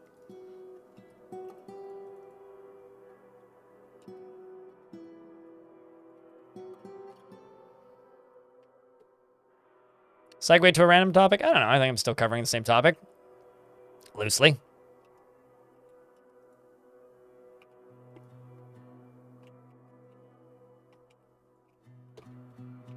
Okay, so let's follow. What else do I need? I need bedrooms.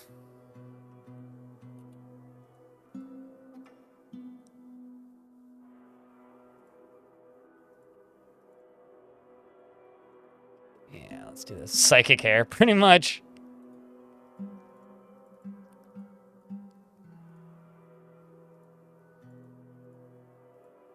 I think brain implants are cool. How about you just talk to your friends with your hair follicles? You know.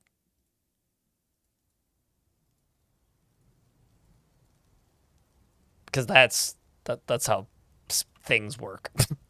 Anyway. Let's just throw jail. Making some more bedrooms. Making some more bedrooms. And if I happen into a situation where I could become a mountain home, I'll do it, but it's not the priority right now.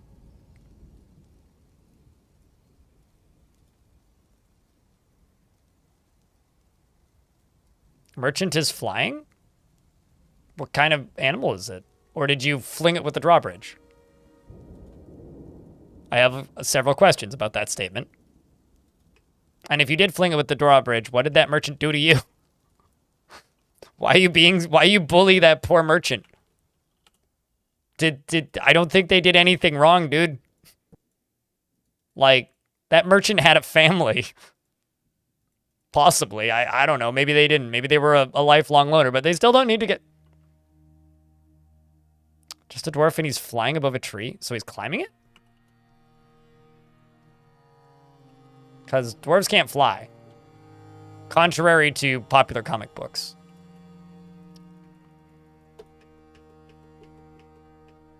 I'm sure that there has to be a comic book where dwarves can fly, right?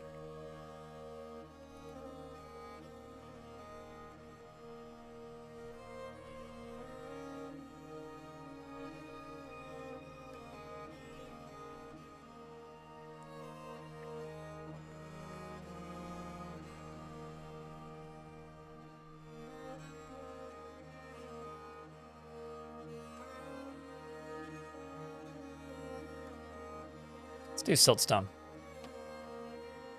Toss me. Yeah, okay. I stand corrected. Gonna enable this fishing zone because it's summer. Oh no, a crime is being reported. Did somebody actually tantrum? Oh. Dwarven children are being tantrumed. Unfortunately, I can't actually properly convict them.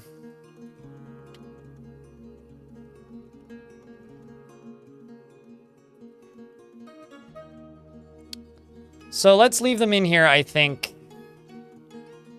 until late autumn. What do you think? Then we'll let them out again.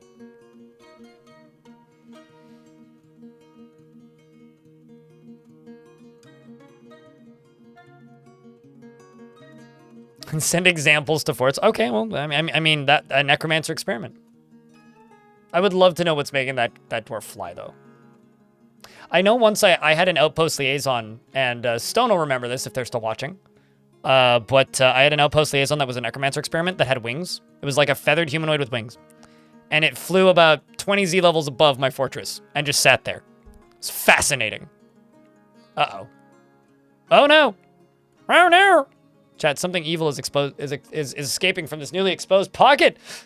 Whatever shall we do? I will be right back.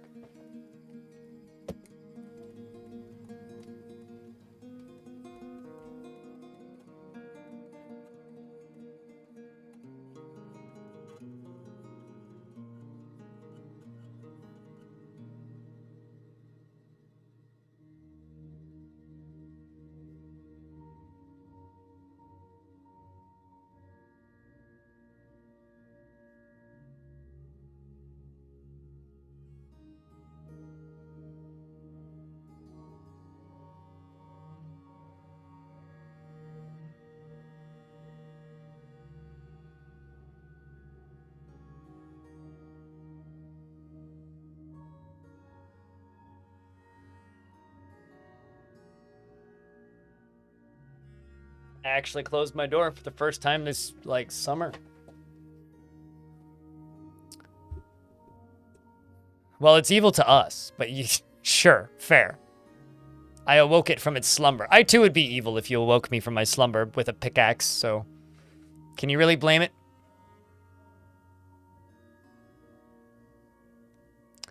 It sounds like a scout. With him, I'm just sitting up there at the fort. The necromancer vision of Sputnik. Yeah. Alright, so I can't do anything until the 10th. It's about the worst day that this could have happened. Oh, we've lost 2 dwarves. We've lost 3 dwarves. Cog is one of them, not our Cog. Our Cog is listening to stories that his wife is telling. Reciting songs. Feeling tender. A vile force of darkness has arrived.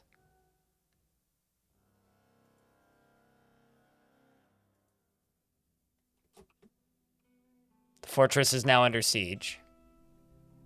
I don't think those will make it through the front door, though.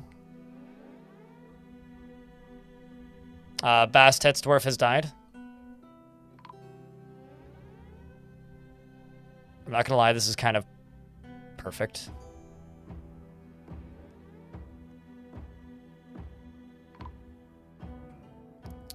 We're up to the 10th. Do you guys want to know what the creature is?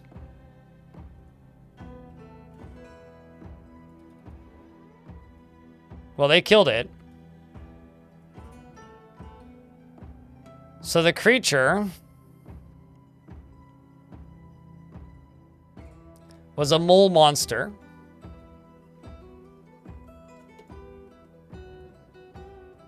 Something evil is... Yeah, I guess I can't get a proper description of it now that it's dead. But it is no longer alive. It did kill a good number of dwarves.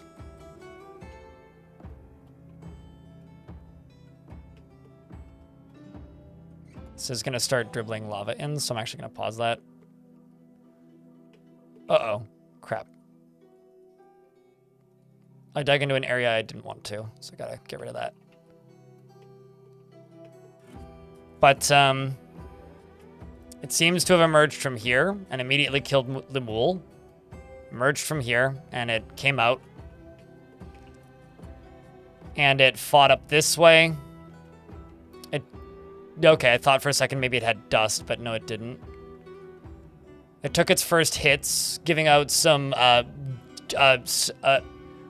okay. Pool of starved, raunched the larval snots, juices, mole monster goo. So that's its blood. Then it killed Bast. And killed Doran. And killed Erdem. And then was killed. Let's see who hit it last. And if they're still alive.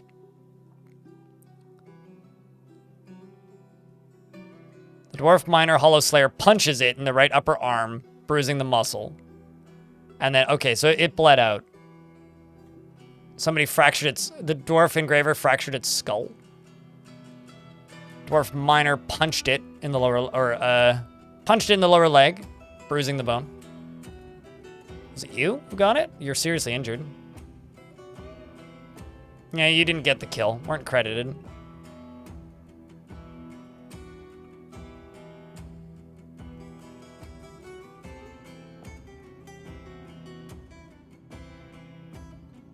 Strikes Bast in the mutilated corpse in the body with a copper pick. Oh, so this one killed Bastet, because I guess Bastet got resurrected. Killed a zombie dwarf, I presume. But yeah. Leo for me, thank you very much for the Prime for a 6th month. Welcome back. Let's check these Goblin Thieves. Okay, so these zombies don't seem to care about the thieves. They do seem to care about some of the goblins some of the time. Oh. That's also the damage that the Etten did. By the way. Killed another one of my Hollow Slayers. I don't think these Hollow Slayers are at war with the goblins. They seem to be friendly with them. I think I'll just tell the soldiers to just go up here. And I will follow Cog. You missed a lot? Yeah, a lot happened yesterday. I mean, Cog is married. So that's what? 1, 2, 3, 4, 5, 6, 7. I'm gonna go down to here. Click on this button and say 1, 2, 3, 4, 5, 6, 7, 8, 9, 10, 11, 12, 13, 14, 15, 16, 17, 18, 19, 20. 21, okay. Burial. I even see. This is the most used DF hack command for me. Then I will unpause. 1, 1000, 2, 1000, 3, 1000. Repause. And go in here and type in home.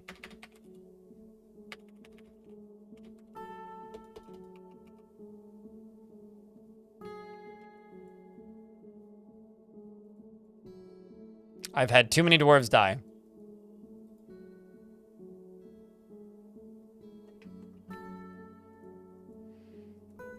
But it does look like not all of these have been claimed that I've just made. Meaning they should all get coffins. If I go to tasks, and scroll down.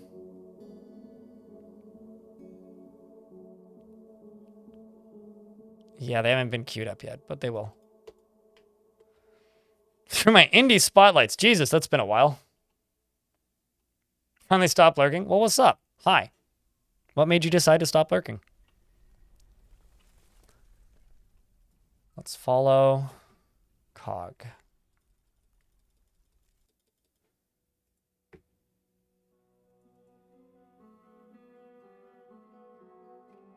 So I think mid-autumn is when we let them release. Was that a type of demon? That was a demon, yes.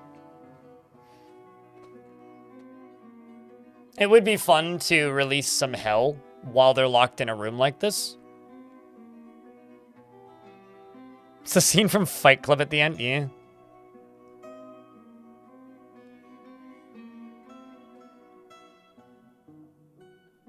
I like this. Cancels store-owned item. Reason 2 injured. It's a good thing I expanded the hospital a whole bunch. She's still got a lot of PTSD, this one.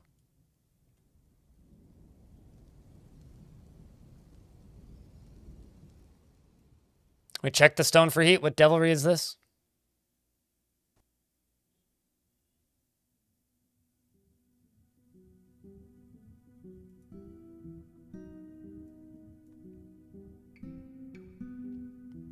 Well, this is kind of adorable. I don't think I've ever watched just like a couple talk this closely in Dwarf Fortress before. But on the... Looks like coffins are getting dealt with. Oh yeah, that's another fun thing about Intelligent Undead. If you have an Intelligent Undead character in Dwarf Fort and they die, sometimes a ghost immediately appears, which is always kind of fun. Thought this was better than watching on YouTube. I mean, I respond more here. That's for sure. Well, it's the 15th. This ain't great. Need the soldiers to go get drinks and wake up. You know, I was gonna let them out, but chat, should I just leave them locked in here?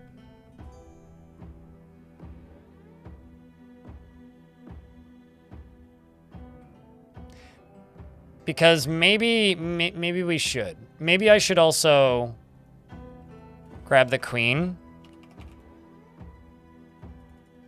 who put her crown on, which is good, and just tell them all to station in here.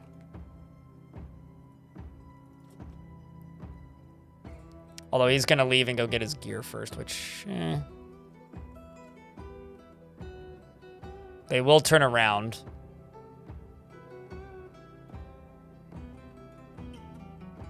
So they're gonna go grab, not snacks, but he did grab wine.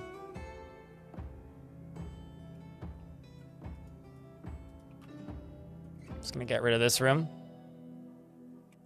And then say, guys, come on. Work with me here. Go inside.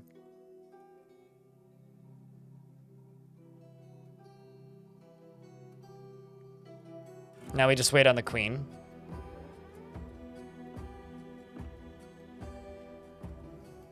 Haunting of ghosts. I mean, I've literally seen that happen before. I've seen like 20 zombies die or get like completely obliterated, and then moments later, just like moments later, there's like a dozen ghosts there. I've seen that happen a good few times.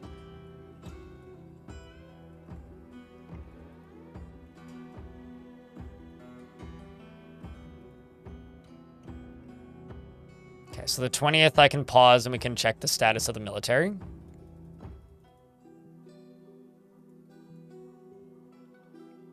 Do with all of this stuff in the tangled greenery. Power over others is the only true measure of worth, says Cog. We should all work together, says Bim. The Queen says, worried? Do I look worried? Cog says, I saw a dwarf recite the glad defenders of the salty paddle, and it is interesting. Dwarf's been missing for a week. Probably unrelated to the siege. Fighting hasn't started yet.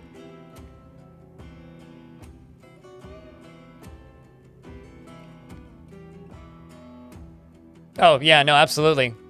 That's often what happens, is they're just jamming the soul back in and killing them repeatedly. Imagine dying and then being, like, about to go to whatever afterlife you believe in, followed by then getting jammed back into your body, waking back up, and then dying again.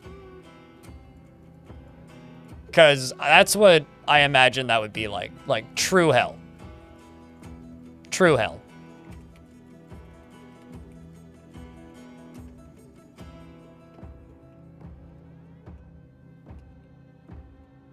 Okay, so here are the zombies that we are up against.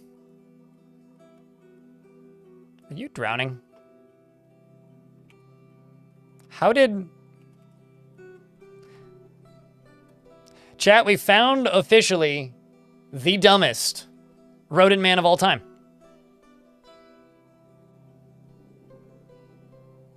It is kind of like something from a Dimmu Borgir song.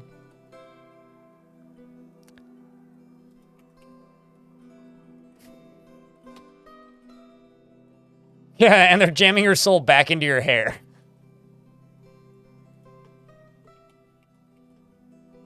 The question is... I'm looking for undead or...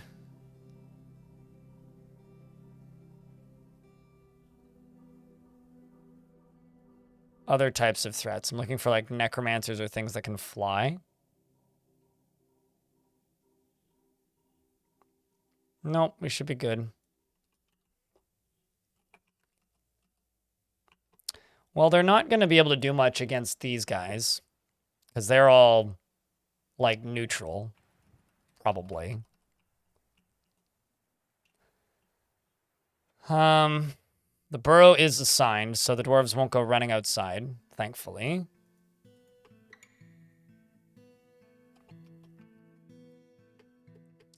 What's with all the flooding? Flooding? What flooding? Oh, I mean, you mean this? This is an ocean.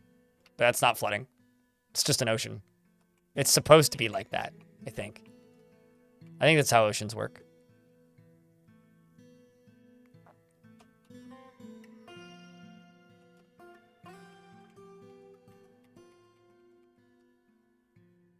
Looked like flooded caverns? Oh no, that's just a pond in the caverns that just happened to have a very dumb rodent man in it. So I was making fun of the rodent man that was drowning down there because I thought it was funny. That's all it is. There's no flooding.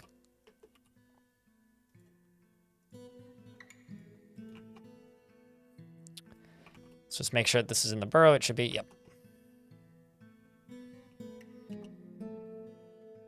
Okay, so Cog, the Duke,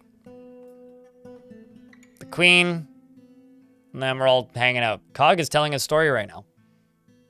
Zombies are on the surface walking towards the fortress. And the royalty are safely tucked away in Cog's home. They don't need to sleep, so they got lots of time to burn. Plenty of time to catch up, be friends, get to know one another really well. Resentful after getting into an argument. He got into an argument with somebody. Who did you get into an argument with? Because he wasn't remembering being resentful. He was just resentful. He got into an argument with his wife. Oh no. He's listening to poetry. This dwarf needs some martial training and amongst other things. So these two are becoming acquaintances. Woad is falling into depression. No combat has started yet. Zombies move really friggin' slowly, by the way.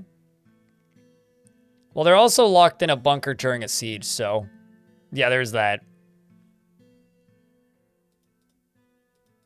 Keeping an eye out for combat pop-ups to begin. Sight dangers, and I saw a dwarf recite dangers safe at the Salty Paddle. That's a fitting poem to play. Dangers safe. Wallist in this situation. And it begins. It seems like they are fighting with two of my Holler Slayer children. On the 25th, we can check in. It's Cog's turn to tell a story.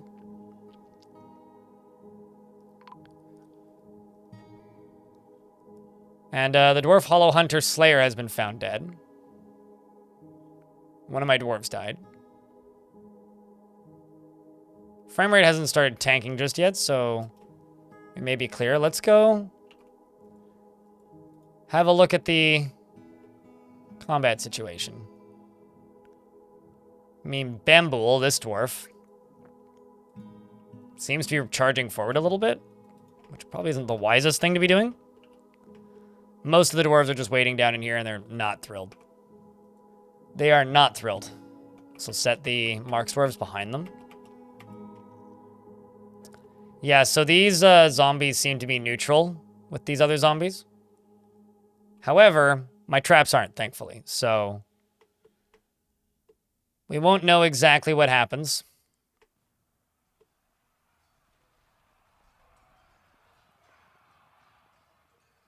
But my dwarf Degal, yeah, I just ran in there and started punching.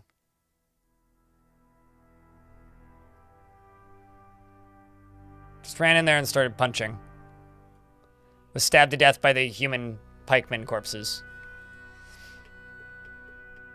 Alright, chat, can I get a Vile Force of Darkness? Because I can't pause the game until the 5th.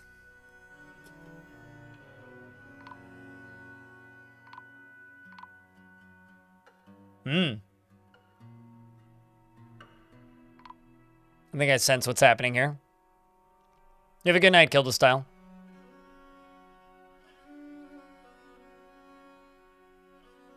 Less than a year to go. Yes, Havoc. Yes. Usually the ocean is in your fort after a quick accident. Yeah, I've been very cautious with it. We have some ghosts appearing. As the frame rate goes down.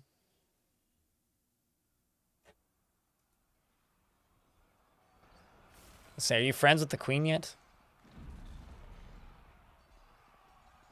Nope, just passing acquaintances. How about you?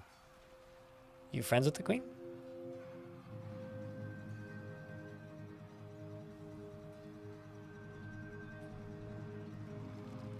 Nope, just passing acquaintances. So neither of these dwarves are friends with the queen. How's the queen feel about them? Probably worried about her husband. She's friends with Cog. I wonder if that's what's causing the arguments.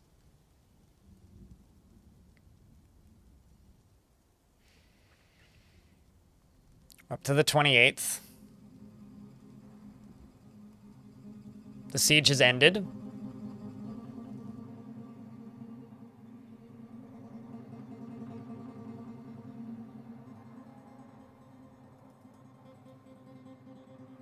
Not hearing anymore something has died for whatever reason or another.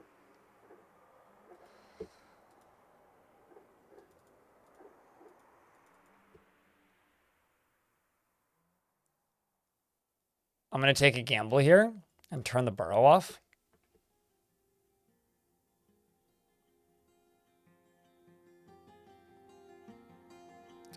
I'm going to open the door.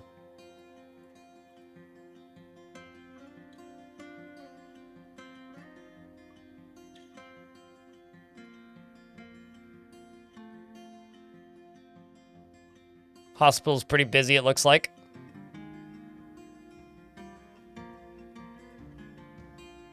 You know, I'm actually going to take you off of mining. Don't actually want him mining. Dwarf Hollow Slayer was found dead again. Set the dwarves back to ready. Or training.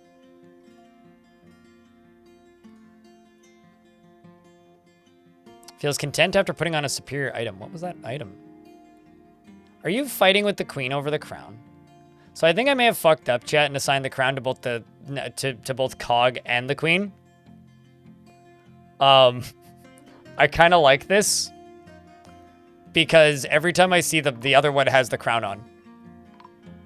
I thought I unassigned it, but I guess I didn't.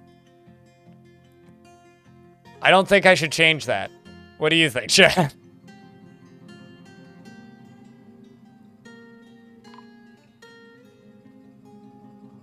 So this is just going to keep popping up as missing for a week every time that character died.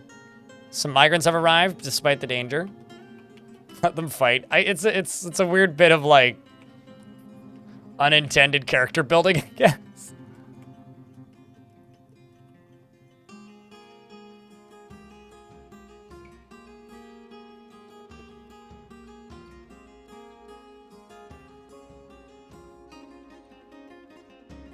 There can be only two. Well,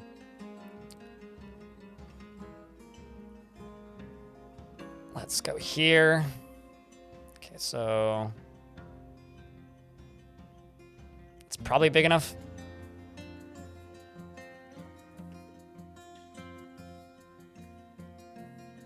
How did I build the tower in the ocean? Wait for it to freeze. Freezes more than half the year. Dig through the ice. Build tower. Just have it done before, like, spring.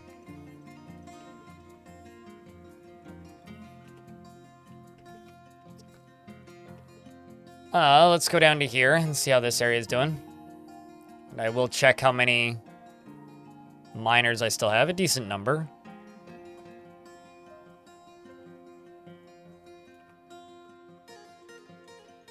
Oh, shit. Nothing stopping me from mining through that.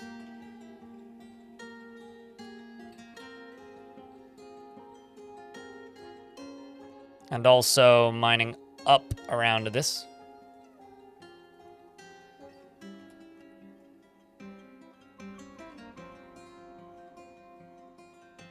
Going up to here, linking you to a lever, which is that. Also going across here and unforbidding all this.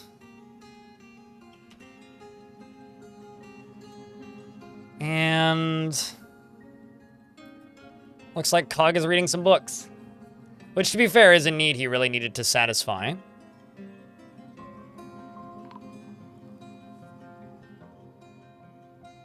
We've also got a child. Neezer's been found dead.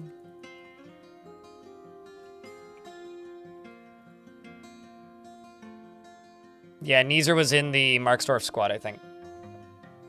So rest in peace, Neezer. F's for that. Also, has anybody done... Hold on. Nobody's done investments today. Heads up. Investments are open if anybody cares. If you don't know what it is, don't worry too much about it.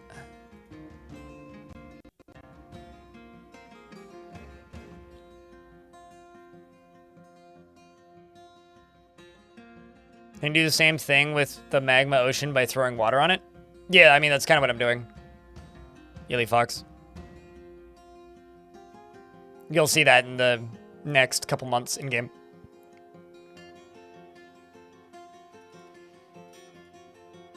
I need to build a proper tomb for this dwarf. Not that he'll be needing it, of course. 69 has to win something. There you go. If you don't understand how this works, type an exclamation point tickets to see how many you have. Uh-oh. Deep within this place, we've uncovered what must be a treasure of the gods. It's the 8th. I can only look on the 10th.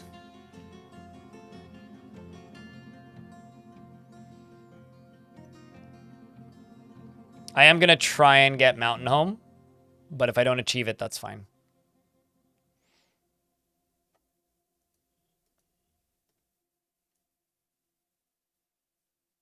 I see he's resentful about getting it. Feels love after remembering a new romance. Feels resentful after getting into an argument. Got into an argument with his spouse. Good for you there, dwarf. Good for you.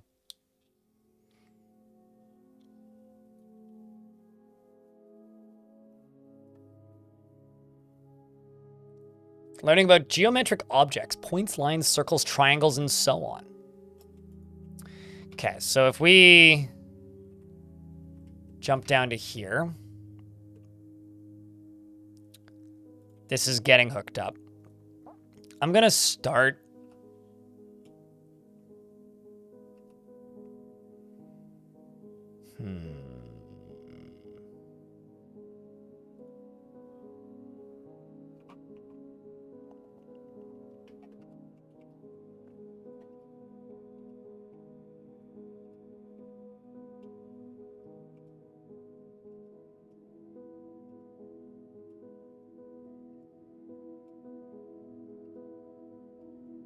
This is going to be a little bit of a pain in the dick, but I'll make it work.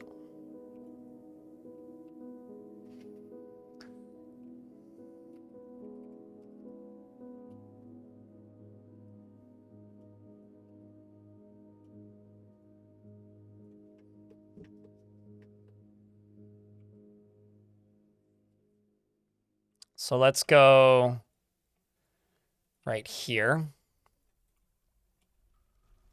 Make shale stairs going down. Another thing I got to do is let this lava out of here. So let's do this. So we'll let that drain out there.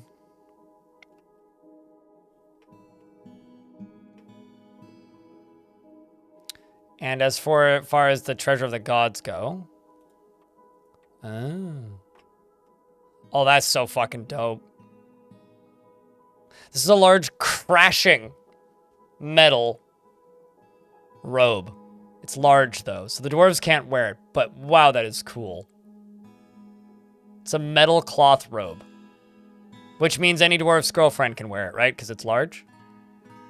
That's joking, but no, it's human size, but that is stupidly cool. What did you discover? Secrets of life and death. Well, the queen wants a better tomb. Needs more weapon racks. Needs more armor stands.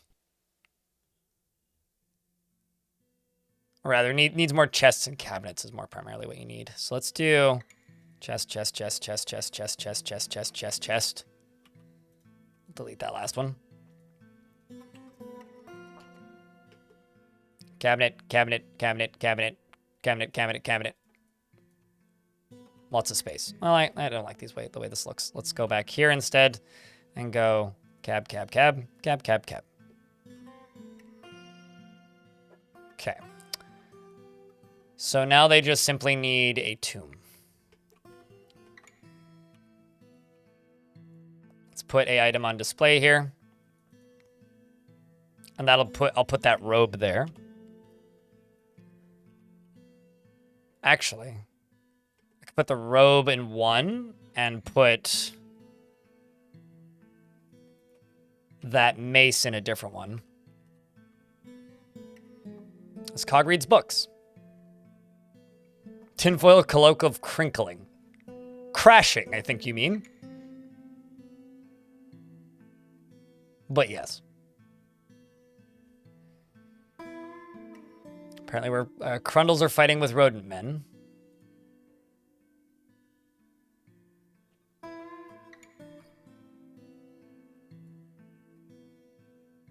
So they're getting more wonder.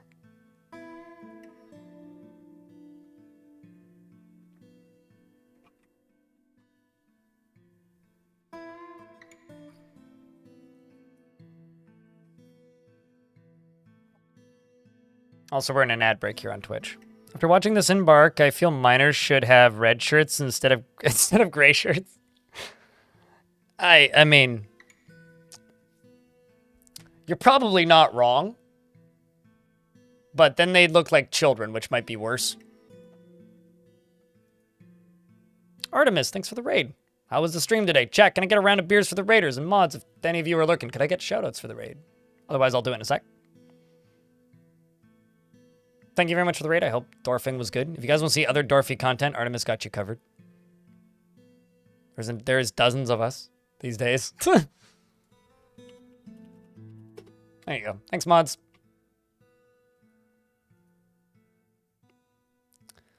Wants to take a break as well. Humble offering to obsession.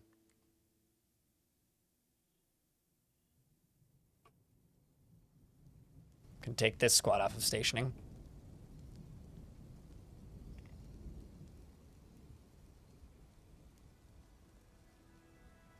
I mean, we've been over this a billion times, so I'll just say that level of wordplay is hard to explain. Floof, please. First one back in almost a month. Well, welcome back. I realized I saw you on earlier today. I was like, I haven't seen that name in a minute. Let's go up here. Place a windmill.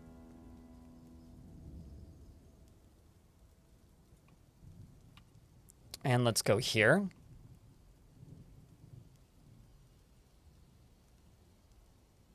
Yeah, let's do it this way. So I'm going to go down to here. The lowest area, and just deconstruct these because I'm not going to need them. Not going to need them. I do say. Uh-oh, this could cause some problems. It'll be fine, right? Right. It'll be fine. Also, plenty of fun gems I can dig up out here, which I'm gonna do.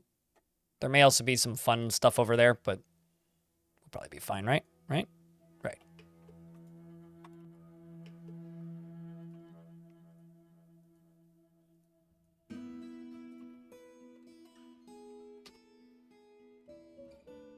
And we'll follow Cog, who's reading an untitled book.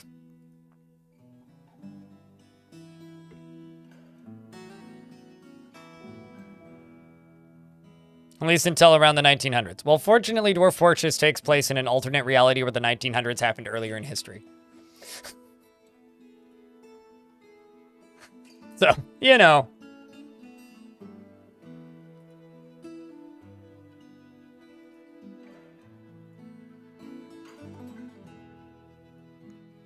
It's a lot of question marks. Unless you're playing, you know, Frostpunk, I suppose. Then it gets reinstated at some point, I think. Also, look, it's fishing season, meaning we have fish.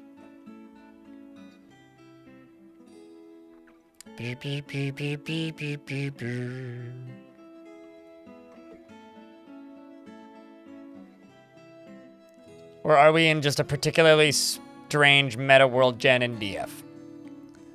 Well, then we'd be in simulation theory.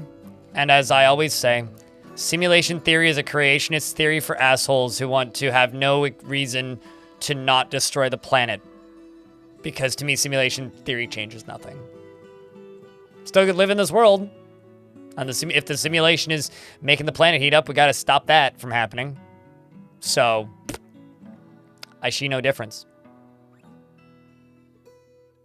I will say, Dwarf Fortress is one of the few games that you could convince me that the characters in-game actually have some sort of agency. Like, they're believable enough. All right, let's pause and go down to this layer down here again. Sweet, those are deconstructed, meaning I can do stuff with them. I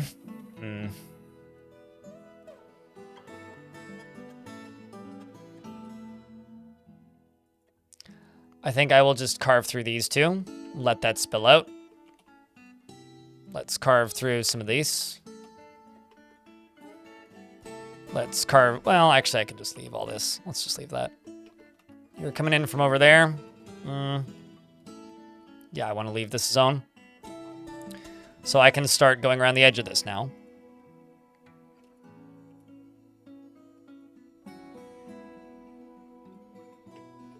And here's hoping nobody randomly falls into lava, right? Right. Definitely.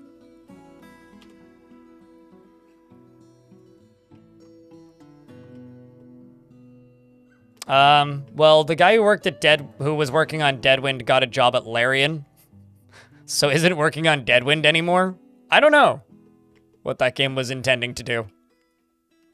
I don't think we'll ever know. Really.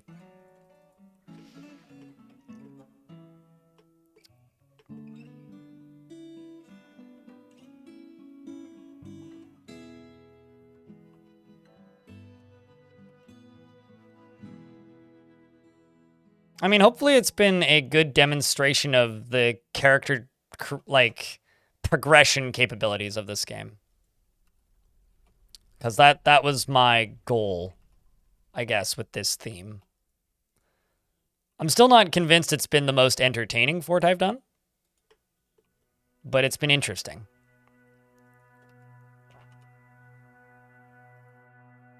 Okay, so Cog really wants martial training. I'm going to get the Queen, Cog, and his wife to go train for a little bit. So that he can clear this need. After he finishes reading commentary on Genius, which I'm assuming... I was going to say he thinks is about him, but...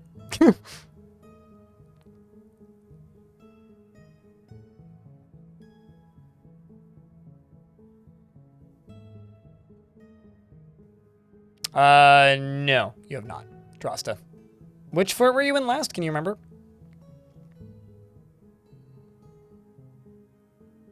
You love the aesthetic? Don't tell anybody that it's, like, default shaders from its game engine and is using a buyable set of assets. Because it is, and it is.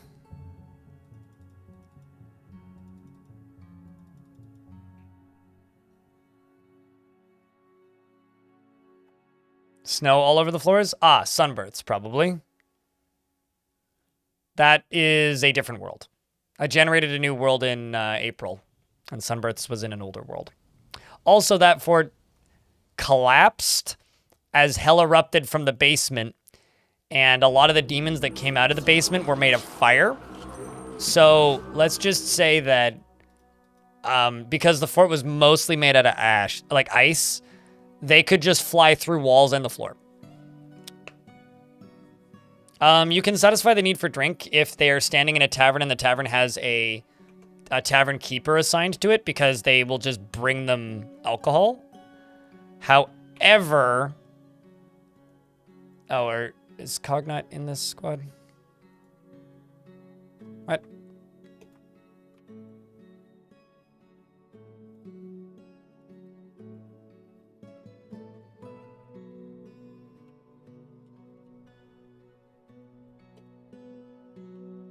There you go.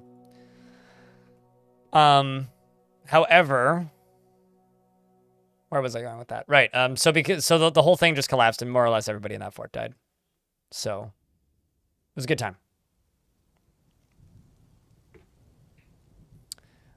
You caved on your vampire mayor. You don't have the option to engrave a slab for him, so he hasn't been memorialized and still no ghost.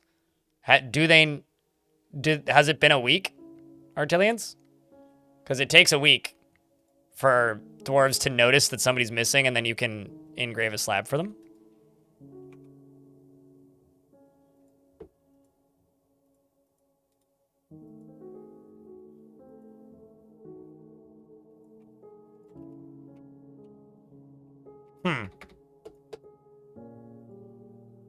Oh, maybe Bim's the problem. Yeah, Bim's the problem. I need a new leader for this squad. Let's put Murfist in it.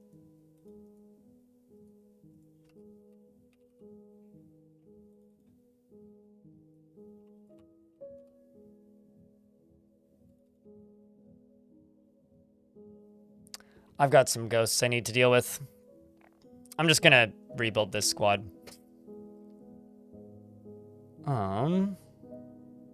Murfist.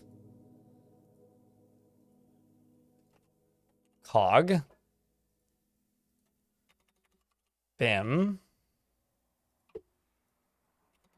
And Queen.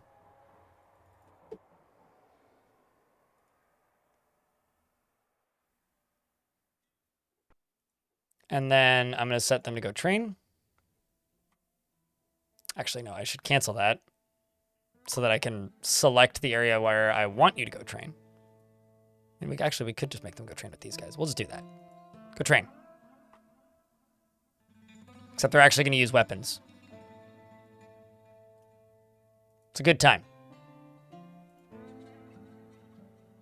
An engraver's been missing for a week.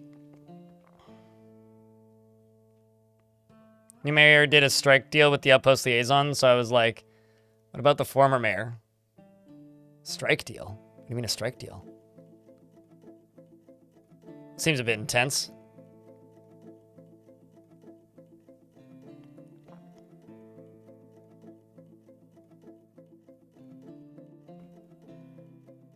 Not really. I'm good. Not super hungry right now. Armor. Yourself? Oh. Anchor and Zuntir. Two of my zombies want to join.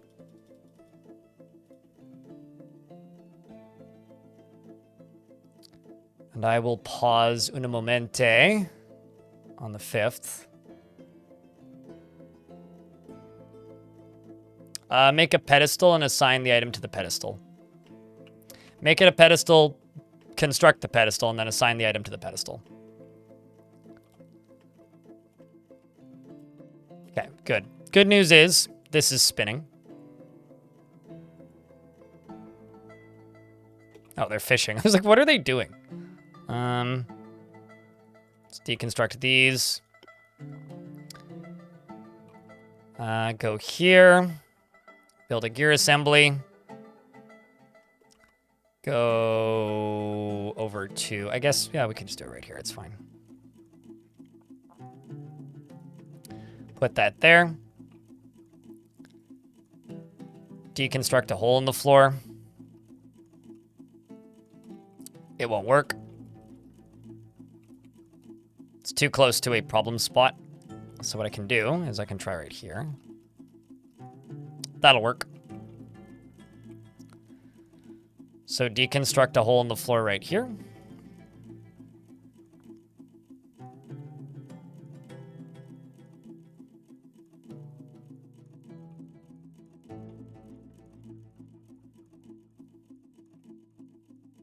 And then I can also just build the pump right away. And then put another gear right there. And then just connect these two once this is connected to that, and I can turn the whole thing off. Put yours behind iron bars. It's not a bad idea. Oh, right. Ghosts. Let's jump over to here.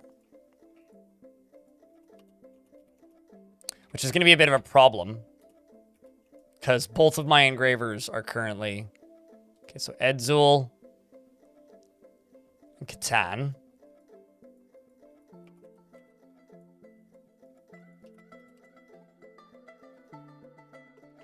So what I will do is I will go into here and assign several more legendary engravers to engraving.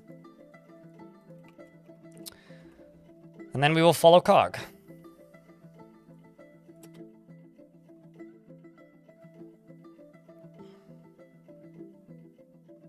Oh yeah, I mean, just not allowing visitors is generally a surefire way to, you know, not lose like dwarves, basically. Or not lose artifacts to thieves. That's definitely a good way to do it.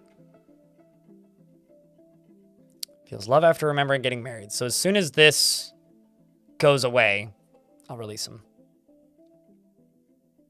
Martial training.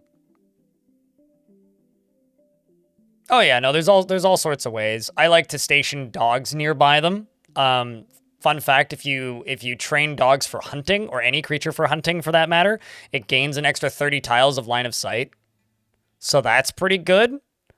But yeah, there's all sorts of ways that you can spot ambushers before they get to your fort.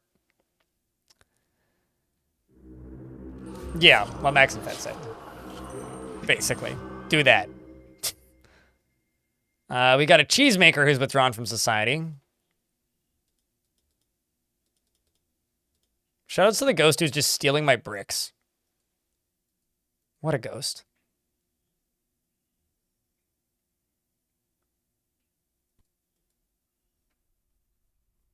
The queen is off to go pick up equipment. Where did Cog go? Did I lose you? No, you're right here.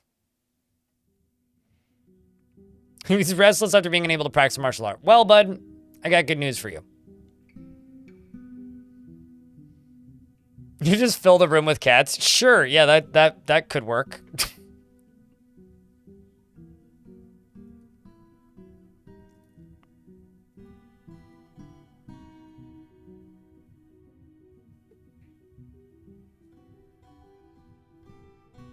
So this is my friend who I went to the concert with last night, who I presume just woke up because he sent, well, actually, I woke up an hour ago because he sent me this DM an hour ago.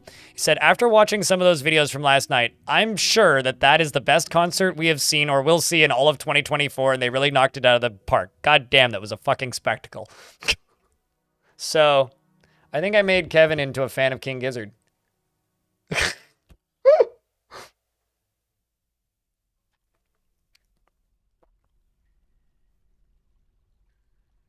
A plus. Cats are filling your stockpiles with fluffy Wambler corpses. That's part of the reason I don't like having cats in my fort, because especially early game, it makes a lot of jobs for dwarves that don't need extra jobs.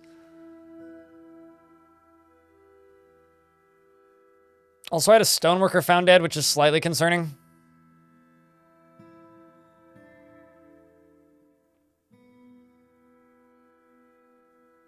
That is slightly concerning.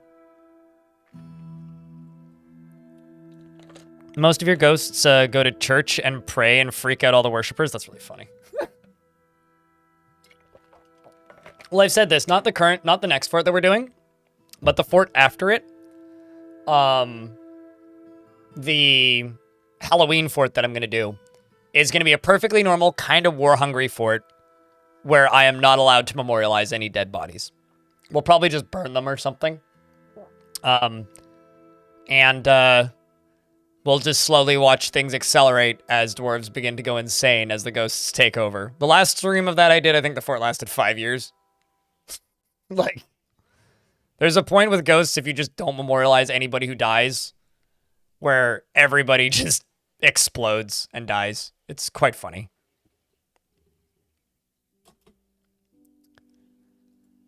So I have no idea what killed this dwarf. Oh, probably brawling under the influence then. Okay, so a couple kids are being criminals. Yep, this checks out. And one of my necromancers is also being a criminal. So I guess this dwarf died by murder. That's unfortunate. Let's just give you a burial.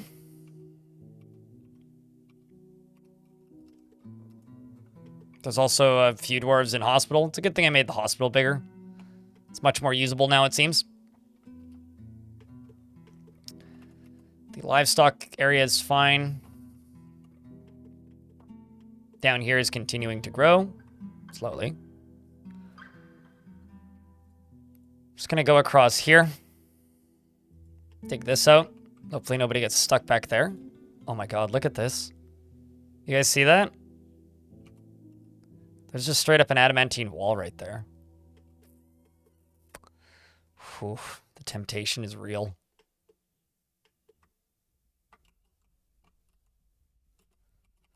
The temptation is real.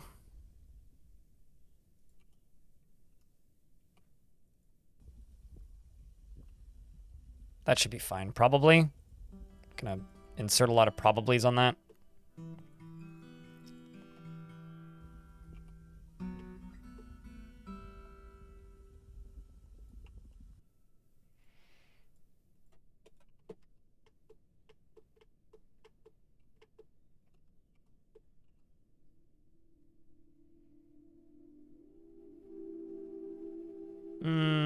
Let's not do this. Or that.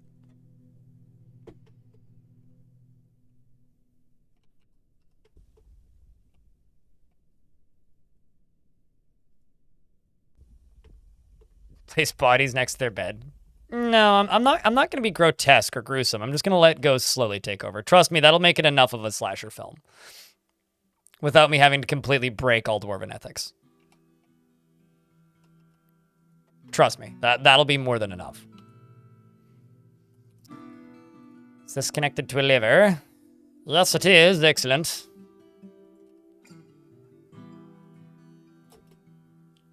I may also have to not break my rule, but force Cog to pull that lever.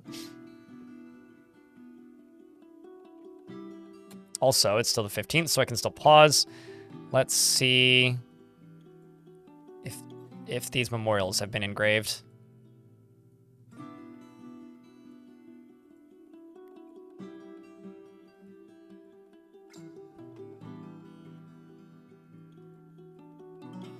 Okay, let's get those done.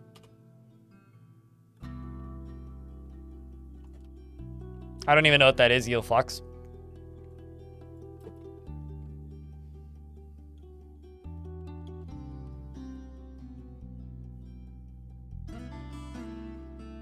Would start losing body parts to ghosts attacking them. Usually what happens is it starts off with just a few ghosts that panic a lot of dwarves, right? Then what happens is dwarves will start fighting because dwarves are panicking. So you'll start getting dwarves that get into tussles and start killing each other. That's usually what happens. Then the next step is you'll start to, and then when dwarves die with bad moods already, then they're more likely to become an angry haunt or a destructive haunt or a thieving haunt. If they become one of those things, an angry haunt, a destructive haunt, or a thieving haunt, then they are more likely to kill dwarves once in ghost form. Once in ghost form, they can then topple buildings, and they can throw objects and items. They can teleport organs out of dwarves. They can cut dwarves. They can batter dwarves, which causes bruising, and they can terrify dwarves to death. And then when you have those, then those dwarves that get terrified to death and whatnot come back as worse, more likely to cause negative moods, or just straight up murderous haunts, which just appear, kill somebody, and disappear. And then it accelerates. So the last time I did a fort like that, at one point I had about 40 dwarves, and about 20 minutes later I had 2. It's fun.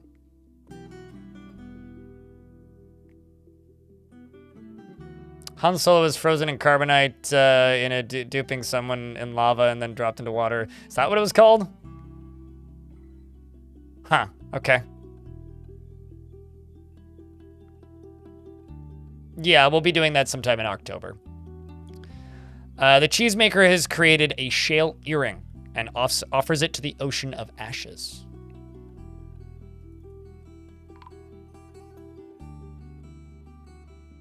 One of my zombies was found dead. Probably caught on fire, if I had to bet.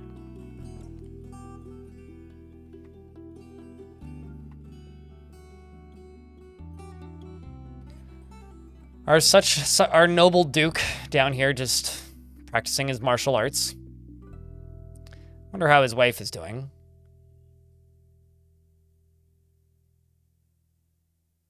She has cleared the training need, but she doesn't need it as much as he does.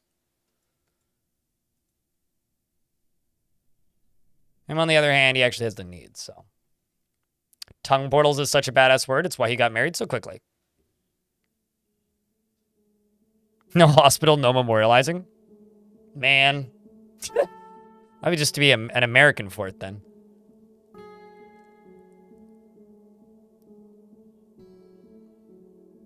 Can I give them a well at least? That's a suggestion from YouTube chat. What's going on here? We're finishing the fort up. Less than a year left. We've managed to get Cog to get married to the old mayor. And I'm doing shenanigans in the basement. Currently, I'm just letting them practice some martial art because he needs it. What's making those 17 dwarves angry? Yes.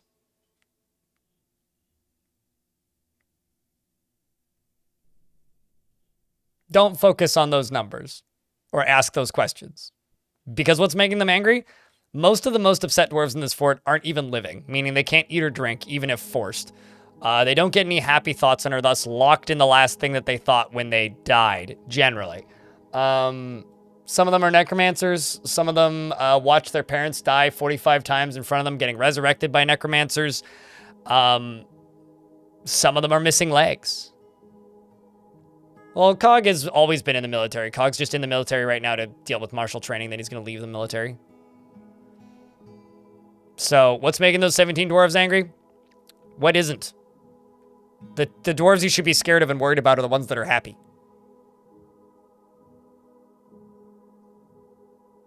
I don't care too much about, like, how happy dwarves are in my forts generally. I usually try to keep that number under 20, but forts with no upset dwarves are boring.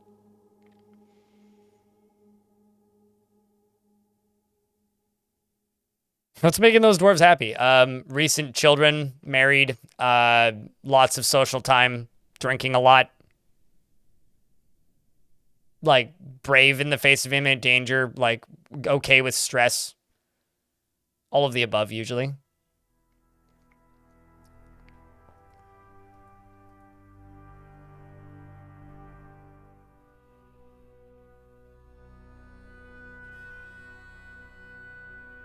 I mean, it's really hard to keep intelligent undead super happy for a long period of time. Oh, also just tons of ghosts as well.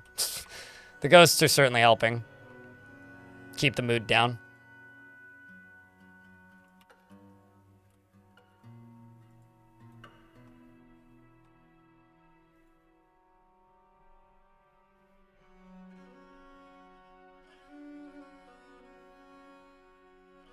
Whole new meaning of literal brain rot, yeah. They've moved past brain rot and moved into partial brain. It's like, how's your brain functionality?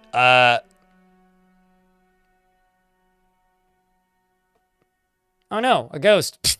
Speaking of ghosts. I like how the game just pauses and saves right as the ghost appears. It's like, oh hi, look, it's a ghost. Shit.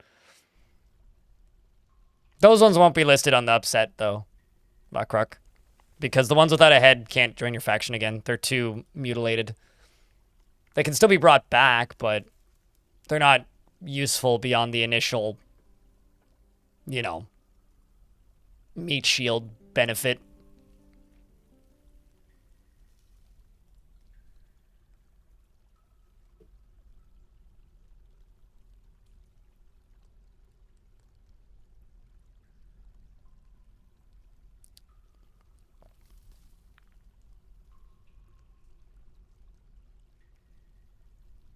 They start with brains and become brainless. Yes. It's like mindless, but brainless. Yeah, no, the ones that actually have bedrooms are pretty happy. I mean, the ones that haven't watched their parents die 45 times in front of them are generally pretty happy.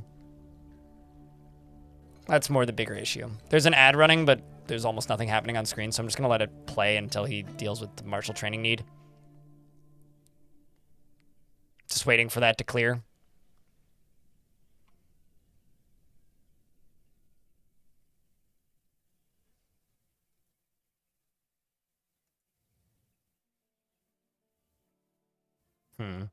Actually, you know what I'm going to do? On the 2nd. On the 5th, I'm going to move them to training in a different location. I'm going to move them to train in the tavern instead of over here. Yeah, I see it too. I've already, like, assigned a... What's it called? A slab to be engraved. So we're just waiting for it to be engraved.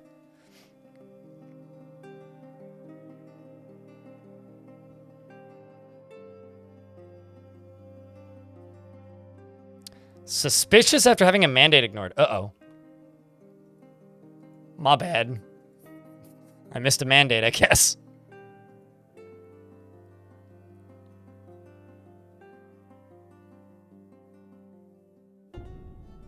Let's move up to the 5th.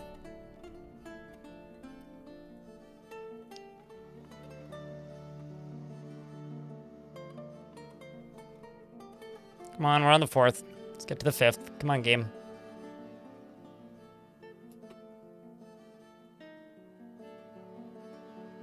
There it is. And then I'm going to move up to here and say, go work there. And quit training down here.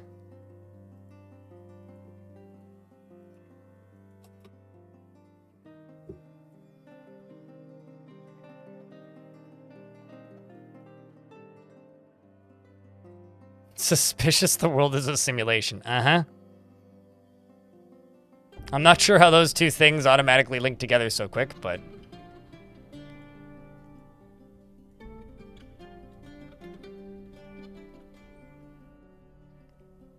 should move out of this area. Actually, how about I do this? I want you to go train in the other spot, dude. There you go.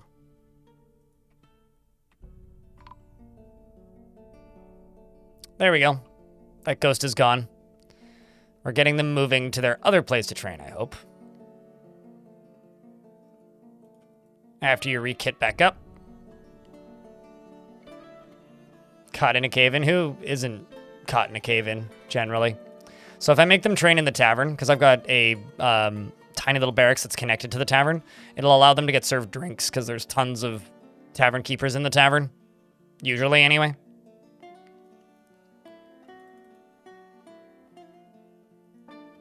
Just gotta finish picking up equipment. Also, making dwarves pick up equipment like this actually gives them good thoughts.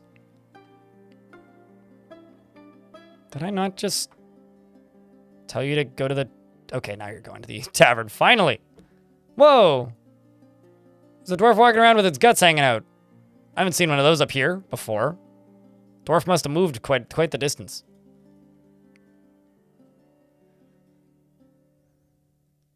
Okay, so making them work in here will probably get the drink alcohol need cleared.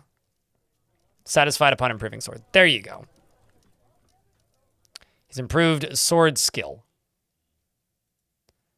The question is where's his wife at? Where's Bim?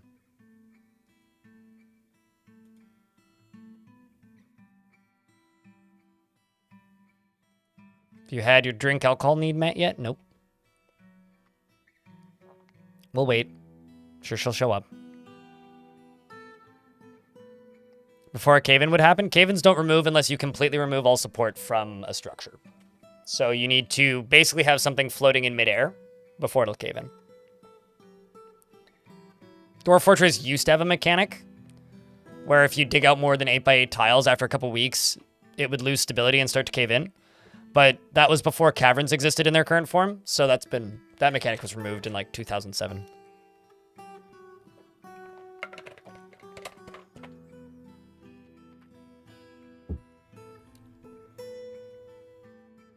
Okay, there's the queen. She keeps being satisfied after getting into arguments in the tavern. And Bim is right here.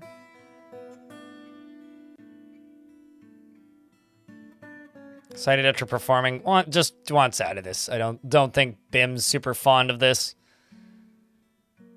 So I think I'm going to take this squad and remove them from training. And this is going to be removed from here. They're all going to go put their gear away. They're done with sport time. And it's time for them to go back about doing their royal duties. Fucking around and wasting time.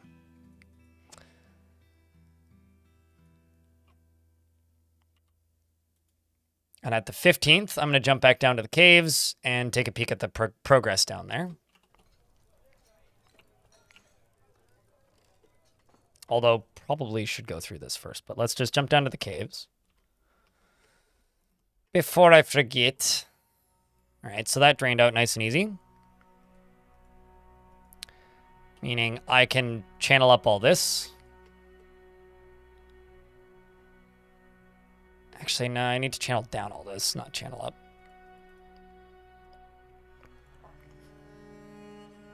Because channeling down walls is easier than...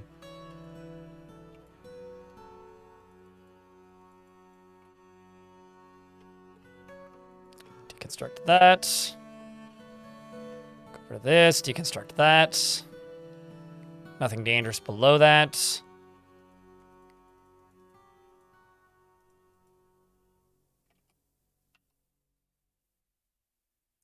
And then that should leave this only supported by this. Which then I just need to deconstruct this. Uh-oh. Huh? That would have been bad. Presuming dwarves can get to there still. Currently they can. Here's something that's high priority.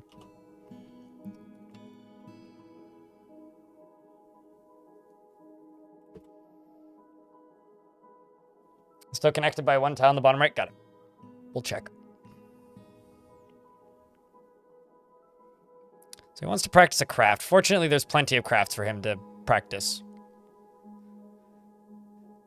He also needs some new clothing.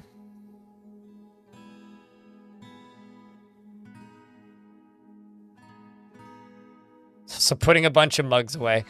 Look at this dwarf. He's just like... Finishes his time training because he's just like, you know, really needed to blow off some steam and like get some like combat training in, right? And now he's just like putting everything away. He's like, man, you guys made this place a mess. Fuck you. Jesus Christ.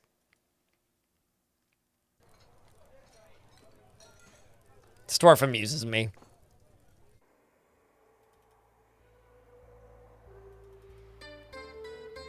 More eerie clouds.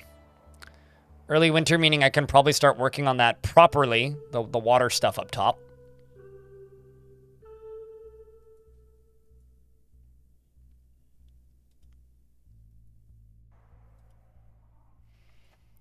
You know what? Let's just do...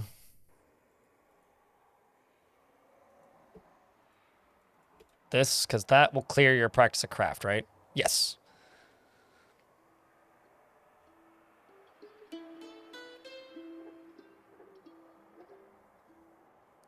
Okay, so he's practiced a craft. He just needs to acquire an object now. Which is a little easier said than done. Okay, we're up to the 19th. We're about to hit the 20th. Then I can start digging the surface. It doesn't matter. Havoc. The vast majority of the bin knowledge you know, you can throw out and ignore for all eternity because most of it is irrelevant and out of date. That's my advice / statement about bin knowledge. So don't worry about it.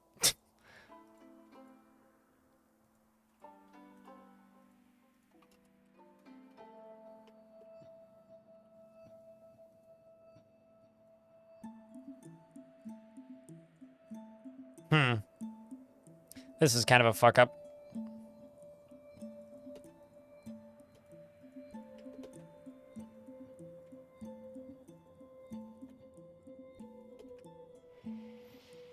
I'll just move this over a few tiles. Be easy enough to reconstruct.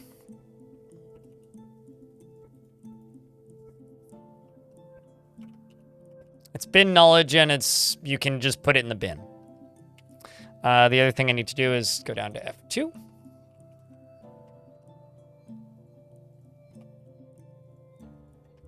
Got it. Can kill that for good measure. That's there. Take out this. That's constructed.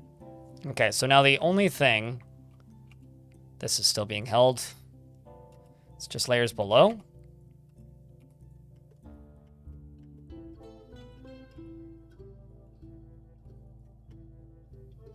Actually, let's dig around these. So I don't end up, like, losing those gems.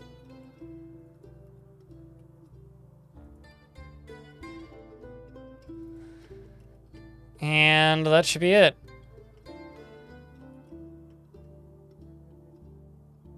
It's just those, these,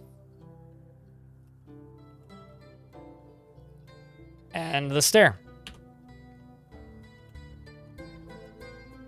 So now we follow Cog while they dig stuff. Also, Cog's as happy as you can be now, by the way. We fixed his moods.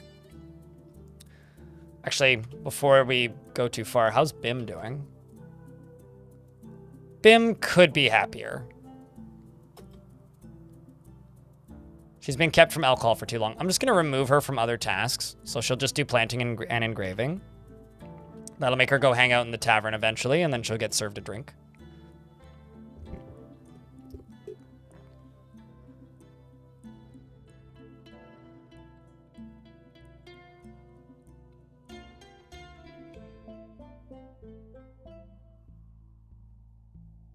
Up to the 21st.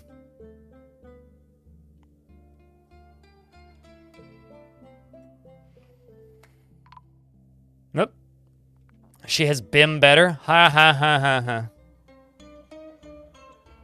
I appreciate that pun. I've been resisting it for a while, so I feel you there. Hey, chat. It is still a Friday. Fridays are generally kind of quiet around these parts. Anything you can do to keep the chat moving is greatly appreciated. We are in the final stretches of this fort. Early winter. Meaning we have until... Things collapsing is concerning. Meaning we have until...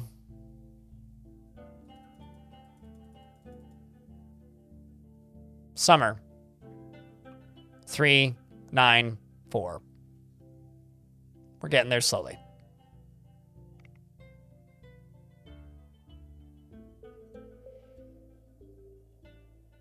So to me, this character Cog isn't really he's not really lusting for power. He was just wanting to bring the old laws back. And I kind of made up what I decided the old laws were from the descriptions of stories that were told by other dwarves that he also told of old oppressive laws in this world, specifically part of this faction. And for me, the old laws were just simply necromancy can run free. So to me, at this point, Cog, as a duke, is like a loyal servant to the queen. And what I want to call game over for this fort is I haven't given the queen a tomb yet. I want to make her a tomb next to the gem spires in the magma sea out of adamantine. That's what I want to do. Because I think that would be kind of dope. Okay, so final check. It looks like nothing is holding this up. This is fine.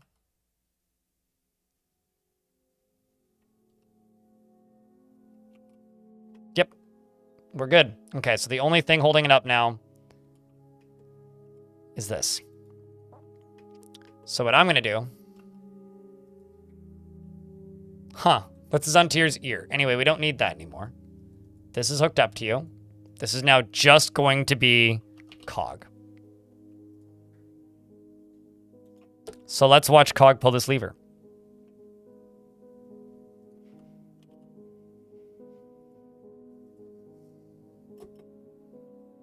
Which he'll probably pull right after he finishes reading The Way with the Dwarf.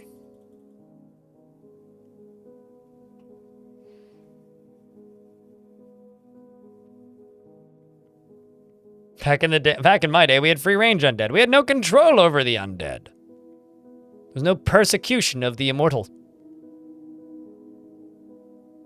Well, I want this fort to kind of end ambiguously. It's like, was he the bad guy? I don't know, man. Maybe he was. But that's kind of how I want this fort to end. It's just kind of ambiguous. Okay, sorry. I'm gonna break my rule. Did I not assign that correctly?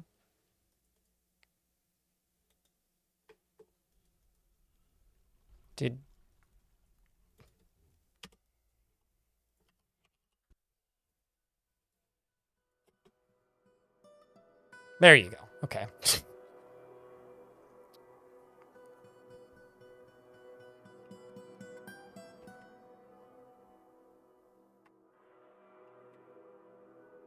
I'm also going to slow time down when he's walking up to the end of it, so you guys can see it.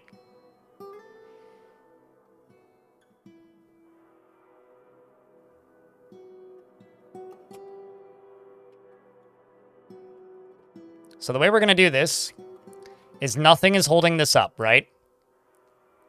Except for this pillar, assuming I haven't screwed it up, which it's possible I've screwed it up. But in theory, nothing should be holding this up right now. So, if that is correct, then Cog, right here, pulling the lever, should cause this. You should, right where the, yep, right there, you see right here, that appears. That is the thing that was holding it, and then it falls. All of the lava gets ejected up a level, because it goes whoosh, and you get a big wave. And then it falls back down.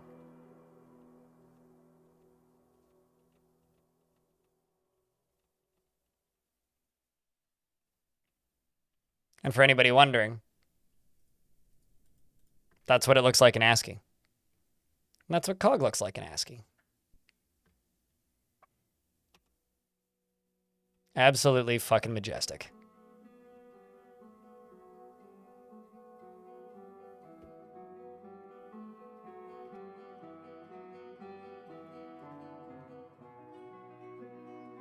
And Cog is leaving up this way where he'll be safe.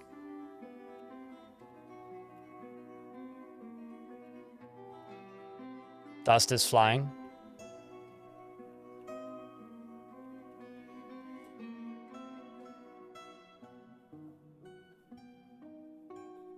Beautiful. So now we can make a deeper pool of obsidian.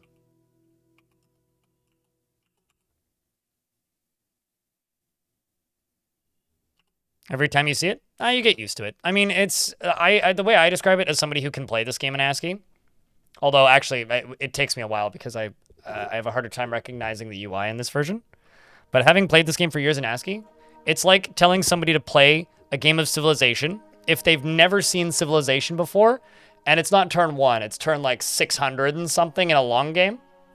So like on a large map with like 10 other players. So it's just this massive like wall of symbols, and you're like, I don't know what any of this means. And so brain shut off, and then you stop caring. And that's basically what a lot of people run into. Which a lot of people just jump to insulting their own intelligence. I think that's a little silly. I think the better way to think about it is less, I'm too stupid to understand this, and more of a, I haven't played enough of this yet to understand the symbols. And you could, if you took the time to, but most people won't, and that's fine.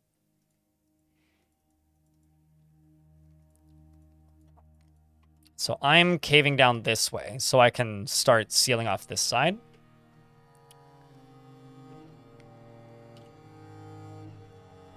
We're going to follow Cog until the 5th. Whoops.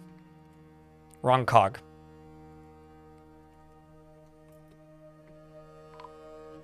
Oh, is he going to go pull it twice? I didn't just drop a dwarf in the lava, did I? Guess I did.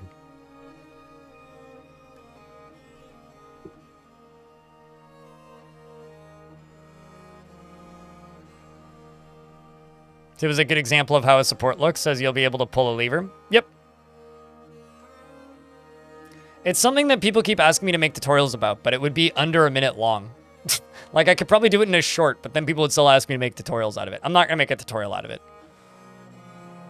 But it is one of my most requested tutorials.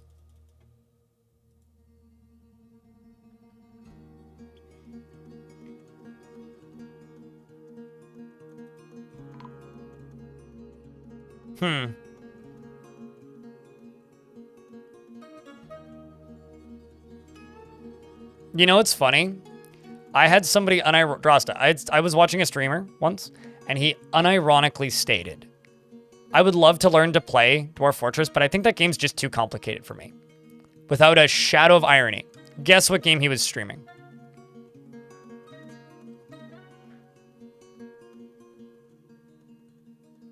Escape from Tarkov was the game he was streaming. The thing that I like to remind people, things seem too complicated and hard if you don't want to. That's okay. Just don't. It's okay. You don't need to pretend to be stupid. You're not stupid. Just if you don't want to play the video game, fine, don't play it. That's okay. Nobody's forcing you. Like, it's not like your life won't end if you don't play the video game. You will be okay, surprisingly enough. Contrary to some people's popular belief, you will be just fine.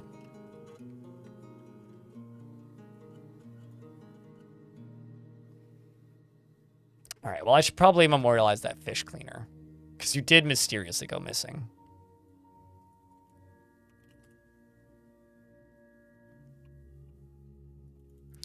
And let's also go here. Just type in undead. Isn't currently any ghosts on the map. That's okay. Oh, also.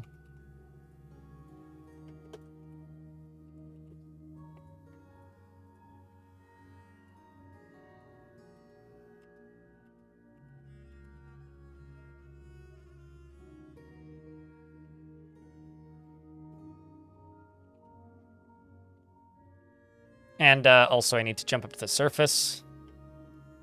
Because ice stuff can be done now. You go here. You pull this. Already linked to that. Okay, yeah, this doesn't need to be pulled. Perfect. Oh, I may have lost a couple dwarves in the ocean. that might actually be the culprit, guys.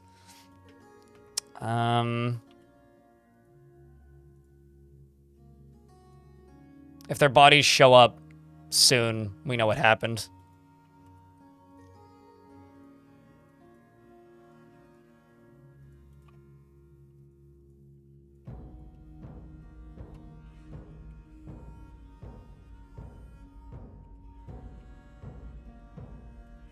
And let's also put a ramp here so that I can put a floor on top of this.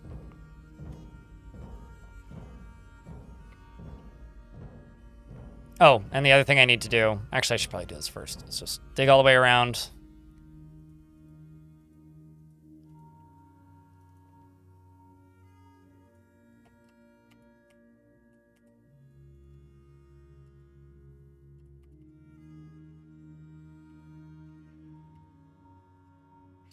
So that I can put walls in. Once again, water and ice are the most dangerous things in this game. Oh, people look at me kind of funny sometimes when I'm just like, oh yeah, no, trust me. Water is significantly more dangerous than lava. Also, Anander, hello, hi. Hope you're doing well.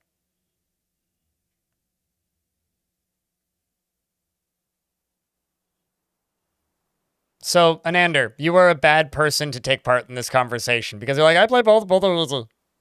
They both have roughly the same amount of like 20 to 30 hours of learning about the game before you can play it remotely competently, and then another 200 to 500 hours of getting good. Like, some people just look at a game and go, this is too much. No thanks. To be honest, that's me in Factorio. I don't like those types of games. Except instead of saying, nah, I'm too dumb, I say I don't like it because I'm an honest person who realizes that I'm not stupid. I just don't like that type of game. And I think more people should take that and own that, because it's kind of liberating. Instead of like saying, oh no, it's too difficult. Because like you'll never grow or improve like that. But if you just state it bluntly and be like, yeah, no, I'm just not interested. It's too much. Surviving Mars was like painfully simple.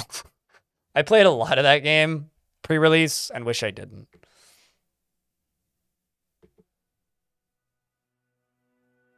To me, the issue with Factorio is it just feels like work.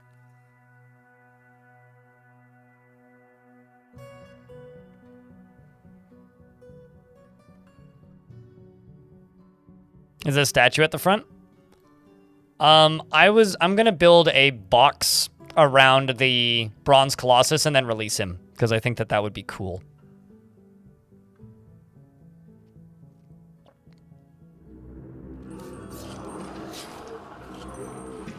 Cavern dwellers, send them back to the darkness. What are they fighting with? Random cave critters. Okay, let's go up here. So I can go here now. What? Oh, sorry, I'm stupid. Okay. You're disengaged. I was like, man, why can't I construct things? Oh, it's because, like, there's only one dwarf in there digging right now. And, I filled the top in. I wish that Keeper RL grabbed me more. Because, I'll be honest, it really fucking didn't. Like, I waited for that game to release out of early access because I was like, oh yeah, no, this seems like it'll be for me. I'm very much looking forward. And then I played it and I was like, oh, this is just like... This is too little. There isn't enough here.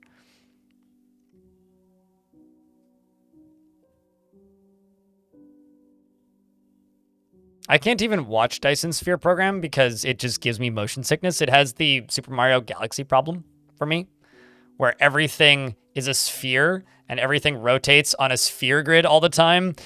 And it's like, I'm dizzy. You started with RimWorld. Discovering DF was life-changing, though. It's neat that you were able to make the transfer from RimWorld to Dwarf Fortress, because I know, or I've encountered, rather, a lot of people who've played a lot of RimWorld who absolutely hate Dwarf Fortress because they say it's boring and nothing happens. I think that people who tend to play RimWorld on easy like Dwarf Fortress a lot more than people who tend to play RimWorld at 500% murder difficulty, smash my nuts in while I'm playing this game. Now please step on me, game, because I need the pain. I need to feel something. I haven't felt something in years. Grab the whips. God damn it. Tie me up and hold me to the wall. Choke me. Whereas people who just want to tell a good story, like both games.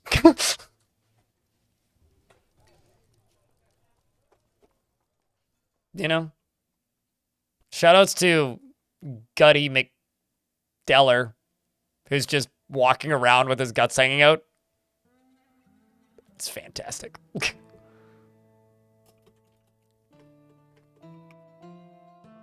I mean, hey, I'm not judging. Like, if that's what you need to get your stuff tied in a knot, like, go nuts. You know, we all have our kinks. It's fine. What? Oh.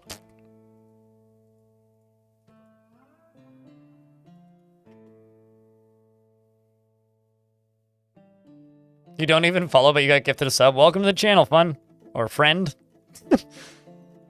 And if the first thing you heard was me, like, referring to hard mode and, like, RimWorld as BDSM, I'm sorry. Actually, no, I'm not.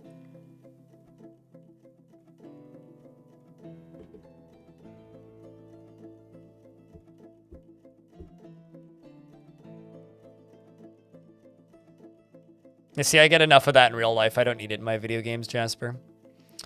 That's the thing that comes up once in a blue moon.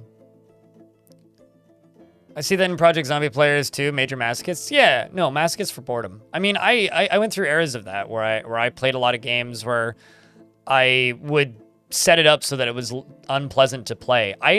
The reason I enjoy games like Dwarf Fortress is I like exploring systems. Right? And exploring systems is the interesting thing about Dwarf Fortress for me. There aren't a lot of games that let me explore systems as deep and interesting and repeatedly consistent as Dwarf Fort. Yeah, me too. But like for me, I like an interesting challenge if it's a hard game.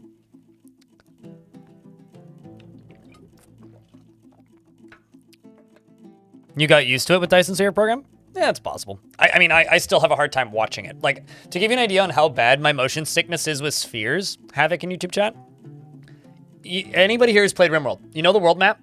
It used to be flat. It used to be like the Dwarf Fort map. When they made it into a sphere and you could rotate it, I can't look at that screen fully zoomed out without wanting to puke. If I fully zoom out on the globe and just unpause it and let the world rotate, I have about 10 to 15 seconds before I start feeling nauseous. If I zoom in, it's fine. This is why I never finished any of the Mario Galaxy games, even though we had 2 of them at one point growing up. Someone with almost 1,000 hours in RimWorld, almost exclusively 500% scaling. I love Dwarf Fortress for completely different reasons. Yeah, exactly. But I think a lot of people just get obsessed with the masochism, right? I have about 4,000 hours in RimWorld, but I stopped playing roughly around the time it released out of early access. I lasted about 3 to 4 months after early access, and then my playtime got very inconsistent. And by 2020, I didn't play the game at all. And I probably never will play it again. All right, let's move. Let's go through the ads now. Played them too much. Got it. Do you have any plans to play Tactical Breach Wizards? I know that you like other games from suspicious developments. Stone.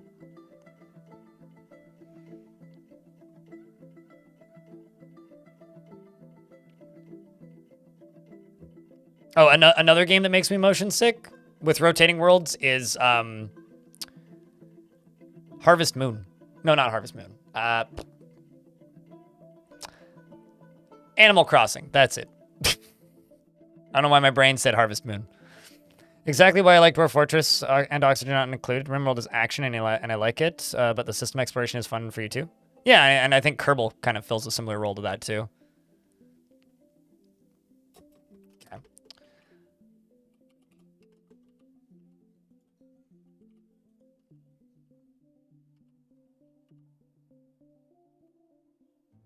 Sound and ass game. What? Are you saying it's a sound ass game?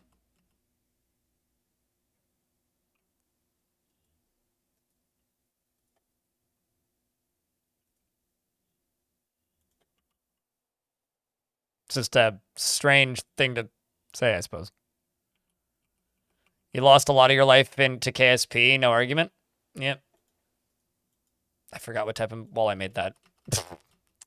Don't want it to be multicolors, so instead I will wait.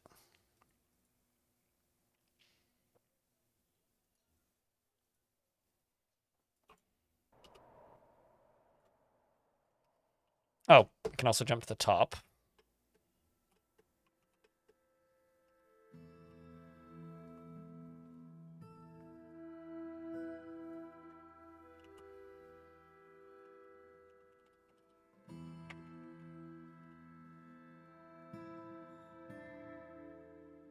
Oh, yeah, no, okay. Gotcha. I understand what you're saying now. Yeah, I mean, Mario Galaxy was one of the first games I referenced with the sphere stuff, and also how I've never finished it. So I guess I'm making my point then. You're not a fan of sci-fi. That's one that will always confuse me, LDM, because especially as a fan of fantasy stuff, sci-fi is just fantasy with a different setting a lot of the time. A lot of fantasy is just sci-fi, and a lot of sci-fi is just fantasy. But fair enough. I fucking love sci-fi. It's great. Do you think it'd be possible to make some kind of Coliseum in DF where you have like 20 goblins in cages and you're trying to figure out what to do with them? Yeah. Build a Coliseum. Make a round building. Connect those, construct the cages on the ground with the goblins in them. Put them behind a drawbridge or a barrier of some kind. Like, put your squads on the other side and pull a lever to drop the drawbridge and then watch your soldiers kill them or be killed by them.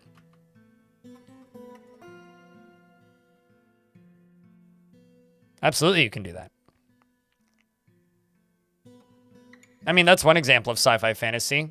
I would say that Star Wars is sci-fi fantasy. Jedis are fucking wizards with magic. Like...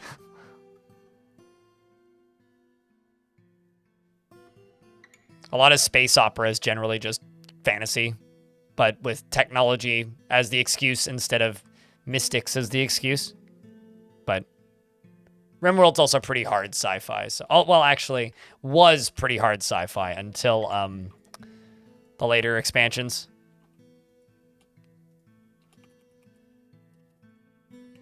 Hard-ish, I guess. It was like believable sci-fi. Dominoc's in prison for some reason and loves it. I'm assuming violating a production order. He is very repentant, though, which means he'll be fine.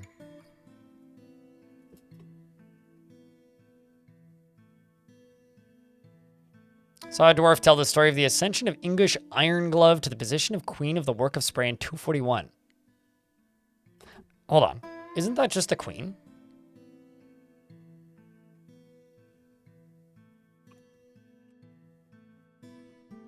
No, it isn't.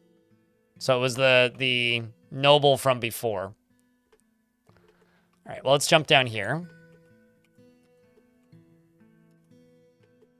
Just make sure that there's no dwarves stuck in this hallway.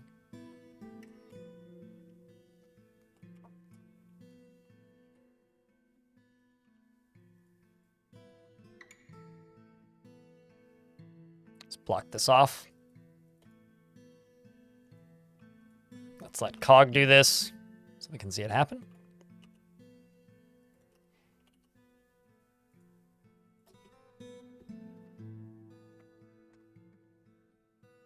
Yeah, zombie exists because of hacking people's brain chips and whatnot. Yeah.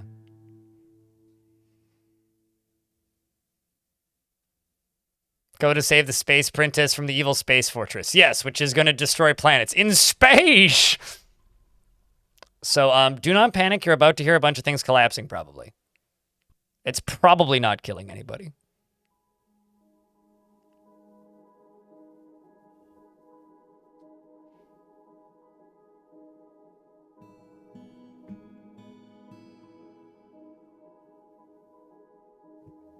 Star Wars is the classic hero's journey in space. Accurate, yes.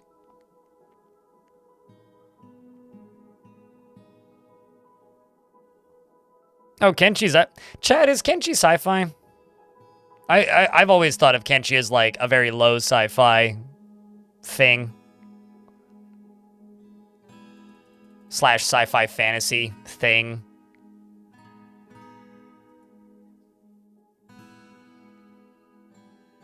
I think when people say they don't like sci-fi, usually what they actually mean is that they don't like hard sci-fi. Which is fair. Kenshi has robot and bug people. Sure. I call that sci-fi. Versus like Mad Max, which is just post-apocalyptic. Sorry, I can't say in space in any way other than in space! The one place not yet corrupted by capitalism. I hate to break it to you, though. Coca-Cola has purchased the rights to advertise on the moon. In case people live on the moon. Shout outs to Tim Curry. Best part about that GIF, Clockwork Dragon, is that he's like cracking up and you can see him like grinning through the acting. This is like... Just can't keep a straight face while saying it.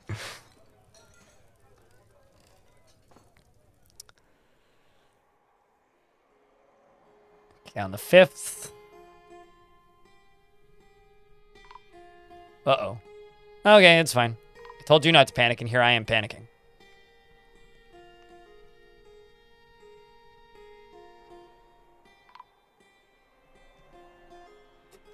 pause.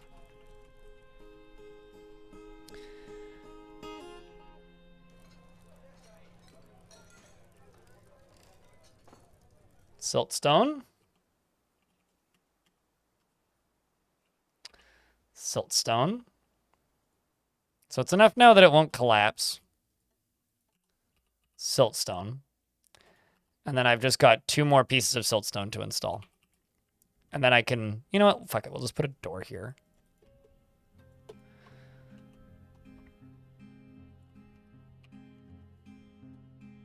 Cog who's currently giving water to sad dudes in the hospital.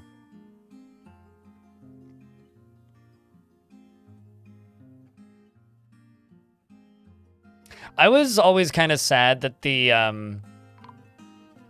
that idling communist game, venture communist, because there's venture communist and venture capitalist. I always wanted venture communist to license Tim Curry, but they never did. He's cracking so hard. It's why it's so good, Sass. Love Command and Conquer. Yeah. Yeah. An artifact of its time that unfortunately we will never get another round of.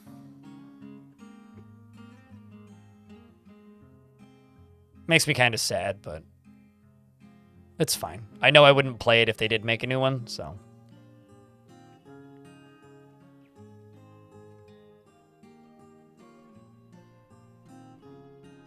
I'm jumping. If I look up at the night sign and see Coke plastered on the moon, I'm jumping in a wood chipper. Yeah, word. I'll be right behind you. We're all fucked, guys. Run. World's over. Fun time's done. We can just give up now. This is how I would feel.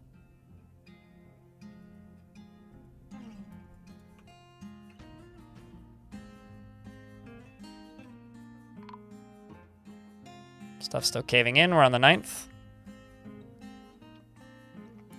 You just need more than 40% of your dwarves to be dancing. And you need a big enough dance floor for them to all dance. So if you're not getting any tavern parties, make a bigger dance floor. And if you're really not getting any, burrow them all in the tavern. That'd be my advice. Total Annihilation RPG? Please, I'm not arguing against you. Explain why you think that game's an RPG. Because, like, Doom is a dungeon crawler. By that, I mean original Doom. Or an RPG, if you prefer that term.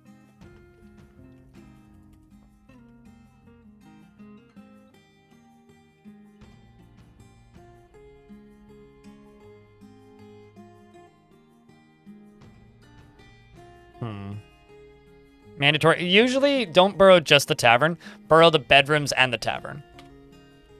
I really hope this whole thing melts.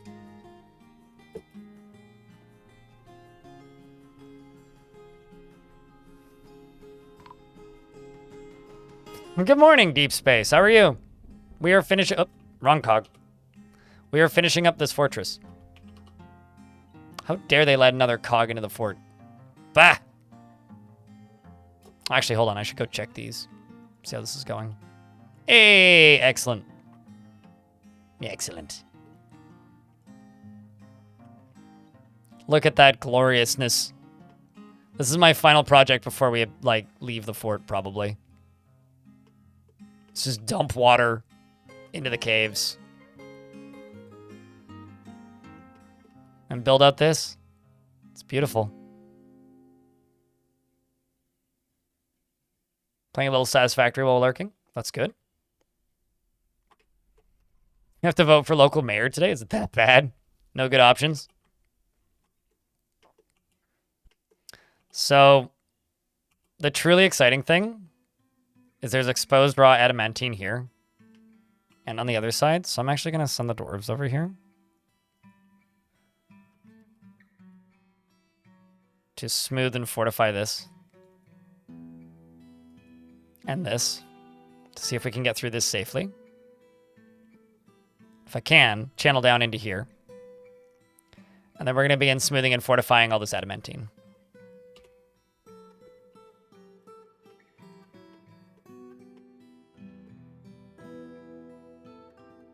Was it you that hates the term roguelike? No, I hate the term roguelite. I don't hate the term roguelike.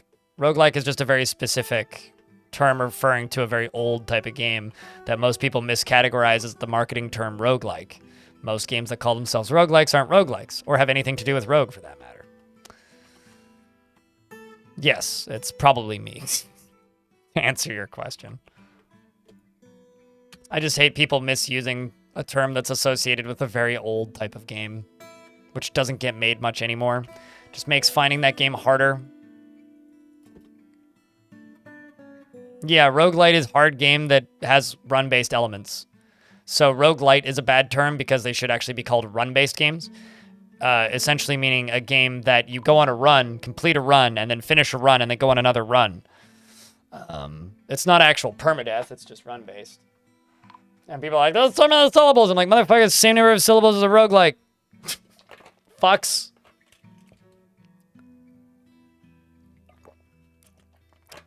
Look what you've done.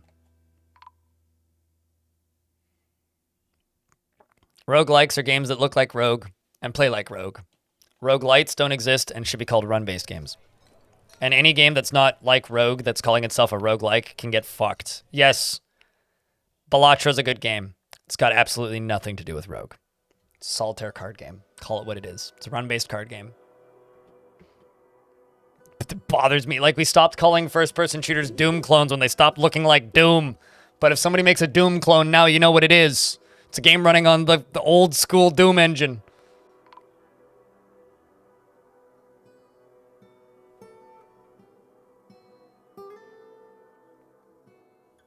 Well, Diablo was Blizzard trying to make NetHack playable and sellable, which is a roguelike. Balattra's a Noida clone? I don't even have the ability to add words to that discussion. So I won't. Anyway.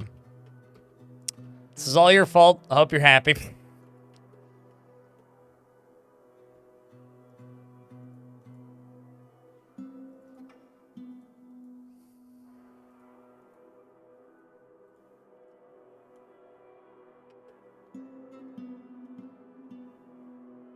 Any idea what could cause that? Do you have a tavern with tavern keepers? Sounds like a tavern brawl. It's when the dwarves drink too much alcohol and fight.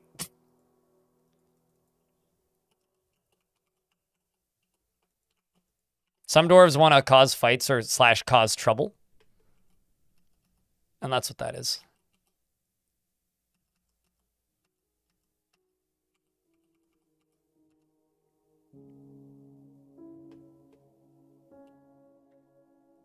Could also just let them down in here this way. Do that.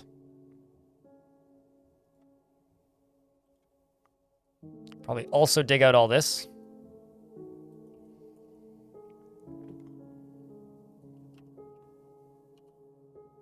I'm not a big fan of the term boomer shooter because I don't like using the word boomer in things, but it is a good descriptor of what those games are.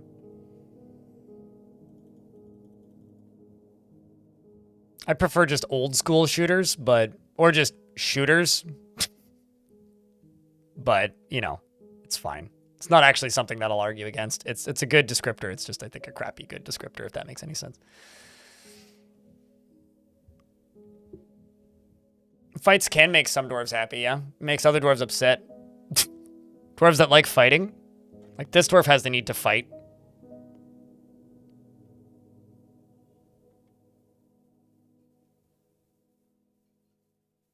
It's a shooter that has boomers in it.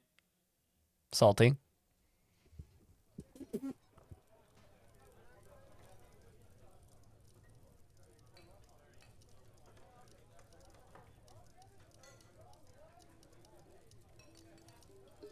Or is Left 4 Dead a game where you shooter the boomer? Then does that make Postal Brain Damaged a... You know what? So there's a level in Postal Brain Damage where you walk into a furry convention and just, like, unload. And And the entirety of that game is just running around with people like squeaking at you while just shooting furries. Because it's a Postal game. Anyway, so then what does that make Postal brain damaged?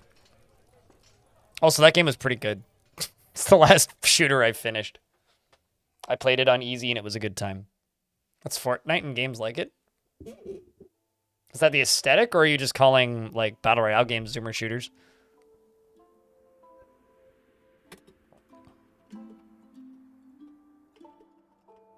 So this is going to be the King's Tomb. Or the Queen's Tomb. This is where we're going to put the Queen's Tomb. Is my plan for this fort. I seem to have found lava. Because there was lava up here. But that does mean I can dig through this. And this.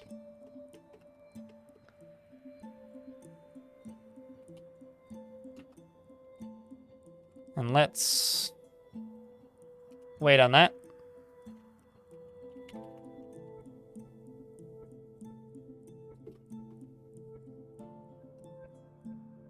The reason I asked that is like literally everybody that I know who plays Battle Royale games is definitely not a Zoomer. Definitely not a Zoomer. A lot of millennials playing them Battle Royale games. I mean, obviously Fortnite is weighted towards young people, but so's the thing is, okay, so here's a thing that I've heard through the grapevine. Supposedly less kids, at least kids in a lot of areas, are talking a lot less about Fortnite. Not as many of them are talking about Fortnite. A lot more kids are getting into Valorant now. I would, like, slightly older kids are getting bored of Fortnite and are moving on to Valorant. I think that Fortnite is just, like, the everybody fun shooter. It's, like, the current generation's Team Fortress. I realize that's technically Overwatch, but let's forget about Overwatch.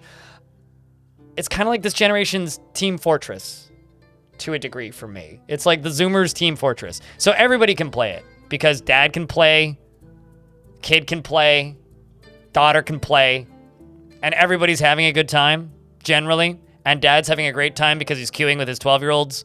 And so thus is playing against 12-year-olds who are playing on a Switch while he's playing on PC going, and there's nothing wrong with that. And that has to be a great time. And it's maybe I should borrow my younger cousins at some point. But to me, I think the actual Zoomer shooter would be Valorant. Because if we want to say, like, what is peak millennial shooter? Counter-Strike.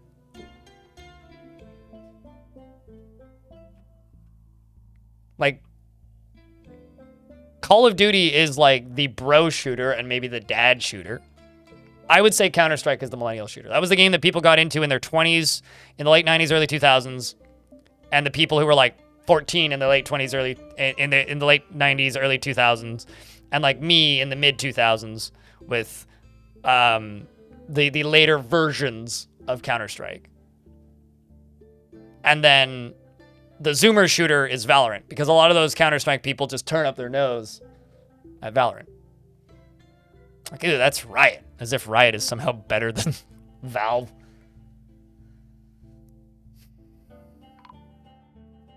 Gears of War is the dude bro shooter? I think Gears of War and Call of Duty are doing the hurrah like thing from Predator. The big old macho, like, grabbing arms, flexing. I think they go hand in hand.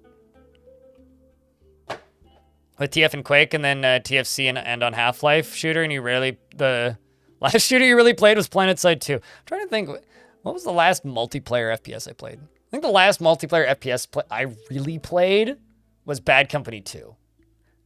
I'm not going to count Fistful of Frags or Action with a Q, because those are just goofy.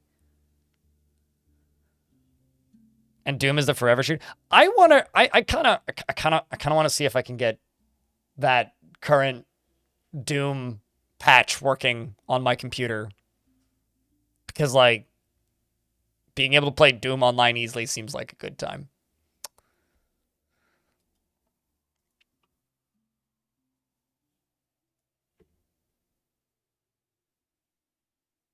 So much fun was spent in that game. I think I played PlanetSide 2 for about 20, 30 hours. It was an okay time. It never ran well on my computer. Doom was the shooter when you were 14? No, totally, right? Like, absolutely. To me, Doom was this mythical game that I wasn't allowed to play that sounded awesome that I always wanted to play. You've played Fistful of Frags during this stream? I stopped playing Fistful of Frags because it got too small and the community got, like, I have a hard time joining Fistful of Frags servers now without just seeing somebody spamming the N-word in chat. And I know you can just turn it off every game, but it's like, okay, I'm good. Moving on. Moving on. Also, just because we keep talking about Doom, this fort is almost finished. We've hit spring 394. The second thing I wanted to say is, you guys should read John Romero's book, Doom Guy, Life in First Person. It is phenomenal. Just saying. It is fucking phenomenal.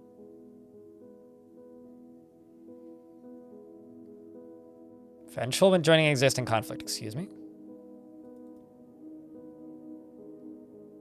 Okay, somebody's tantruming.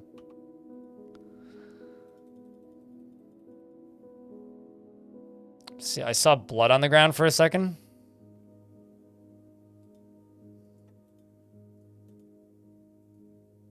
I think dwarves are probably reporting a crime. Nope. Nope. Nobody's reporting crime, but only one dwarf is resting. Okay. I'm often quieter for all games I found. Oof, that's an indictment against the NA servers for that game. So this will be the Queen's tomb. Or the King's tomb, rather. And the Queen's tomb will be in the basement.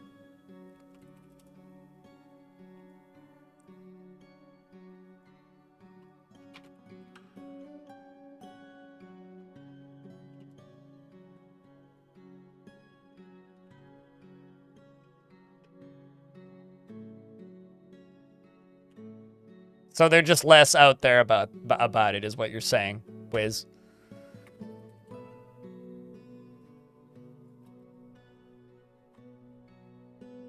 Felt pleasure. Holy shit, what did you get that was a satisfying acquisition? Wow. He claimed a Gabbro bracelet and cleared his need for acquiring item. That's absurd. What the fuck? Wow.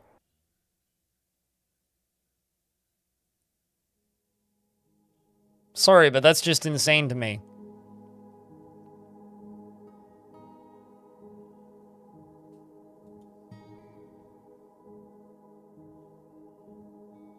It's been years. He finally had the time to go pick one. It's not the first time he's got that need cleared. He got that need cleared once before with clothing, but like... Speaking of, I need to make more gloves. But like, man... Poor guy. And he just talked with his wife? Yeah? Felt tenderness talking with spouse? Yeah, I don't know. I gotta say that, like... There's a dead troll in my living room. And that's a vile person progress. I gotta say that there's definitely been parts of this fort that were boring to play. But it's really reinforced and made me appreciate even more this and the depth of this.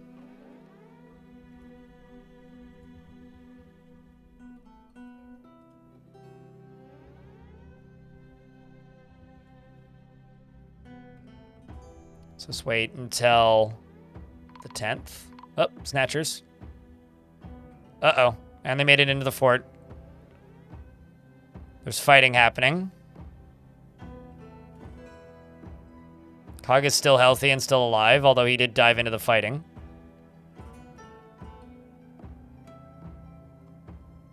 And now he's going back to work. I think that was a goblin thief that came in. Well, it cleared his need for fighting.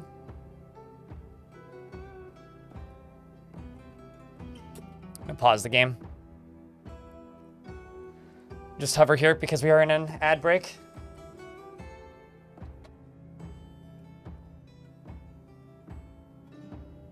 Of owning sea monkeys as a kid? I never owned sea monkeys, but I did have an anthill.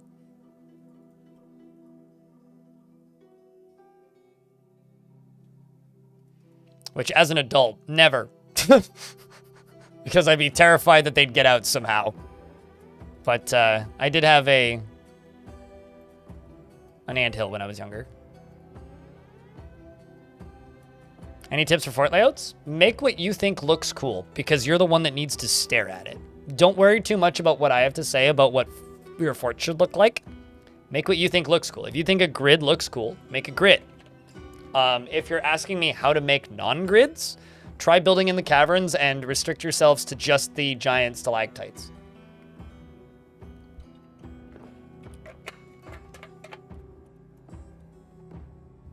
I laugh in the face of, I had a bath, I'm content.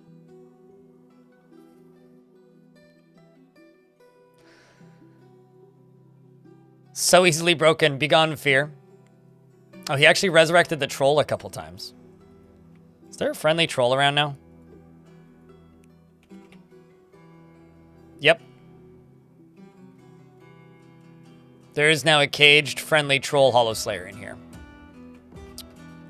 Look at that.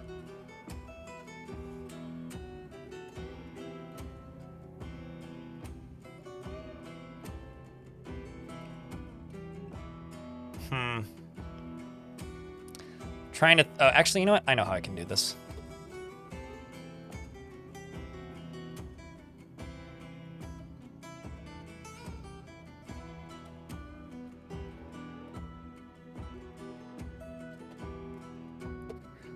And let's go up. Oh. That's not great.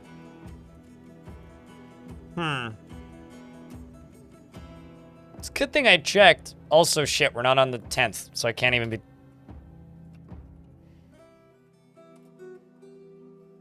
Whoops. You really love the DF sprites? They've gotten so much better with the recent patch, too.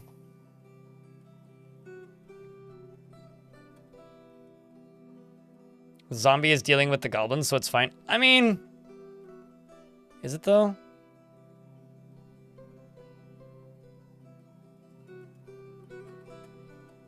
Siege is over now.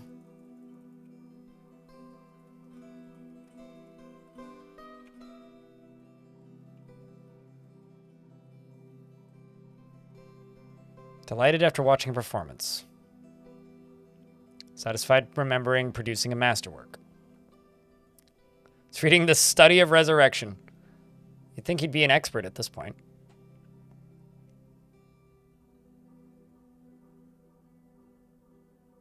Building forts in fractals is always cool. That's maybe a bit above me. But yeah, I'll just say that, like, when it comes to fortress layouts, don't worry too much about it. And the reason I say don't worry too much about it is Dwarf Fortress is kind of the anti-min-max game. Like, you can min-max it, but this is my biases showing. I always have a better time with the game if I don't min-max it. So I would actually recommend not min-maxing Dwarf Fortress and instead just build things that you think look dope. Because if you're building something you think looks super cool, it'll probably work well enough and it'll look super cool. Instead of playing something that you think looks ugly, because then you'll just have a thing that looks ugly.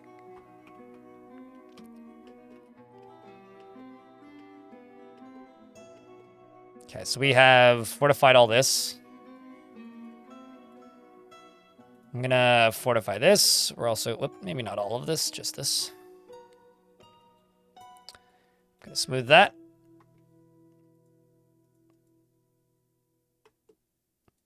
So take out this.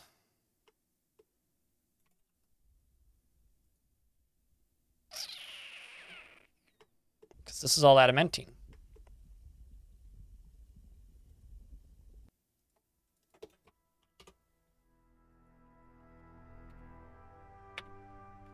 Cog can go finish that meeting.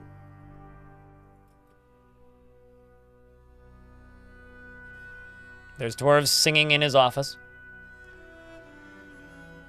The necromancer Duke, Cog, the laborious hollow, meets with the elf diplomat, Thilithu Yonalifidi. And I agree, and they say, we can part with at most 12 trees. Well, they give me an extra tree. Let's discuss the state of our current agreements. There is much to share. If you feel fondness when speaking with an acquaintance. And the elves are here to trade. Suddenly the game is lagging like crazy.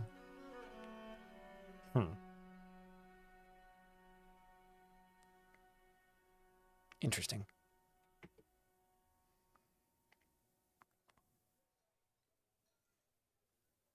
So you played your a jet library with a claystone roof. Good stuff. Good stuff.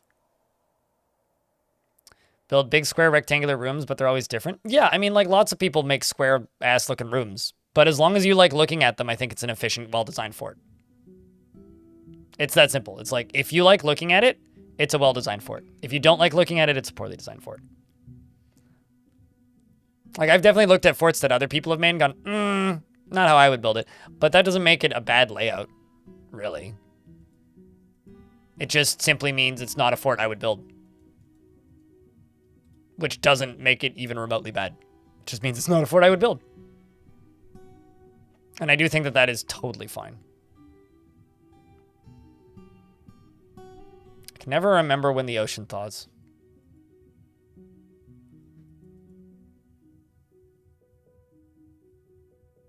So he is friends with the queen. Still holding that. When we hit the 20th, I'm going to queue up some cloth gloves. Well, actually, yarn gloves will do.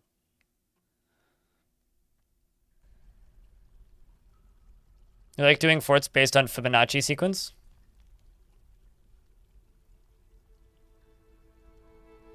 Wait, have you never played Dwarf Fortress, Clockwork Dragon? Are you one of the elusive I just watch games people?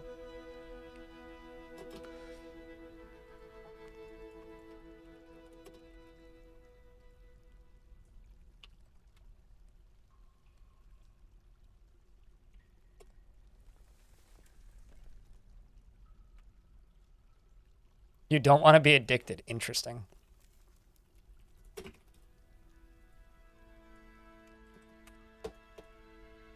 Well, it's certainly not in Tarn's Nation if you're not playing Dwarf Fort. But, I mean, that's fine.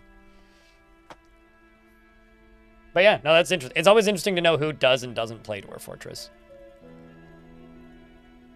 Because, not to seem like I'm generalizing here, but I tend to assume that most of the people who watch my streams play this game. Or at least a little bit, but it's fascinating. I mean, I watch plenty of games I don't play.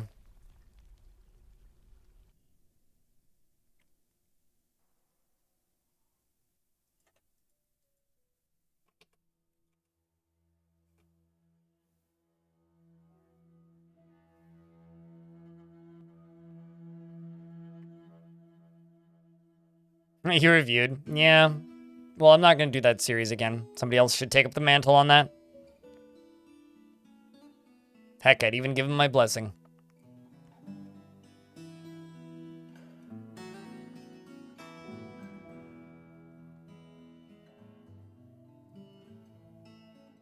You just end up suspicious after having a mandate ignored. Well, some things never change in Dwarfort. Stream on and off when Dwarf Fortress went to stream because you always enjoyed the meme stories. Gotcha, gotcha. Also looks like the water is melted. On the 25th, I can turn the pump on.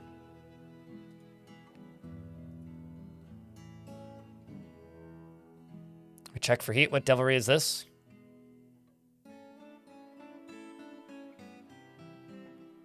Early spring 24. About to hit the 25th. Game's a little laggy, but it's okay.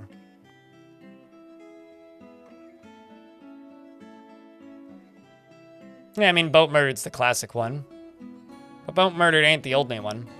I've had people tell me that they think that Godly Tombs is better than Boat Murdered. I think it's recency bias.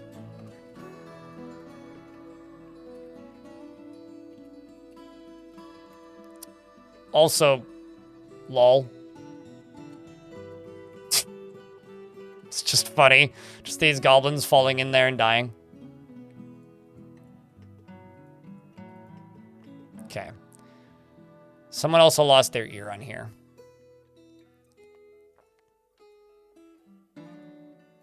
So I'm going to set this to be pulled by Cog. Then we're going to follow Cog. So, now the question is, will this flood my whole fortress? Or just look really cool first? I think somebody else drowned. I think a few people drowned this spring, but it's fine.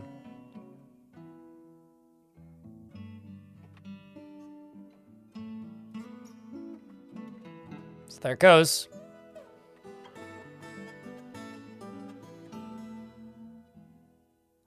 So now, that is filling. And I have a month and a bit to wait before I know if I fucked up yet. That is filling pretty quick. I don't quite think I fucked up yet, but maybe I fucked up.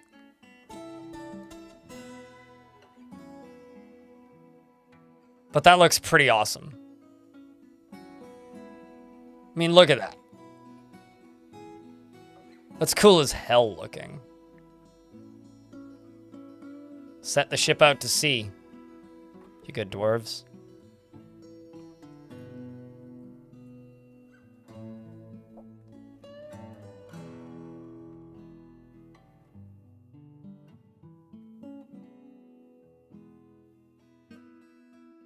And then you right here. Let's bring...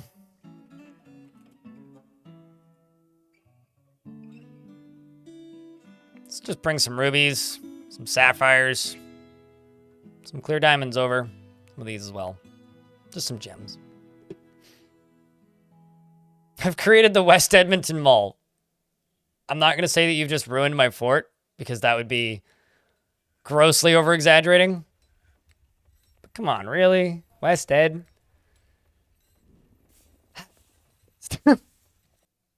Sag.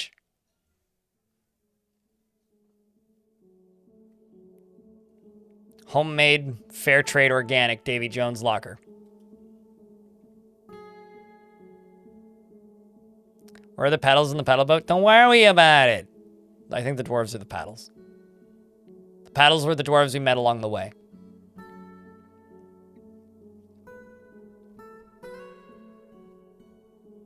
Okay, let's see what I want to buy from them. They brought a lot of instruments. Okay, so they brought a fluffy wambler, they brought a jaguar, a horse, a unicorn, a warthog, a sparrow, a donkey, a pangolin, a warthog, a cougar, a jaguar, and a kestrel. Okay, well, I'll buy all the big cats. I'll buy the jaguar, the cougar. I'll buy the jaguar.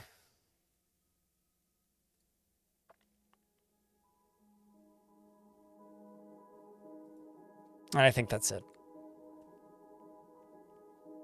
Brought a lot of splints and instruments and foodstuffs. Dude, they brought coffee cherries and finger limes. I'm in.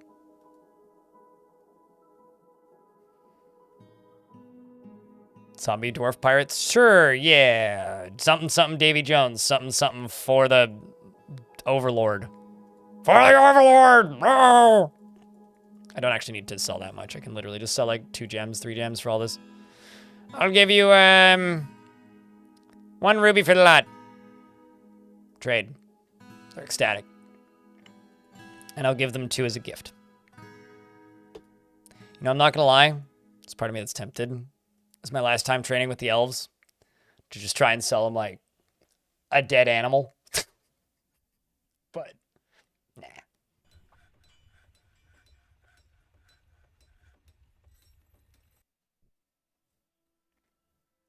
Put on a truly splendid item. It's got new socks. Look at that. Masterwork socks, man. Hell yeah.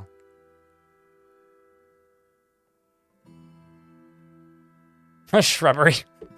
Just a decapitated plant. Troll is fighting? That seems bad.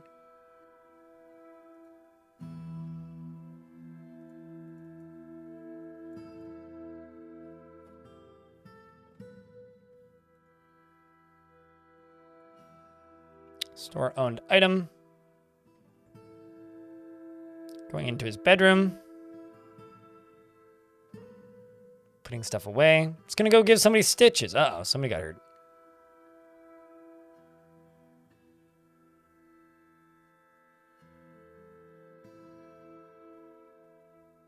Game's getting a little laggy. Why am I suddenly worried that something bad's happening? It's a lot of fucking water. Oh, I see. The RB Dwarf's down there, and that's maybe not good. Should we tell them to get out of there, or should I just let them continue learning to swim?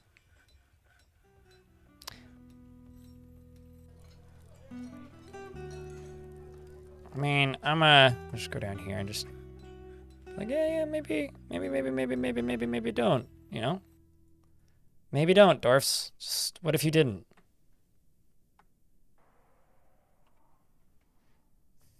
Yeah, the zombie trogs there are all neutral.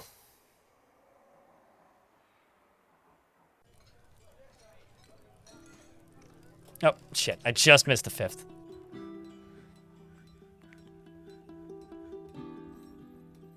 You know, I just want, like, a crepe now that's, like, folded in half like a taco with just, like, dessert stuff in it. 2 of them, please. Just, like, put like, some strawberries and, like, some chocolate sauce in that. Yummy.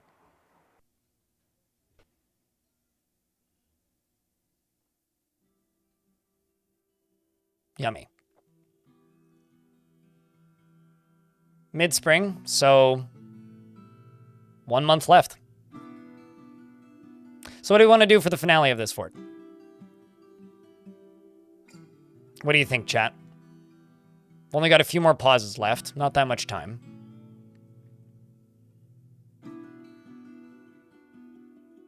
How did these dwarves end up dead? We got attacked. And there was necromancers in the vicinity. Release the Bronze Colossus? Well, you see,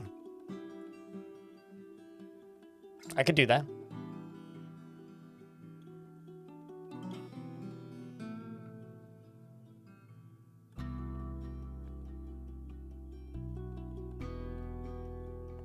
Thought you were going to make it a ship in the bottle by floating it from above. Yeah, plans change. The thing is, I was originally planning on killing everybody. Oh no, he's dwelling upon a mandate being ignored. It's very suspicious.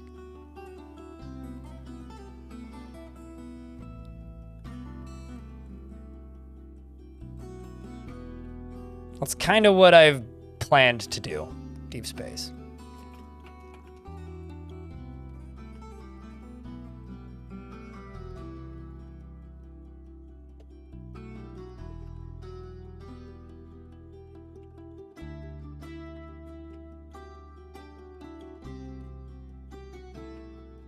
Man, that looks cool. Guess we'll let that fill for an additional 5 days. This area down here.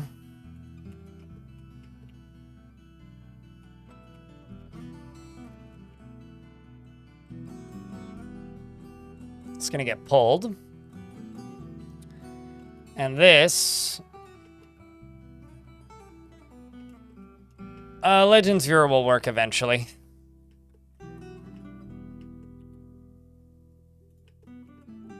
It's going to have some stairs built down.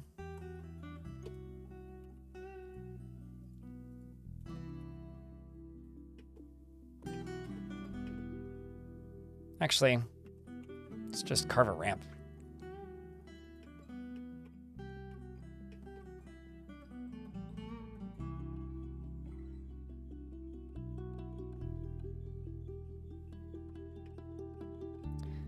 Okay. So here's what we're gonna do.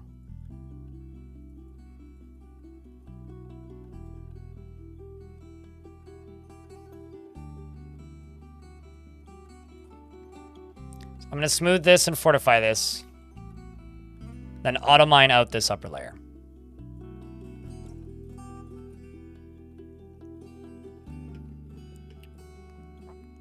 This right here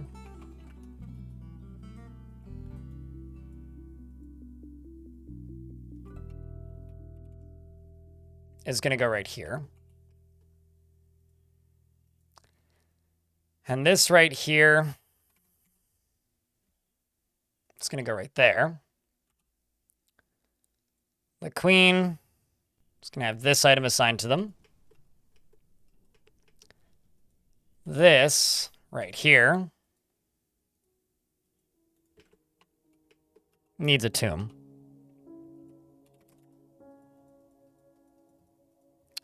Let's make a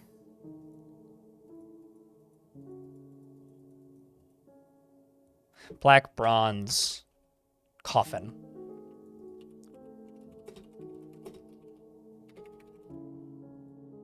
Just one. And I'm going to actually two is what we'll make two.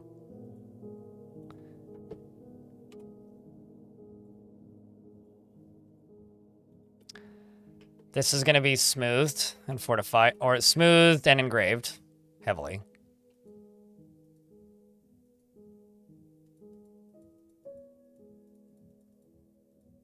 With all of my legendary engravers. And can I just scan around? Not all the bedrooms ever got finished. I think that's acceptable. Oh, that's cool. Make sure he gets that mood done. How's the old man Cog? He's married. We fixed his stress. He went from maximum anger to functional. He's married to the old mayor, Bim, who was the, I think, first mayor in the fort. Hasn't had any kids. He's immortal. He's a necromancer. He's been doing his thing for a while. He's doing his damnedest to please the queen. We've reinstated the old laws. And wars keep happening on the surface.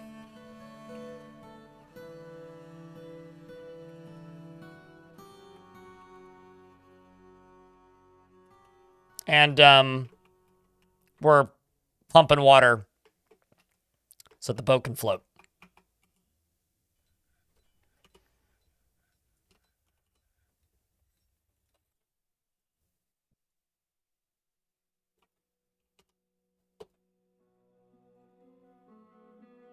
Yeah, that's what I need to do.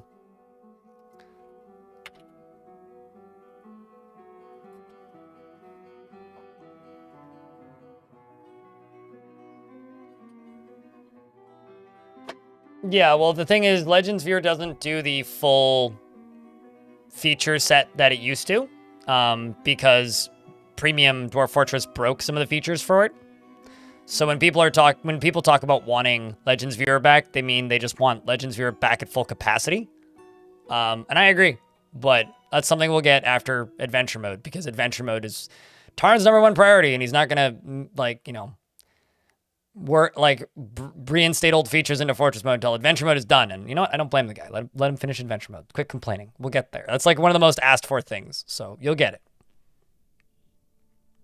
It's just a matter of waiting. I could, but that would require several more years of work, Alan, and this fortress ends in a month. You could do it. I'll be sharing the save file shortly after I finish. The Dwarven Child Hollow Slayer has created Aved Karig, a shale scepter, and offers it to the Ocean of Ashes. But you're more than welcome to do that if you want. You'd also probably need to put the boat somewhere else, because it's not directly above Hell. You'd also have to channel through multiple aquifers.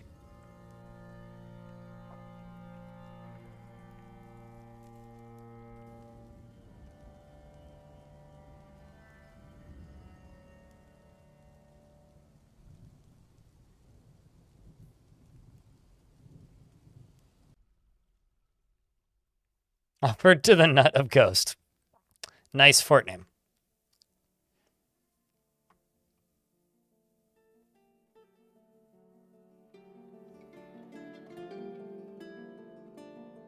Also, I've drained oceans before. You can't actually flood hell. So. How those... That's an old message, yeah. Just got off work. I hope... Well, anyways, Bone Dolphin, I hope work was good. Today wasn't as crazy as yesterday, but I think today was eventful. What do you guys think of the adventures of Cog? Cog's rise to power in the ocean of spray. Just one tale of one noble. A dwarf with great ambitions, one could say. All right, I think that's plenty of water.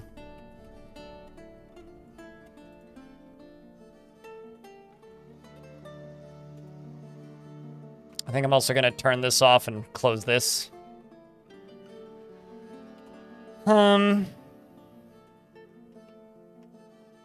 Let's check this for a second. Oh, manager hasn't queued those jobs up yet. Shogun, what you doing? Surgery. Stop it. Go do manager things, please.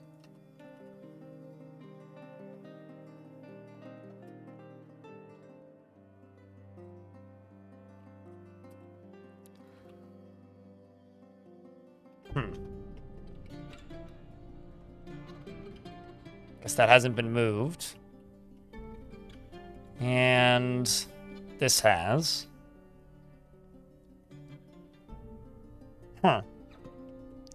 Not thrilled with your dining hall, are we? Okay then. Fine.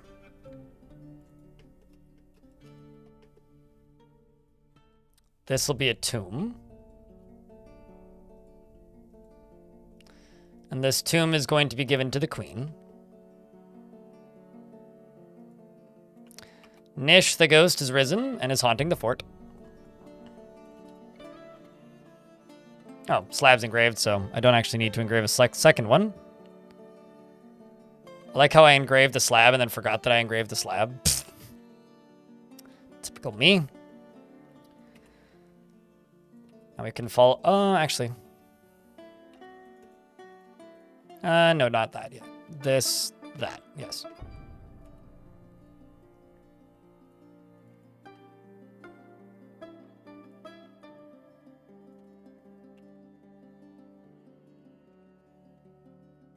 Let's follow Cog.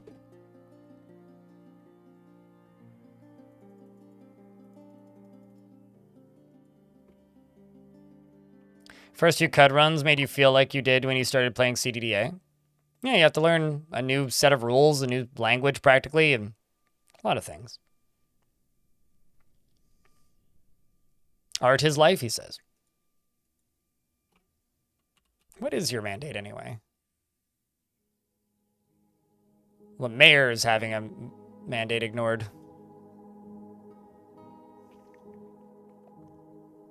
Excellent. This isn't even remotely a dangerous place to be hanging around. Can't wait to finally get into a conversation with a deity in adventure mode. No, I agree. Looking forward to that stuff too.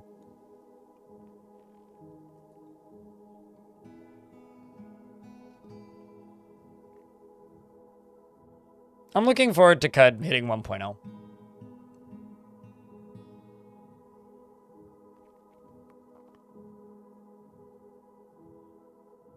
I think you can still find that by digging into the Raws Vakrak, but yeah.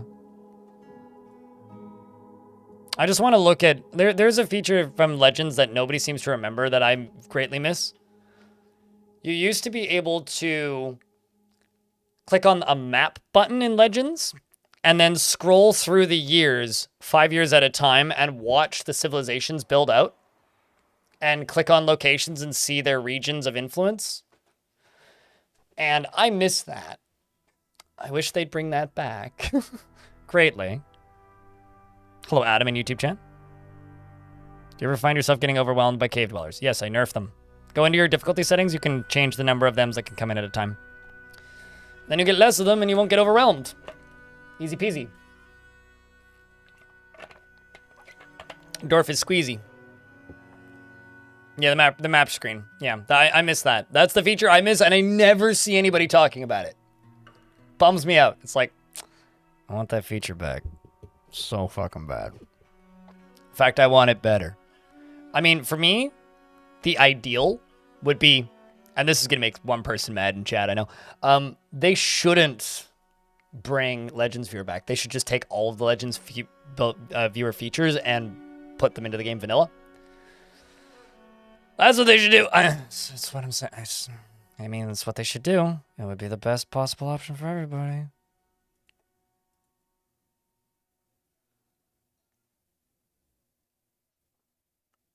Just saying.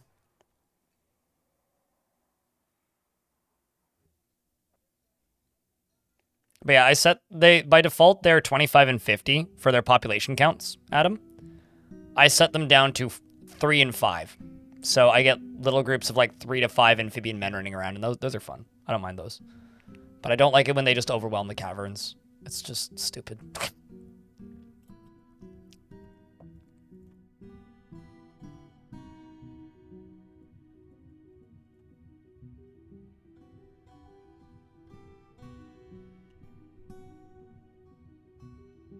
Okay, so let's jump down to the base. Actually, let's go here. Go work orders. Okay, fuck it. That's it. I don't care. Furniture. Black bronze. Sarcophagus. Okay. So what I need is charcoal. Repeat. Did you literally just queue them up?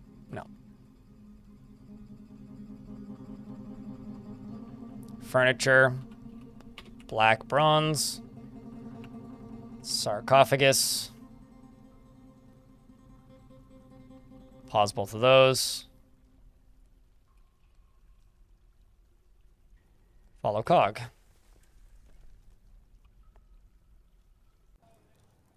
No, they don't build up because you can set a maximum population per region. So maximum population per region is the second number, Adam.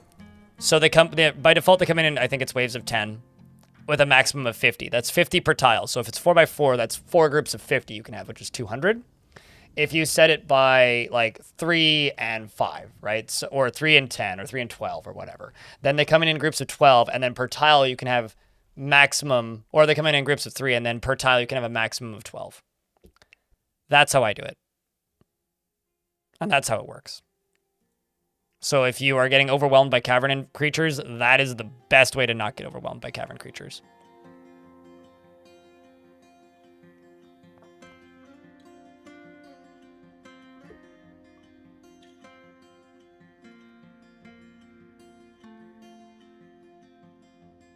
Chat, we're in the final stretch. Don't die on me now, chat room. Let's keep this engagement up. I realize it's late on a Friday, but thanks to those of you who've stuck around this long. Let's make it through to the final hours. Because it doesn't conduct electricity. Lennox.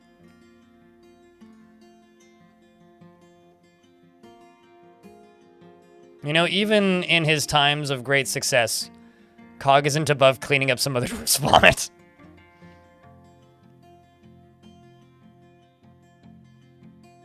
Is that hallway filled with vomit? Not filled, but there's a lot of it. Cave adaptations in this fort is real, let me tell you.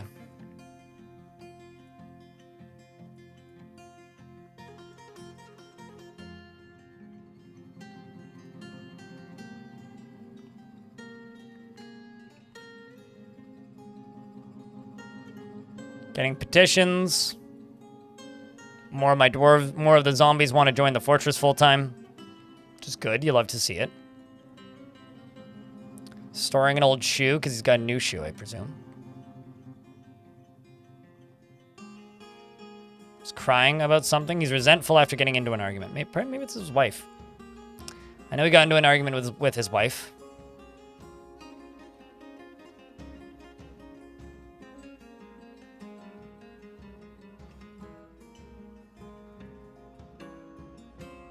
Has he had any happy memories recently? Remembering dwelling upon producing a masterwork and suspicious after the mandate. Yeah, okay, got it. Got married in 393. After 9 years of us following this dwarf, we managed to get him married. Ah, shit, I missed the 25th. I was going for the 25th of Slate, shit. Post them beers, chat. Hey, chat, post beers. There was a request posted. It's the easy part of your job.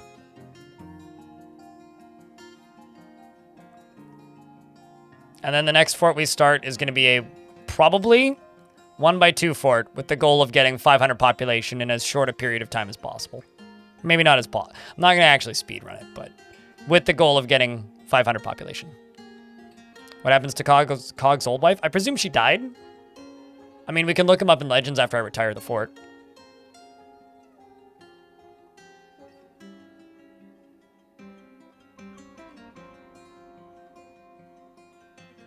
But she never arrived, so I presume she was dead. Otherwise, he wouldn't have gotten married a second time.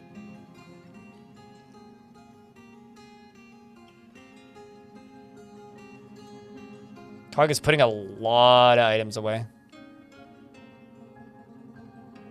He also finally re-equipped his earring.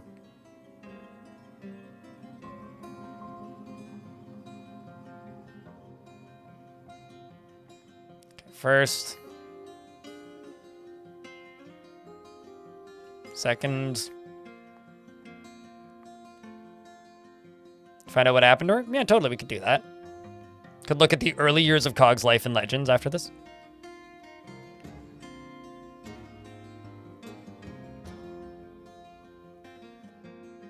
Do we think we should give him a nickname, chat?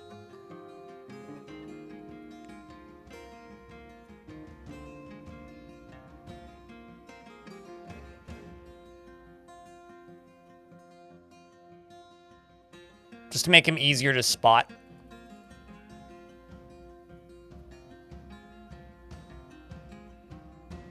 He'll always be Cog. Cogwheel.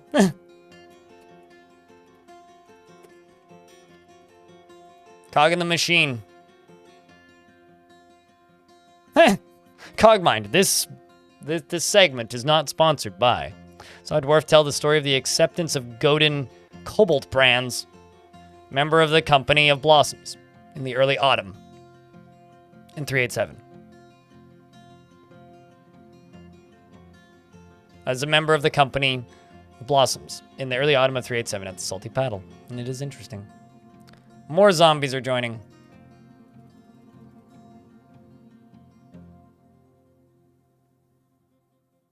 That, or we call them the Old Law. What do you think? The machine or the Old Law?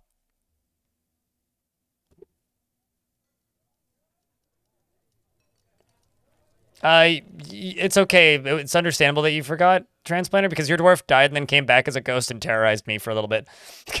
Until I finally got you memorialized. The Old Law? Okay, we'll call him the Old Law.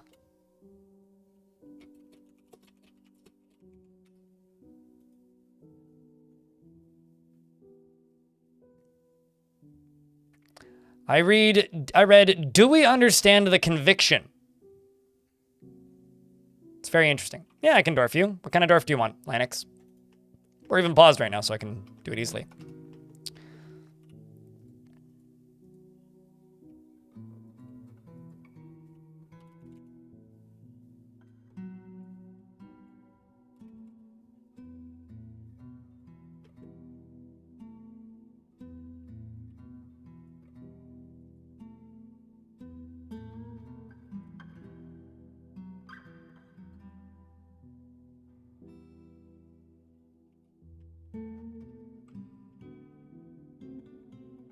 down here, do this.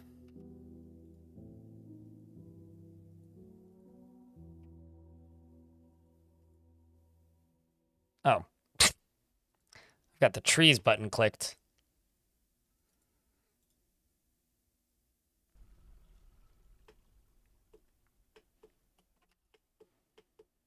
I'm also like quietly gambling with the underworld right now. You know. Safe as safe can be.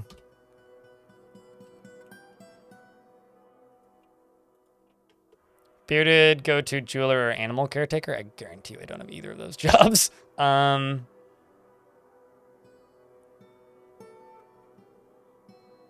got an unbearded gelder. How about a shearer? Lots of work shearing here. Found a GCS. I found one that died shortly after I found it in this fort. Hey, chat, does Lanix get this dwarf? Yes or no? We haven't voted yet. You guys got to vote yes or vote no. Come on. I'm sticking with this gimmick, goddammit. Is there a criteria to get a dwarf name? Do you have to redeem it or be a tier 2 subscriber to be able to nominate yourself like Lanix just did? Or give me money on my blog. But you redeem it with channel points. Or you can get gifted one. He lives at a slow-going and leisurely pace and is pleased by his own looks and accomplishments. He is confident under pressure and has a tendency to consider ideas and abstractions over practical applications and occasionally overindulges and doesn't mind wearing something special now and again. And he is not particularly interested in what others think of him, and he is slow to trust others, and he finds helping others to be emotionally rewarding. He is slow to anger, and he has little interest in joking around. He is somewhat quarrelsome, and though he is conflicted by this for more than one reason, and when he's thinking, he clicks his tongue repeatedly and needs alcohol to get through the working day. Dreams of raising a family and personally, would have the world operate in complete harmony without the least bit of strife or disorder. Finds the acquisition and use of power abhorrent and would have all masters toppled, and sees the pursuit of art as silly, and is somewhat disgusted by romance. Values tranquility and a peaceful day and finds eloquence and artful speech off-putting. Likes bauxite, bismuth bronze, adventuring, giant panda, giant pangolin bone, and phantom spider silk, jute paper, and mail shirts and thrones and large serrated discs. Voracious cave crawlers for their scary mouths and the words of the Tenerbis embrace, and when possible prefers to consume teff beer and fisherberry seeds, and absolutely hates what? I missed it. Absolutely hates large roaches. You have lots of friends in the fort. Lots. Some of them are zombies too. You're a member of the Pristine Creed, and a member of the Company of Blossoms. Now back to following Cog.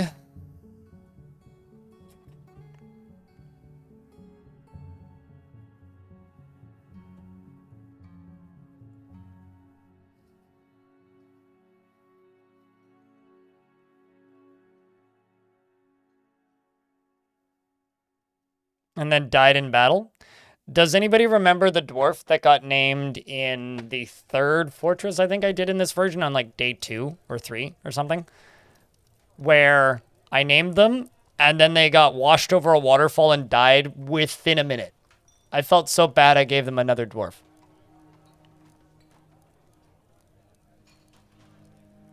Murder a baby unicorn? Sounds like they were a skilled hunter. Good at their job. Should give that dwarf a raise.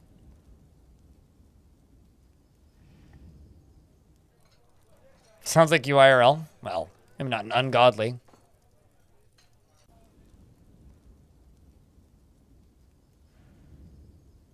I like the idea that necromancers need to be fed and given alcohol once becoming necromancers.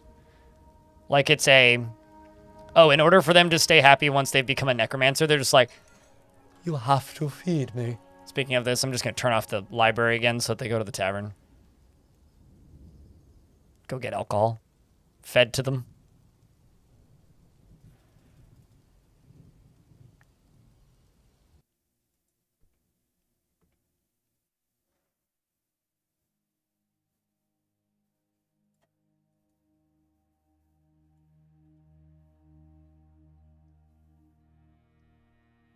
Putting away owned item. We're on the 10th.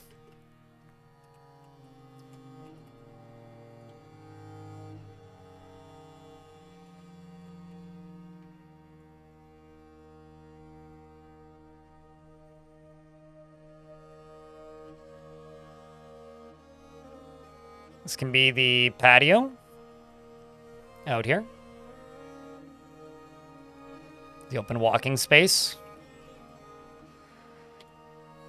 And then let's drop down to here.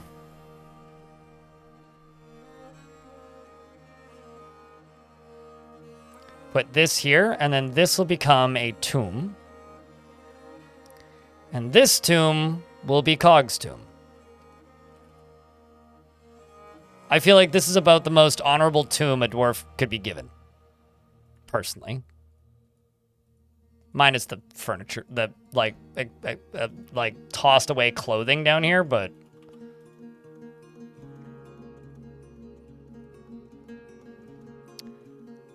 his old tomb is going to be given to his wife. Where did I put Bim's old tomb? Right, down here.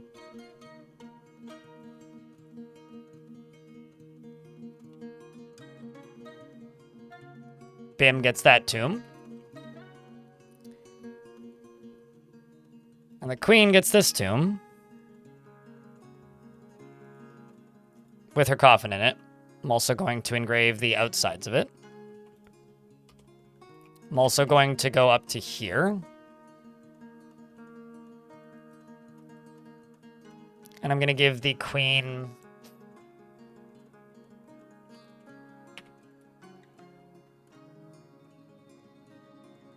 one of these. And let's say...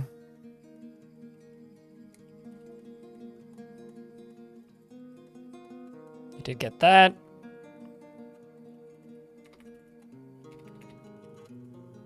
Let's see, how many large gems do I have? Nothing crazy. What cut gems?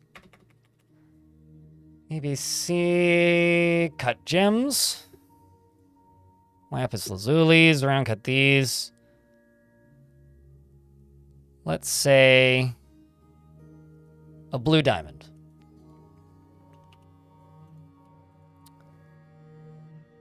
Checking value, it's just a matter of making that value go up a little more. So you know what? Fuck it. Yeah. We'll now follow Cog for the next 5 days. This is the last month of this fort.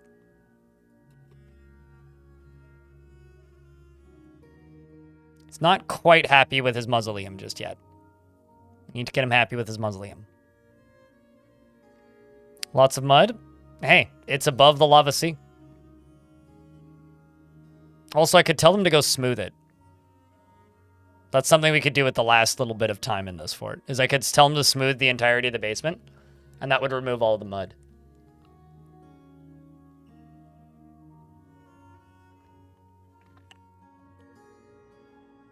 You're gonna go design a fort in hell? Best of luck.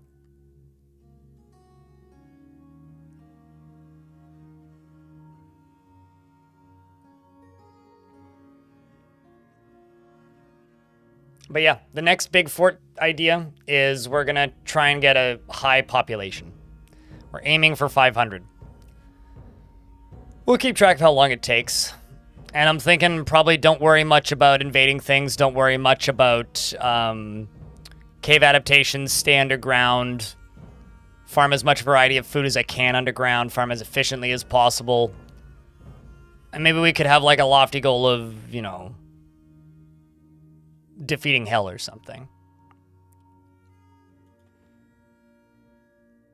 500 dwarves, 300 children. Yeah, doesn't. I'm not gonna like say specific numbers like that, Foxlove, because fuck that. We'll just stick to one number. If it's easy, we can make it harder. I've had 400 dwarves in a fort before, so should sink some teeth into DF again. There you go. Hopefully the new gig, by the way, has been good.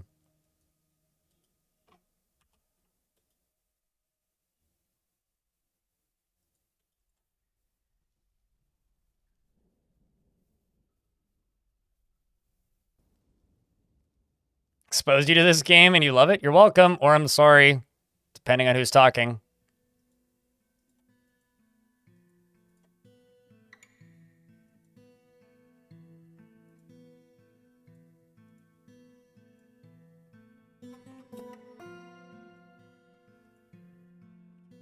trying to make this queen happy with her stuff. Oh, there's always stuff to learn. I'm still learning.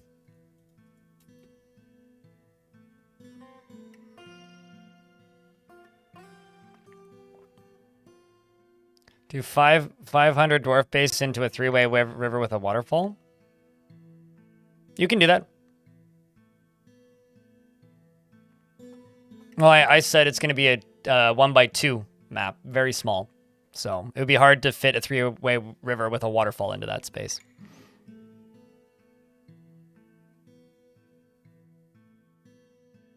That's not even remotely funny, Loco Kane. You should feel bad. In YouTube chat.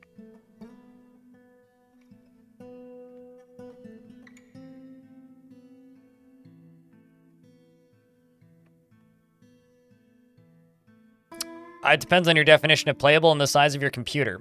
That's an unanswerable question because there's a lot of variables that affect your frame rate, Alan. The layout of the fort matters, the size of the map matters, what's on the map matters, how many of the dwarves are happy matters.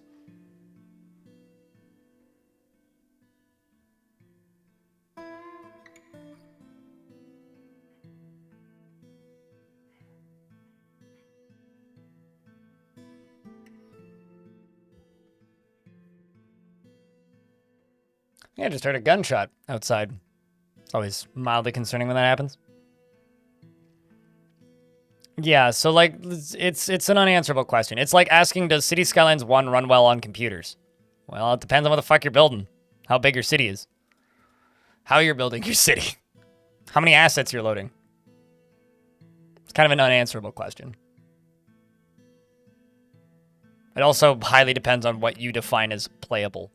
Because what I define as playable, as I've been told many times by people on the internet telling me I'm wrong, isn't necessarily what everybody defines as playable.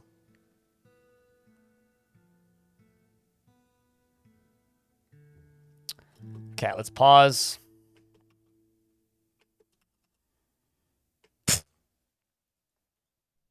I love just the sock sitting here. Let's unforbid this sock. And let's just smooth as much of this as I can. Except for all this stuff. So I think this is safe.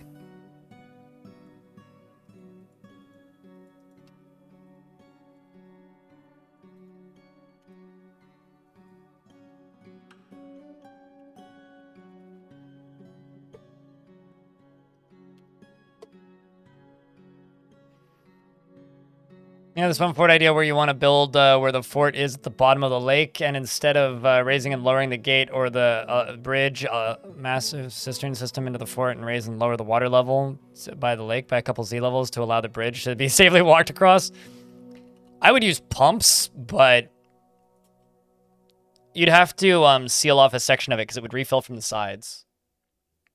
The edges of every part where the map touches the edge, water can flow in.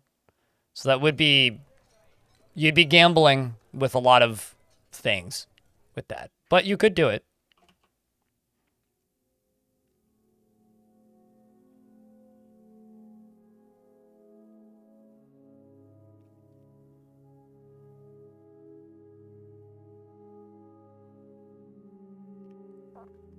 So the 25th is our last pause. Haven't quite fully satisfied the king yet, or the queen yet, but close.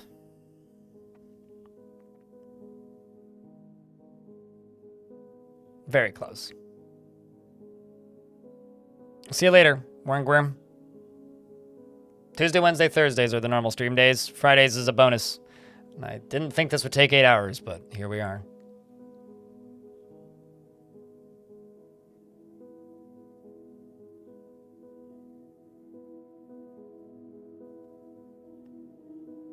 Is your dwarf still in prison? No, your dwarf's been out for a while. I can check where your dwarf is in a sec.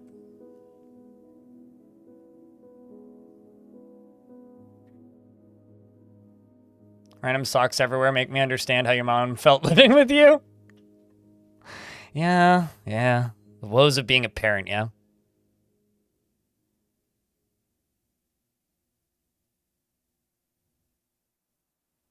'24th and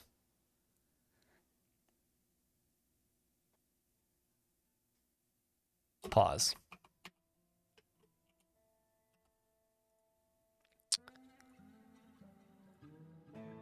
You know, actually, I will pause this, but this is going to be one of the final things we do.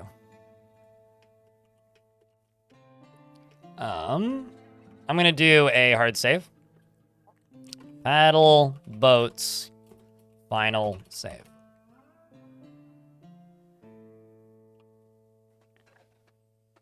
The game's gonna save twice in the next few minutes, so sorry in advance.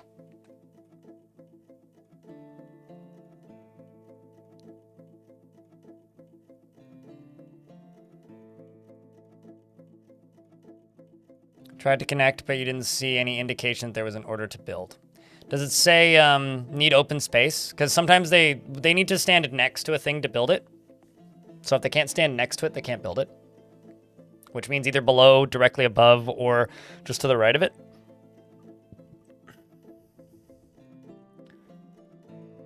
So if you're trying to build down, go to the layer above where you're trying to build and make sure that there's an open space where they can stand to the left so they can build down. Everybody has heaps of troubles with stairs, but they're way more flexible than they initially seem. They're just finicky.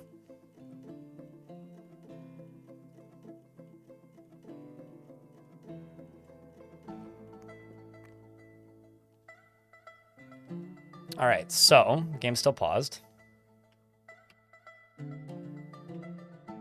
Another place that you can get heaps of help if you need help with Dwarf Fortress things is I found some water. All right, I'm gambling at extreme levels right now.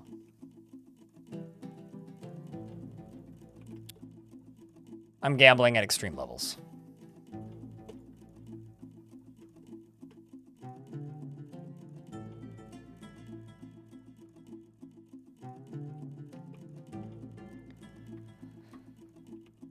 Wish me luck.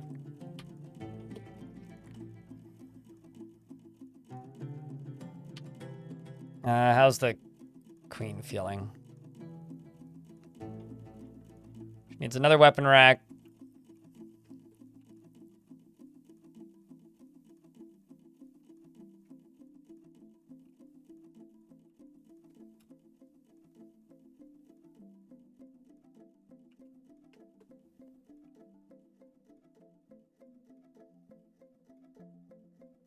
She needs more engravings.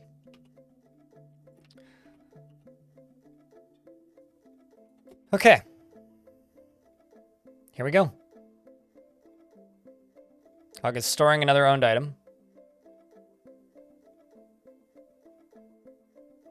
No. Not making the ending spicy.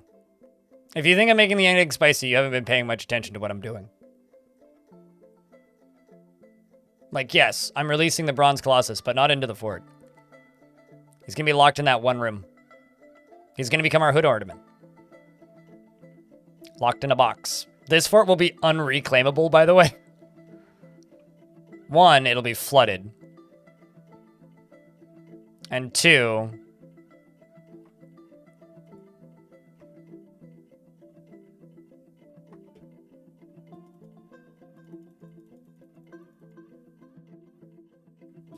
okay, he's gonna go pull the lever. One, it'll be flooded, and two, there'll be a Forgotten Beast in it. There he is. That's our hood ornament.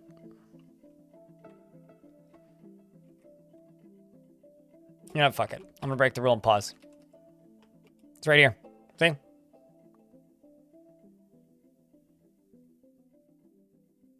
Oh, well, I mean, it depends on how deep they dig into candy. Also, we're in an ad break, so I'm gonna wait for the ad break to end. But, yeah. That's our hood ornament. I think that's pretty dope. It's pretty cool looking. I like our little water boat. The paddle boats has been a good fort. Looks like a little shanty town. You know what this actually reminds me of? That pilot guy 89 cheered. X 152. Have the rest of them. Thanks, pilot. I greatly appreciate you, mate. Means a lot. Hope you've been well. You know what this fort reminds me of? The Undersea and the Sunless Sea games. Just because it's like this ocean port underground.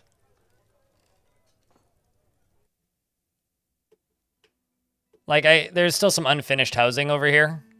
But like I said, I will be sharing the save file, so if people want to mess around with it on an alternate timeline, you're totally welcome to.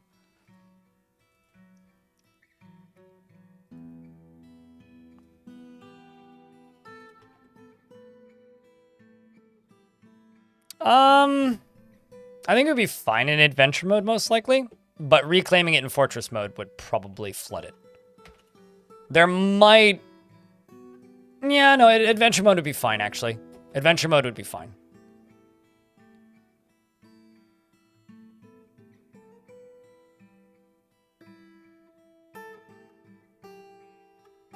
I can either play it 4 hours at a time, or I'd rather not play at all.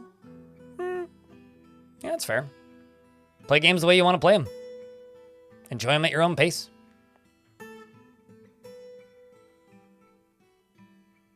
You don't need to turn it off. You just need to make soap around the time you butcher an animal, but... yeah, I would recommend it. Make it easier. So, chat. We followed a dwarf for 10 years.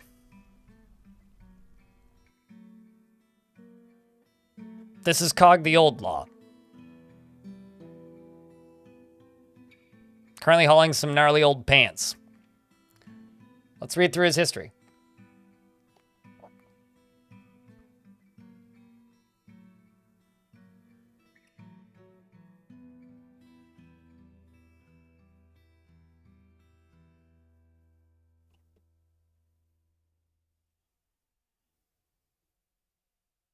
Once the, like, game's done loading.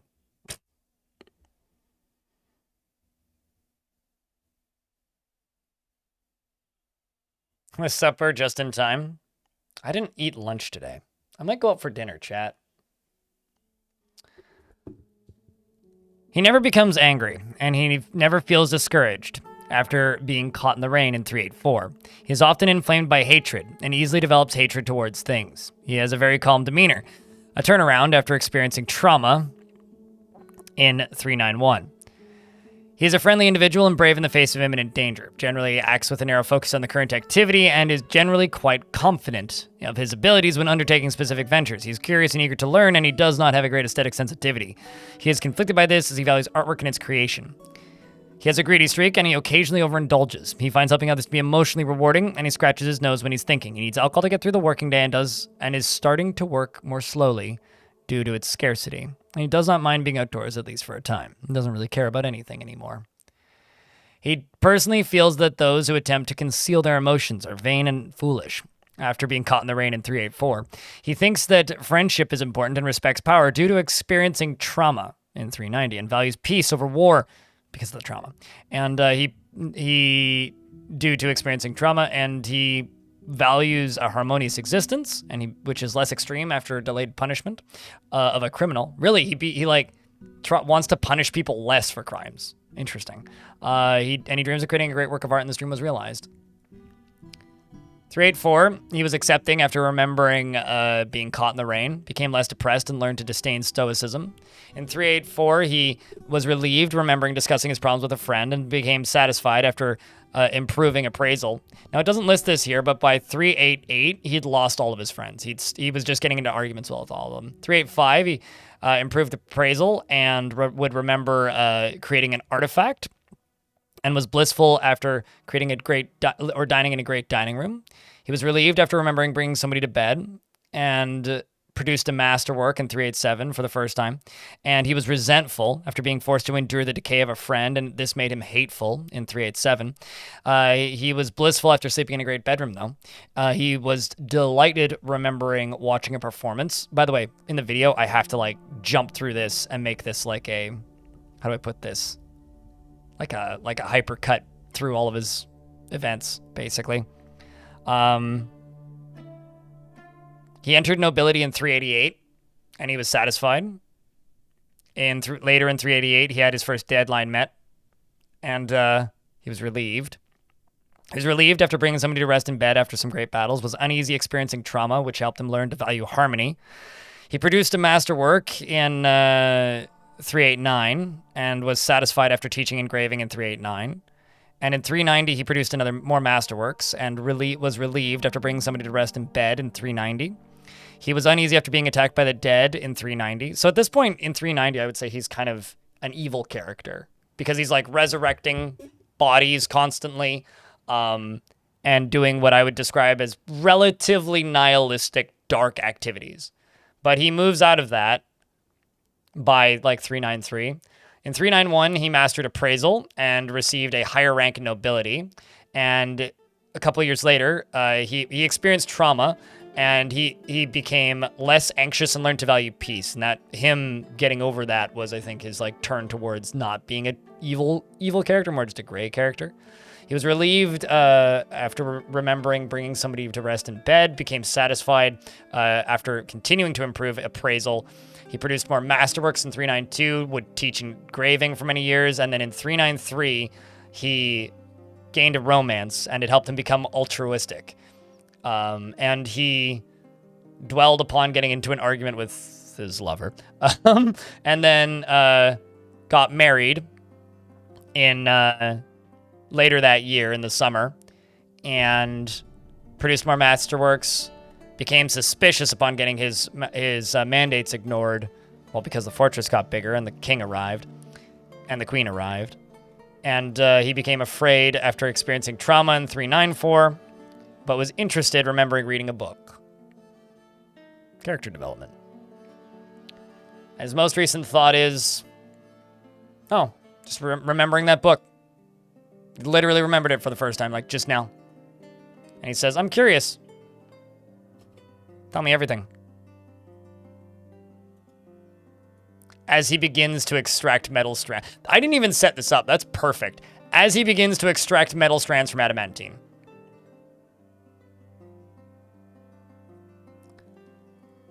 He says, I'm concentrating on something after saying I'm curious. Tell me everything. That is perfect. Like, genuinely, what a perfect place to end this. Like, set up his tomb by these beautiful gem spires, living in curiosity and fascination with the world. Like, making himself a grand mausoleum. And he just says, I'm curious. Tell me everything. As he's sitting there, like, extracting adamantine, like, fuck, he doesn't know what's down there, what could come out of such places. There's no way. There's no way. There's an up-down stairwell, and then the one below, and only one down. My best advice is go around. Build a separate staircase. Like, just rebuild one next to it. Are you trying to get through an aquifer, Valley? Tell that to the dwarves of godly tombs. Oh, they know a lot of things. But they're all dead, so. Well, chat. I think that's Paddleboats.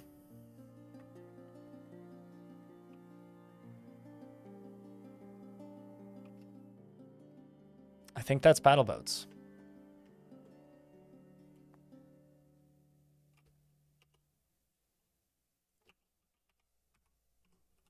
And Dominoc, no, you are not in prison. You're also much happier.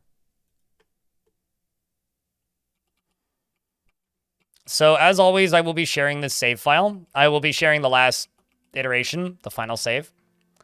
So if you would like to play in this save file, go nuts. I mean, it's pretty primed and ready to go absolutely fucking haywire with hell, if you want to. There's also, like, bedrooms ready to be used, and I'm gonna do things my way. I'm gonna do things my way. My way, or the highway. But let's see how Cog's wife is doing. I'm gonna cheat. Can you not check if someone is pregnant? God damn it. That you could.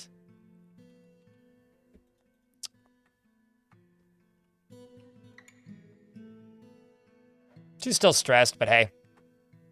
She's a necromancer, married to a necromancer. It's possible to not be stressed.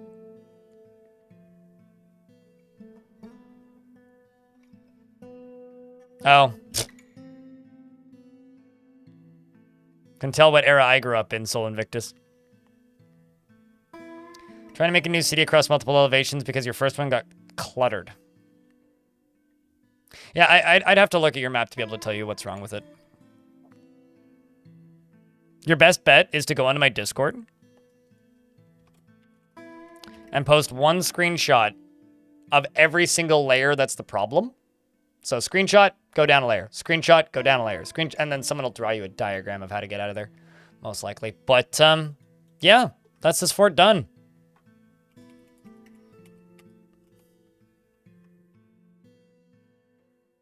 That's it.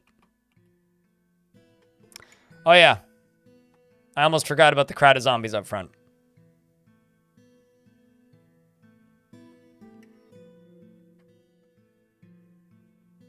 What should I go get for dinner, chat?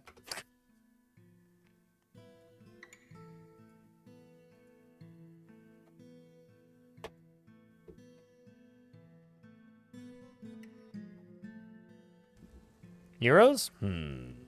I don't know of any places that sell euros that are good close by. Sushi, that's an option. Tacos. The problem is the local taco place has a mariachi band on Fridays, and I don't feel like sitting next to a mariachi band. Something that goes well with beer. I can tell you for a fact there's no great places. Might go get ramen.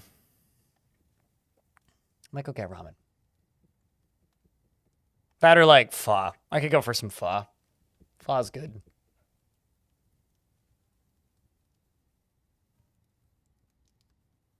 Salted plump helmet. Yeah. Wine cap. Closest thing you'll get to plump helmet. So before we leave, I'm just going to real quick go load up Cog's history in Legends. Because I think you guys, at least I do.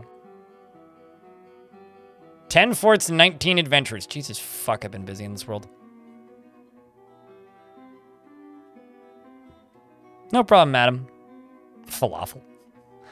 I feel like people say falafel because they just like saying the word falafel.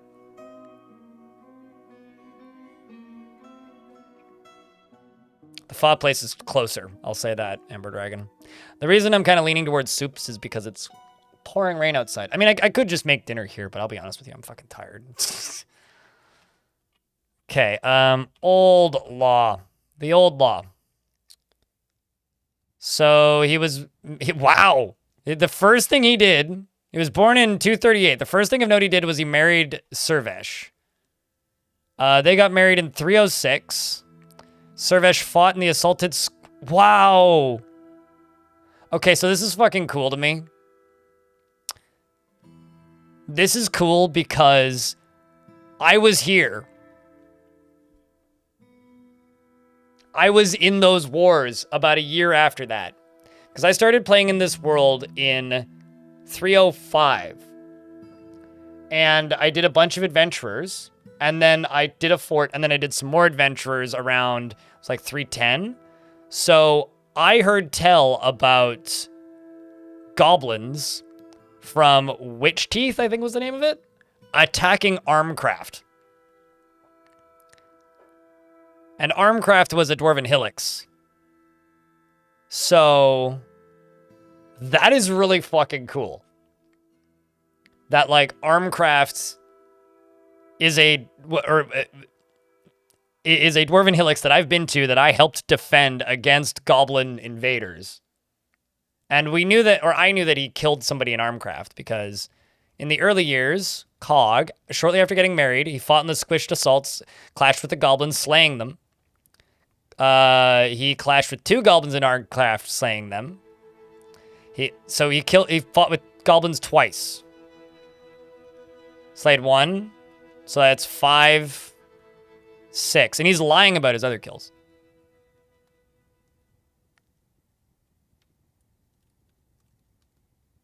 Wait, hold on. The Necromancer, Godin... So wait, hold on. No, he didn't kill them, but Godin did. He just fought with them. Why does it say that Godin did? Cog left the dead communion in 384. And left the work of Spray. Obviously became a member again when he joined Paddleboat. So he didn't do anything from 311. So a few years after his wife died, because his wife died in 308. So in 309, he continued fighting in different defenses, all in defense. And then in the year 384, he left and joined the work of, and then joined Paddleboats. So I guess he was just like quietly religious for years. He was the tavern keeper originally, became the broker, became a performer, withdrew from society, created Boranus. Obviously made many masterworks. Became the Baron in 388. Learned the secrets of life and death from A Wizard's Guide to Mortality, which was originally authored by Signor Huthagers, which concerns the secret of life and death. It was written in...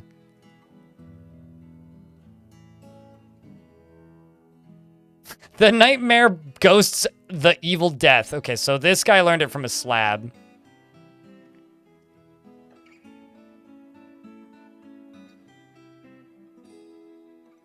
Settled in Daito. Daito was a hamlet. Okay, I've been to Daito too. Oh, huh. This necromancer's still alive. So the guy that wrote that book originally is still around.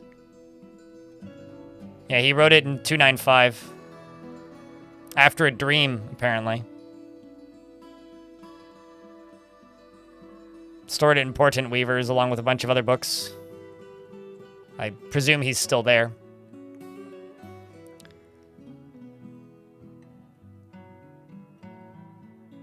And it's still stored in Paddleboats.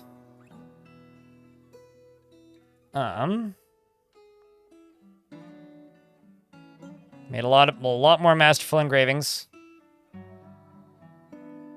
Duke of Work of Spray. He's got 4 notable kills and 3 others. Yeah, so Servesh Paddlewalks was his deceased spouse. And his current spouse is Bim. Bim's history. She was originally married to Rigoth. Rigoth died of old age in 386. Okay, so they were married and together for a long time.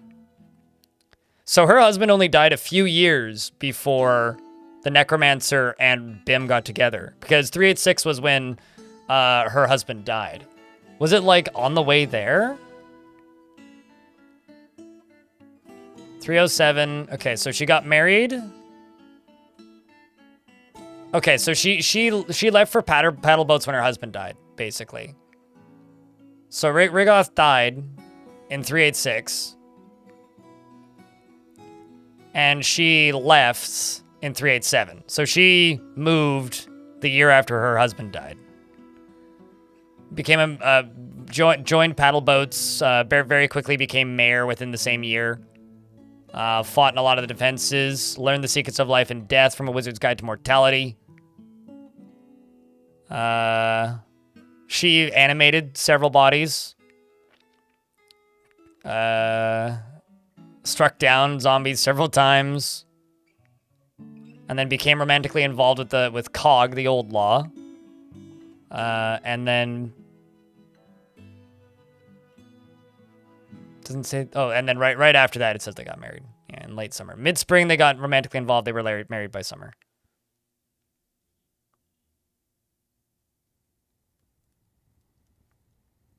Yeah, and in video, I'll have to tie all that in. You know, I think I might be able to make a pretty satisfying little, like, character study movie out of this. So probably not next week. Probably the week after. I'm going to take a couple... Well, Yeah, probably not next week, but the following weekend. I will take most likely the 20th off stream. I probably won't stream next Friday. And I will work on this.